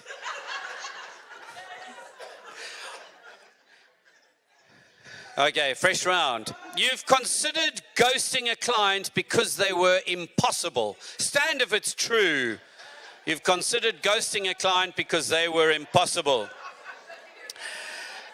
You've refreshed your email obsessively on offer day like it's Black Friday.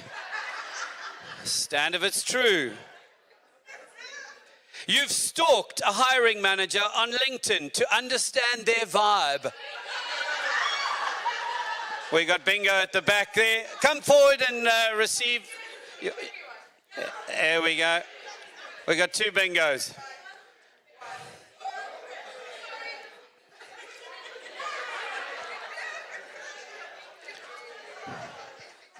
So a lot of ladies' hands up for a woolen penis. It's quite shocking.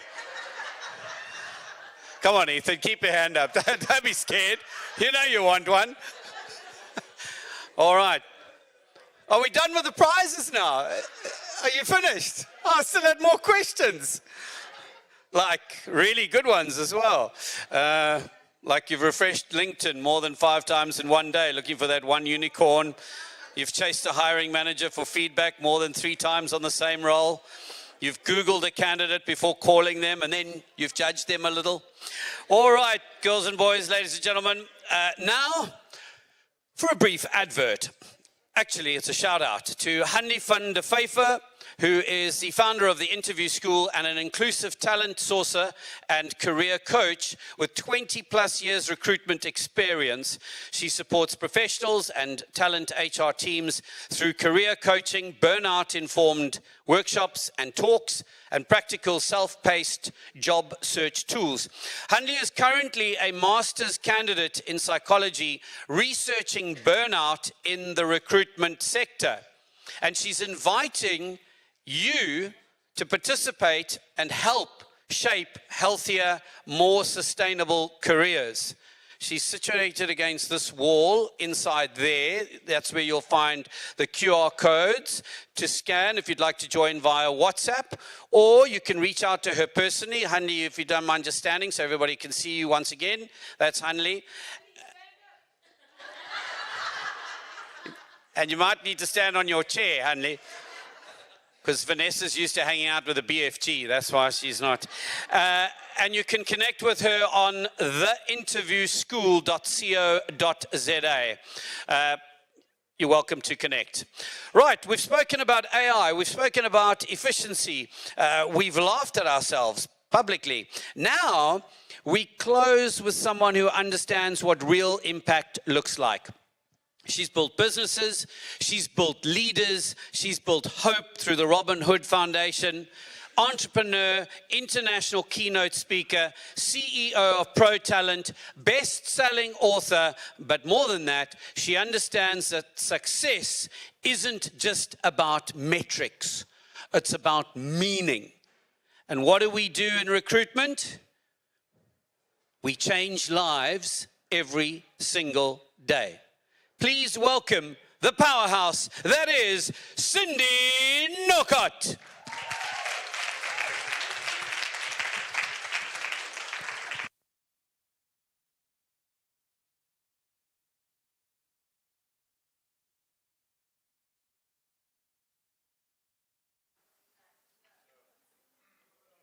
One, two. Oh, there we go. Hi, everyone. Are there any parents in the room? Anyone got some kids? I wrote a little book a couple of years ago called How Does She Do It? And the answer is not well at all. And it's absolutely fine. I thought I'd read something from it. There's this time I cooked chicken schnitzels for dinner, and my daughter Lexi gobbled up hers, wondering why it was crunchy. It was still frozen. I once was in such a hurry to get Hannah to school that I drove out the garage with such speed, just missing my laptop that was leaning against my car tire, driving over her school bags and her iPad in my haste, dragging them down the driveway. There was a time when I was driving Hannah and Lexi home from school. Lexi had been eating a bright red lollipop. She threw it up in the air. It went up, it never came down, and nobody could find this lollipop. As I walked into the supermarket, one child in each hand, feeling like a ramp supermodel in my new work outfit, the car guard called me loudly. He said, ma'am. I turned around. He said, there's a lolly on your bum. How embarrassing. I could go on. I'm a joke. I think we're so used to juggling. We're so used to doing a little bit of everything every day. And I don't know about you, my brain feels full, and it feels a little bit sore. I don't know if any of you feel like a glass of wine might just help. But, you know, I don't know, sometimes I feel overwhelmed, and I don't know about you, but I often pray to be underwhelmed. Do any of you feel like that? So today, I just want to share with you my 5 strategies that I'm implementing in 2026 to catapult my business to success. Do any of you want that this year? Catapult your business to success. So the first one is a no-brainer, AI adoption. But if you know me, I'm like a technological laggard. I'm like one of those people who's always the last one. If there's a new phone, I'll be the last one to get it. If there's an app, I don't know, I'll ask somebody else to download it for me. So it's been really, really an interesting morning and day listening to all the AI adoption. Do any of you procrastinate? Apparently we procrastinate if we don't like something, we're not sure of it, or we fear it. I saw a quote the other day. It said, I used to just procrastinate, but I got so good I went pro. And I think what I want to encourage each one of you is, you know, these seminars and conferences are so exciting, but sometimes what happens, we get back into real life. So we get back and there's that 100-odd emails, and the notes we took or the fancy recordings we made, we never ever actually get back to. So I would encourage you. One of my sayings in life is is in terms of time. You don't need more time. You need a deadline. And I would encourage you to set a deadline for AI adoption within a month. What can I do? Within 3 months, what can we do? And there's a lovely question. What would we like to say about ourselves at the end of December 2026 that we can't say today? And I think that's something that I'm going to be doing is definitely putting the accountability there. But let's be honest, we've been talking about AI for how long? How many of us have not made enough change in this time, if we're honest? Like, we know we should. So I just thought I'd share something. You've heard this before. Preparing to do the thing isn't doing the thing. Making a list to do the thing isn't doing the thing. Telling people you're going to do the thing isn't doing the thing. Writing a banger tweet about how you're going to do the thing isn't doing the thing either. Fantasizing about all the adoration you'll get once you do the thing isn't doing the thing. Reading about how other people have done the thing, which we've done a lot of today, isn't doing the thing. The only thing that is doing the thing is doing the thing. Okay, so that's what I would encourage you with AI. It's not an event, it's an ongoing process. If you own a business, you're the leader, you need to lead it, even if, like me, you are one of those late adopters. So I really want to encourage you to make some strides there.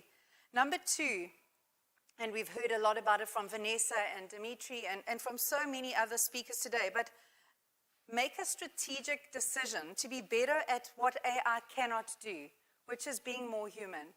And I don't know about you, sometimes we become blasé. We are trading in people's lives.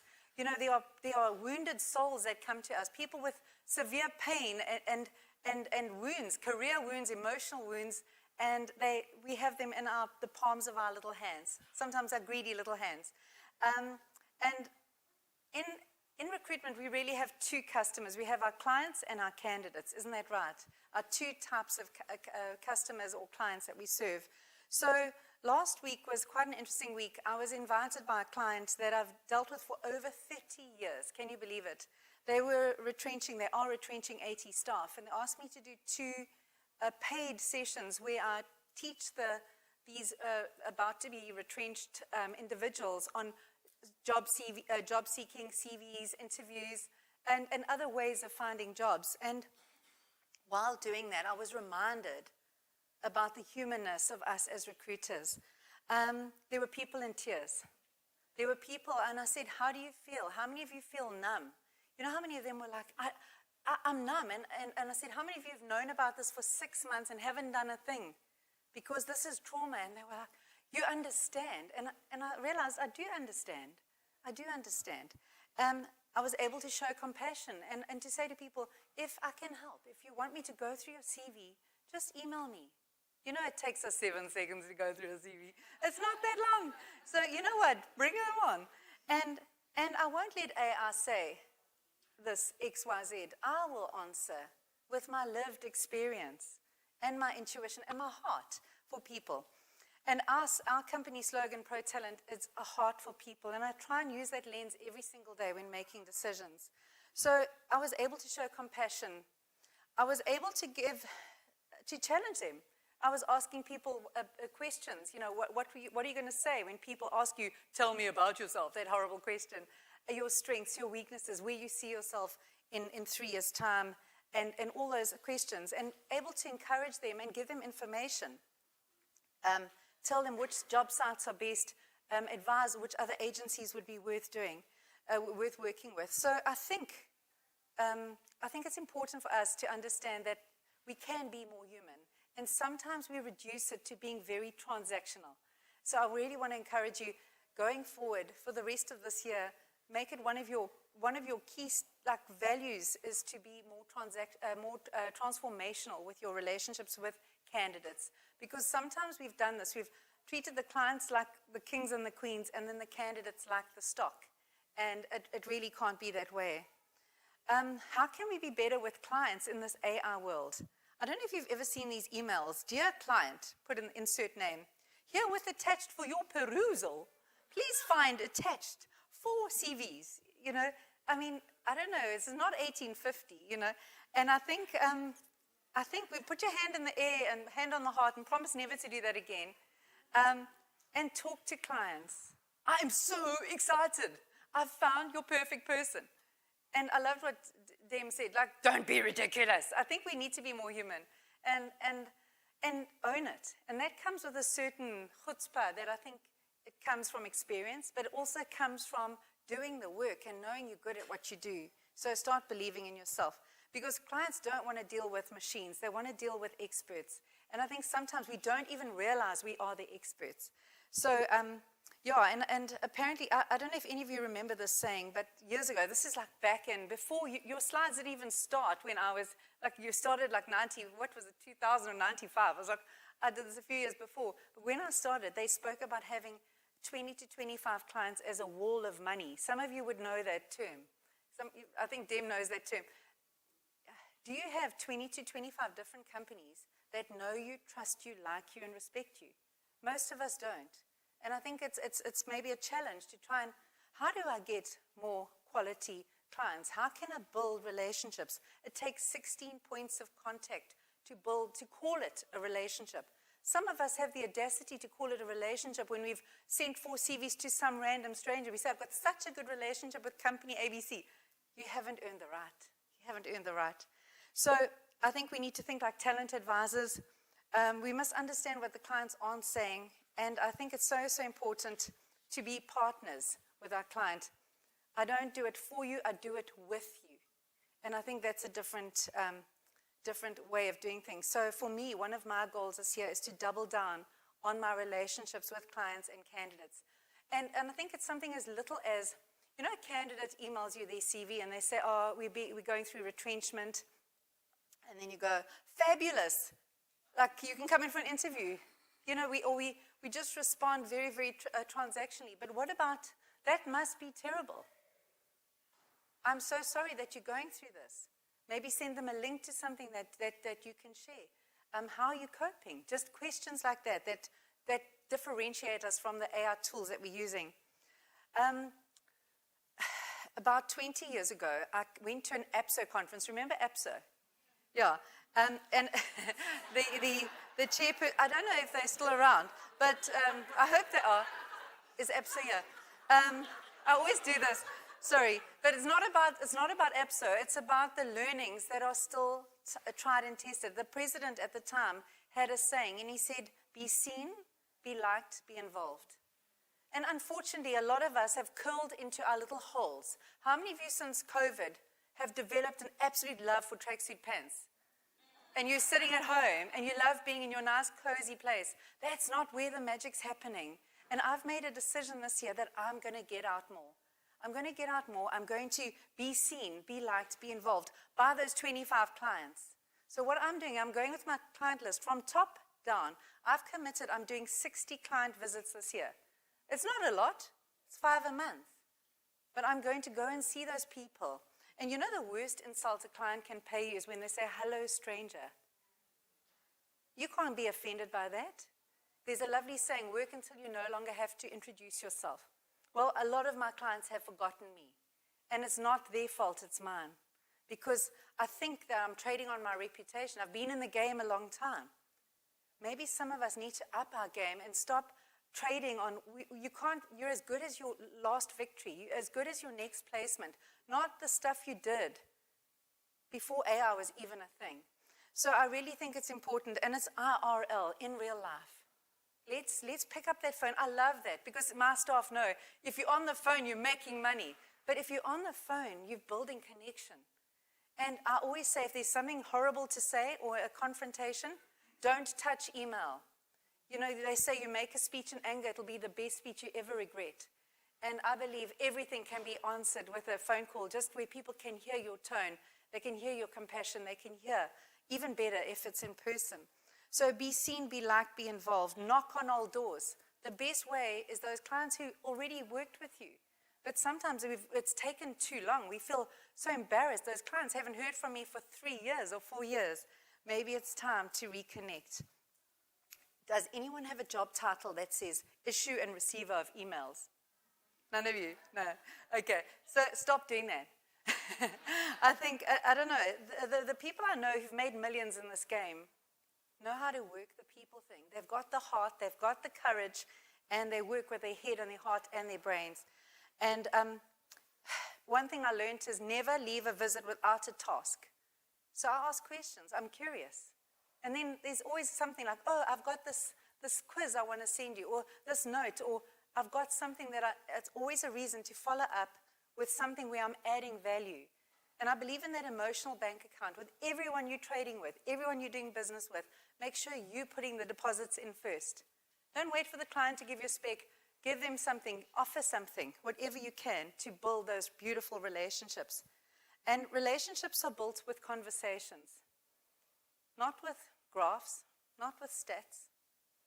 I don't know about you, but I'm finding a lot of the AI stuff very sterile, and I find it soulless. So I'm not going to be using that because I am a communicator. I'm going to use I'll use it for the other stuff, of course, but I'm not going to be replacing my voice with an AI tool. We're hosting in-person events, lots of them. I'm speaking at lots of places. Networking. The ladder of the mind. You know, if your client is thinking agencies, they can think up to 7 in one go. Where are you in the ladder of the mind of your top 25 or 30 clients? If you have not been aggressively and proactively pursuing them, you might have dropped down because some of your competitors are doing a better job. And it's our job to be at the top of that ladder of the mind of our clients. Isn't that true? How well have we been doing that? So we're doing a lot more in-person events, doing a lot more branding. One of the things we've realized, we won Best of Durban last year, but we've been going for 32 years. We have won every competition we've entered pretty much. And we're trading on that. We're trading on the fact that we have brand equity. We have stood the test of time, but we are getting better and we are better. So we are speaking at colleges, universities, conferences. Take advantage of opportunities. Each one of you can stand here and speak for an hour or 10 on this industry. So go to Sam and offer to speak next year. Use every opportunity to show people that you are a credible professional. I'm doing customer service calls every month, following up on our placements. How did we do? How can we be better? How can I help you? And then going back to candidates all the time. How are you? I don't know. I don't interview millions of people, but I can certainly follow up with those few people who've connected with me. Number 4, making self-care a priority. How many of you feel we've got a burnout coach in this venue? How many of you feel like you're dangerously close to not being well? Have you ever asked yourself, if I carry on like this in 5 years, will I be dead? No, just me. Okay. Well, then you're fine. But often we burn out because we never switch off. And I mean, I've been watching you. I'm doing the same thing. We're doing 7 things at once. How many of you are proud of yourself because your emails are up to date already for today because you managed to do that and listen? You didn't. You lost out. I'm telling you now, you lost out. So I think we need to redefine success going forward. It's not just about billings. As you heard from the intro, I started a charity 20 years ago. It's about well-being for ourselves and for our family as well. One of my biggest regrets is my little daughter, Hannah, who's now 25 and an actress. But when she was 4 years old, you know what she thought her name was? Quickly. I used to say, quickly in the bath, quickly out the bath, quickly up the stairs. Yes, mommy. And I look back and I think, sheesh, I don't know. I don't know if I consider that success. Or beating the Garmin on the way to a client, you know, and saving 2 minutes. Having a productive pee, taking your phone with you and answering 2 emails. Like, I know some of you do that. Or your 4 basic food groups, sugar, alcohol, caffeine, and fat, you know, and thinking you're doing well. So a couple of things to work on for self-care this year. We've banned the word busy in our office. How many of you as owners get caught up and intoxicated by the busyness of things? Busy equals success. Well, I've realized there's a converse relationship. Busy doesn't mean, it means you're undiscerning. It means that you're taking every silly speck. It means you don't have the courage to say to clients, I'm not working for you, because the last 10 roles, you never interviewed one person. You are ridiculous. I love that word. I'm going to take it. I'm going to put that on my wall. And I'm going to tell everyone to say it at least once a day. 5 seconds of courage. We need to tell clients that far more often. Saying no. I don't know about you. A lot of us come into this game as people pleasers, but we need to say a lot more no's. The most successful people in the world say no far more than they say yes. So what are we saying no to? Work that we're not specialists in. You know, do you do environmental? No, we don't. What is that? Do you do? No, we don't. I'm not going to bluff we do, just to get a spec that we're not going to, you don't place things that you don't understand. You don't place things that you don't love. Saying no to clients who don't pay. Saying no to bad employers, companies with bad reputations. It taints us. It gives our candidates a bad experience.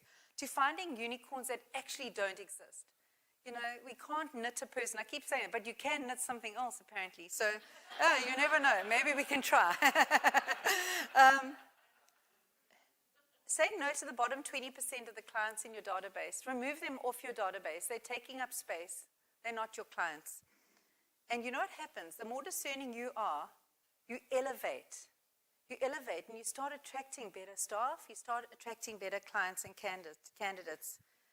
And in terms of self-care, these are a few things I'm doing this year. Plan tomorrow, today.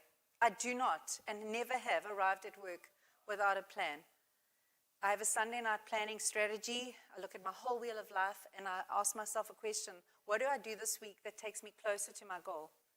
In my spiritual life, in my business life, in my financial life, in my community, in every single area.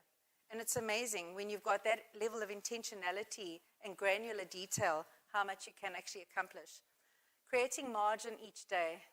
Creating some downtime where you're actually not interviewing or meeting with people, but you've got time. Time to think. You know, I read somewhere that the problem with our society is our leaders have no time to dream. How many of you sit here and thought, how nice, this is such a nice break. You got a whole day to do nothing except think and obviously learn. I'm exercising an average of 70 minutes a day, every day. Yesterday I didn't, so guess what? Tomorrow, girls, double that. But having time when I'm not at my phone, early morning, that first hour is yours. Don't give it into your phone.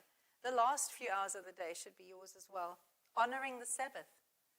If you don't take a Sabbath, you will need a sabbatical. Have one day a week that you don't work. You know, I've realized, you know, our industry is urgent, hey? It's so urgent. But you know what I've realized? I'm not an air traffic controller, and I'm not a paramedic. So you know it's not actually urgent. You know how much liberation that gives me? And I don't know about you, perfect. Does it have to be perfect? I've realized I'm also not a plastic surgeon. So you know what? Sometimes the odd mistake can come in. And you know what I've realized? Not lower standards, lower expectations sometimes leads to a lot of happiness. So be careful about your self-care. The last point, and I'll finish with this. If I'm really honest with you, I fell out of love with this industry. I was running a big charity. I do a lot of motivational speaking. And since COVID, something changed and shifted. Since the looting in KZN, if you know any people from KZN, they keep going on about that looting, but we are a traumatized bunch, okay? Highly therapized, but very traumatized. And I realized that it was kind of like something, it was like a chore. It was a burden. It was a duty. I have this business. You know, it's like, it's the way it is. You know, I just have to be stoical and carry on. But what I've realized is when I started on this industry, a lot of people became mega millionaires in this industry. It's become significantly harder. It's changed a lot. It's more complex. And you remember the good old days? You remember those? December 2019, eh? But you know what? We've got to actually change our narrative. If we're going to run our businesses, we have to change our narrative. We can't be bemoaning the fact that we used to have easier times or better times or anything like that. So I realized I'd become jaded.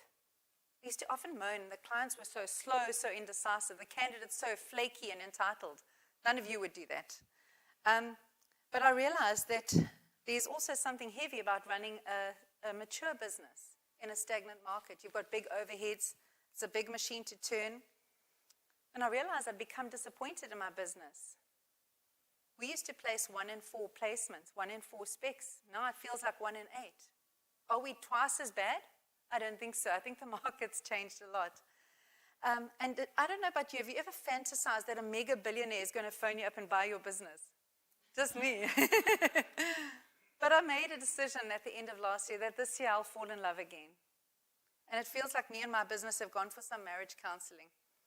So, you know, there's a saying, don't half-ass anything. Use your whole ass. And I think that's what I'm going to be doing, and I've got plenty of it. But I'm going to stop talking about I have to go to work or I get to go to work. I have an awesome business, and I'm going to be intentional about the energy I bring, the energy I go back to my office with. I'm working on rebuilding culture so that it's more connected, more fun, more relaxed, more cool, just like me. No, not like me, but I really want to work on that. I want to be the example, dress up, show up, and be that force of nature. My nickname's the Chaos Monger, and I think I need to inspire more inspirational chaos in my business. As my 21-year-old daughter says, I'm locked in. Are you locked into your business, you know? And there's a lovely saying, action is the antidote to despair. The minute you feel like things aren't working, momentum is your friend in this industry. Dem's told us about all the activities we've got to do. We've got to do those activities. We've got to lock in. So I'm investing time with my staff. I'm coaching them, visiting my clients, taking them presents, because I do like to do that. Creating occasions where we can socialize as a team. And every month there's an occasion. We've just had Valentine's Day. There's always a birthday. We're doing walkie-talkies at the end of the month. That's not eating the chicken. It's walking on the beach. We're doing vision boards the following month. So to finish off, I'm focusing on the positives going forward. I'm going to ring the bell loudly for placements. I hope you ring the bell and celebrate together. So to end off, I've made the decision that my business is not the enemy. It's a golden goose, and it's a cash cow, and it's a vehicle, and it's a gift. Is that how you see your business? Or is it time that you start doing that? My definition of success is that all shall prosper. And I believe that this is an ethic that I've held close to for the last 32 years in my own business. My clients will prosper, my candidates will prosper, my staff, my suppliers, my community, and me and my family, even little Quickly, who's now grown up. My business needs to be loved, it needs to be invested in, and it needs to be protected. It needs me to change with the times, not reluctantly kicking and screaming and wishing for the good old days, but proactively with excitement and emotional investment. And I really want to encourage you on that. It needs me to drive a culture of empathy, care, and humanity alongside the adoption of AI tools and technology. So this is my wish for each one of you, that you return to your businesses with renewed energy, vim and vigor, with your whole arse in your business, with confidence from today that you can master AI adoption, and with new tools in your toolbox, with the intentional decision to fall in love with this challenging but ultimately rewarding industry. And remember, just do the thing. Thank you, everyone.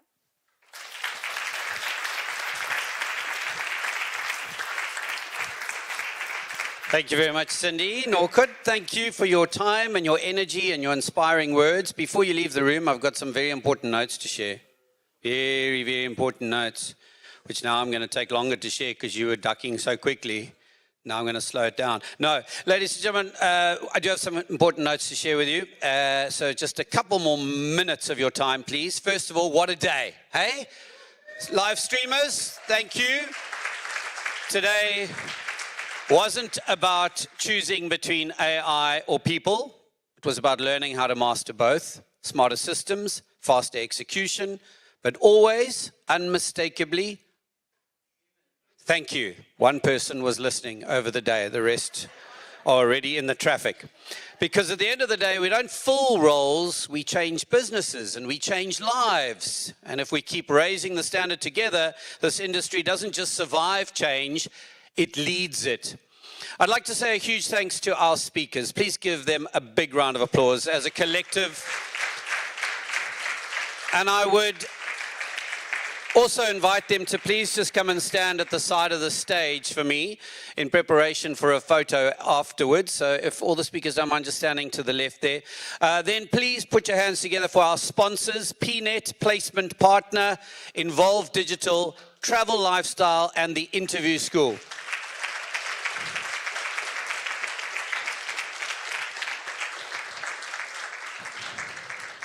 The PNet crew have got lip ice, which tastes delicious, and they're having a bit of a pool party there. I don't know if you saw those big foam rolls. I said, what are those for? They said, no, we play later. So, sounds kinky. Go and have some fun with PNet there. Of course, Placement Partner, thank you very much. Some of you rolled into the room, and we appreciate the effort that took to be here, Nick. So, thank you. Involve Digital, who's got some prizes as well. Thank you very much. And Travel Lifestyle, who wants to give you the best trip of your life, and of course the Interview School. To our live streaming audience, we hope you felt the vibe through the screen, and if you'd been here, you could have won a prize. because now we've got some prizes to give away, and I'd like to invite Peanut to come and join us with the first prize giveaway. We'll have prizes from Peanut, Placement Partner, and Involve Digital. And just a note on the selfie prize, because I know some of you, please come on stage, ladies. I know some of you were eager to win that. It is going to continue for the next couple of days because some of you have been too busy today to post and to tag Recruiters Unite and Samantha Harper on LinkedIn. So please post those selfies. I took many photos for you in that frame, and we'd love to see those. All right, so what do we got? Field bar cooler. A draw for a field bar cooler. Very nice. Who's doing the draw? Do you want me to do the draw? Okay. All right. I'll stick my hand in the bucket. All right. It's better than kicking the bucket. Stop it. All right. You want to tell me who we've got there? Nix Stevens. I don't think she's here anymore. I think she's left. But that's fine. You've got a phone number for her, right? So...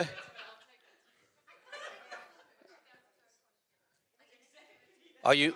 So we don't have it here because the winner, Nix, gets to choose a color. So we'll... Brilliant. So deliver it to her. That's fair. Yes, she's a winner. She deserves it. Don't be like that.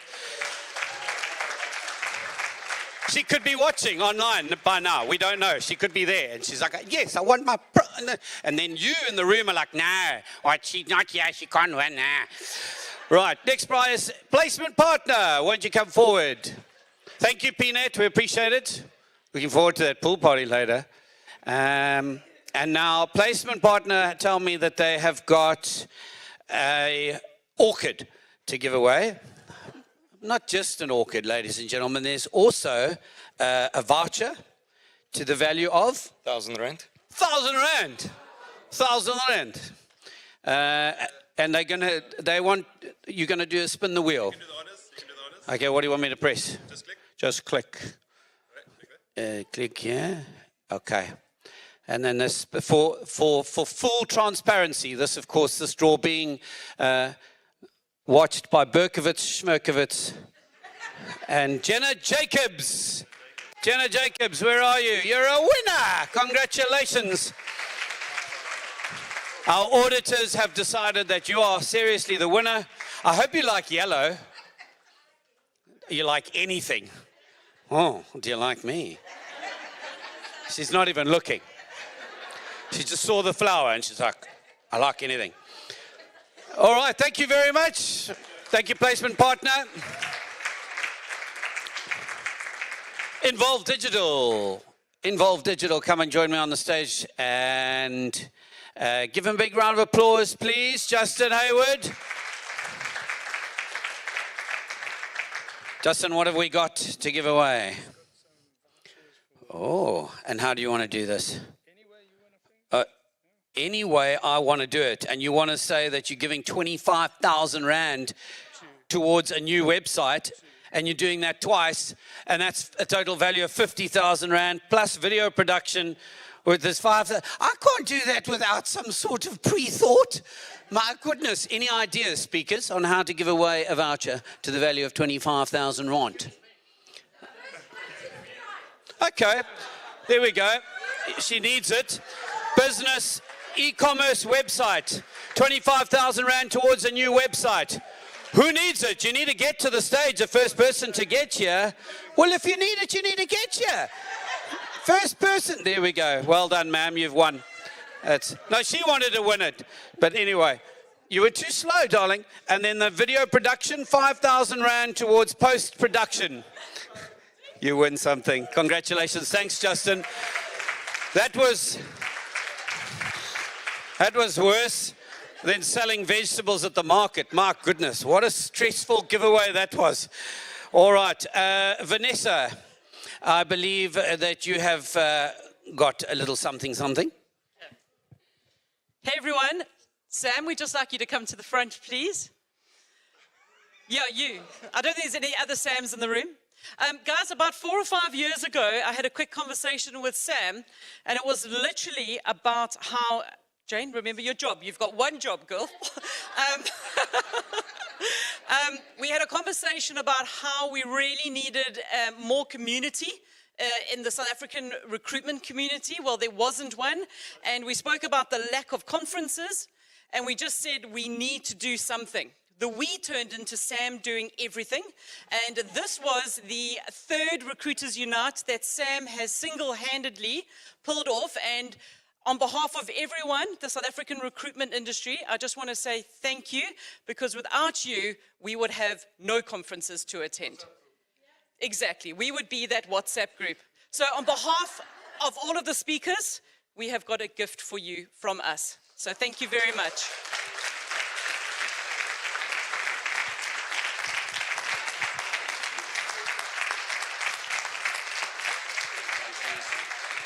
Thank you, Vanessa.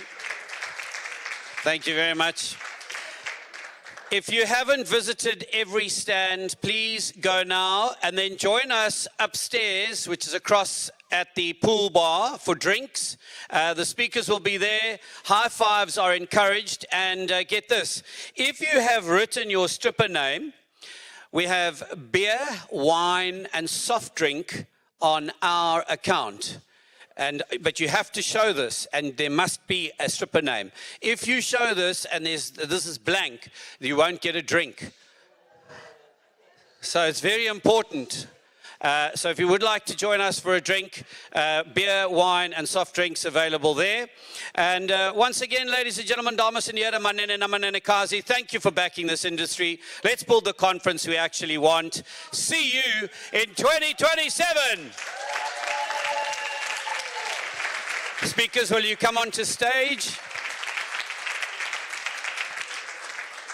And sound guys, can you move the podium off? We want to take a group photo with all the speakers on stage. Asableef, thank you. You are free to leave the room now, ladies and gentlemen. Thank you. You don't have to stay seated any longer. Congratulations. Good luck getting out of the parking. They're probably going to ask for your blood type when you leave. I don't know. When you drove in, it was a hell of a thing, wasn't it?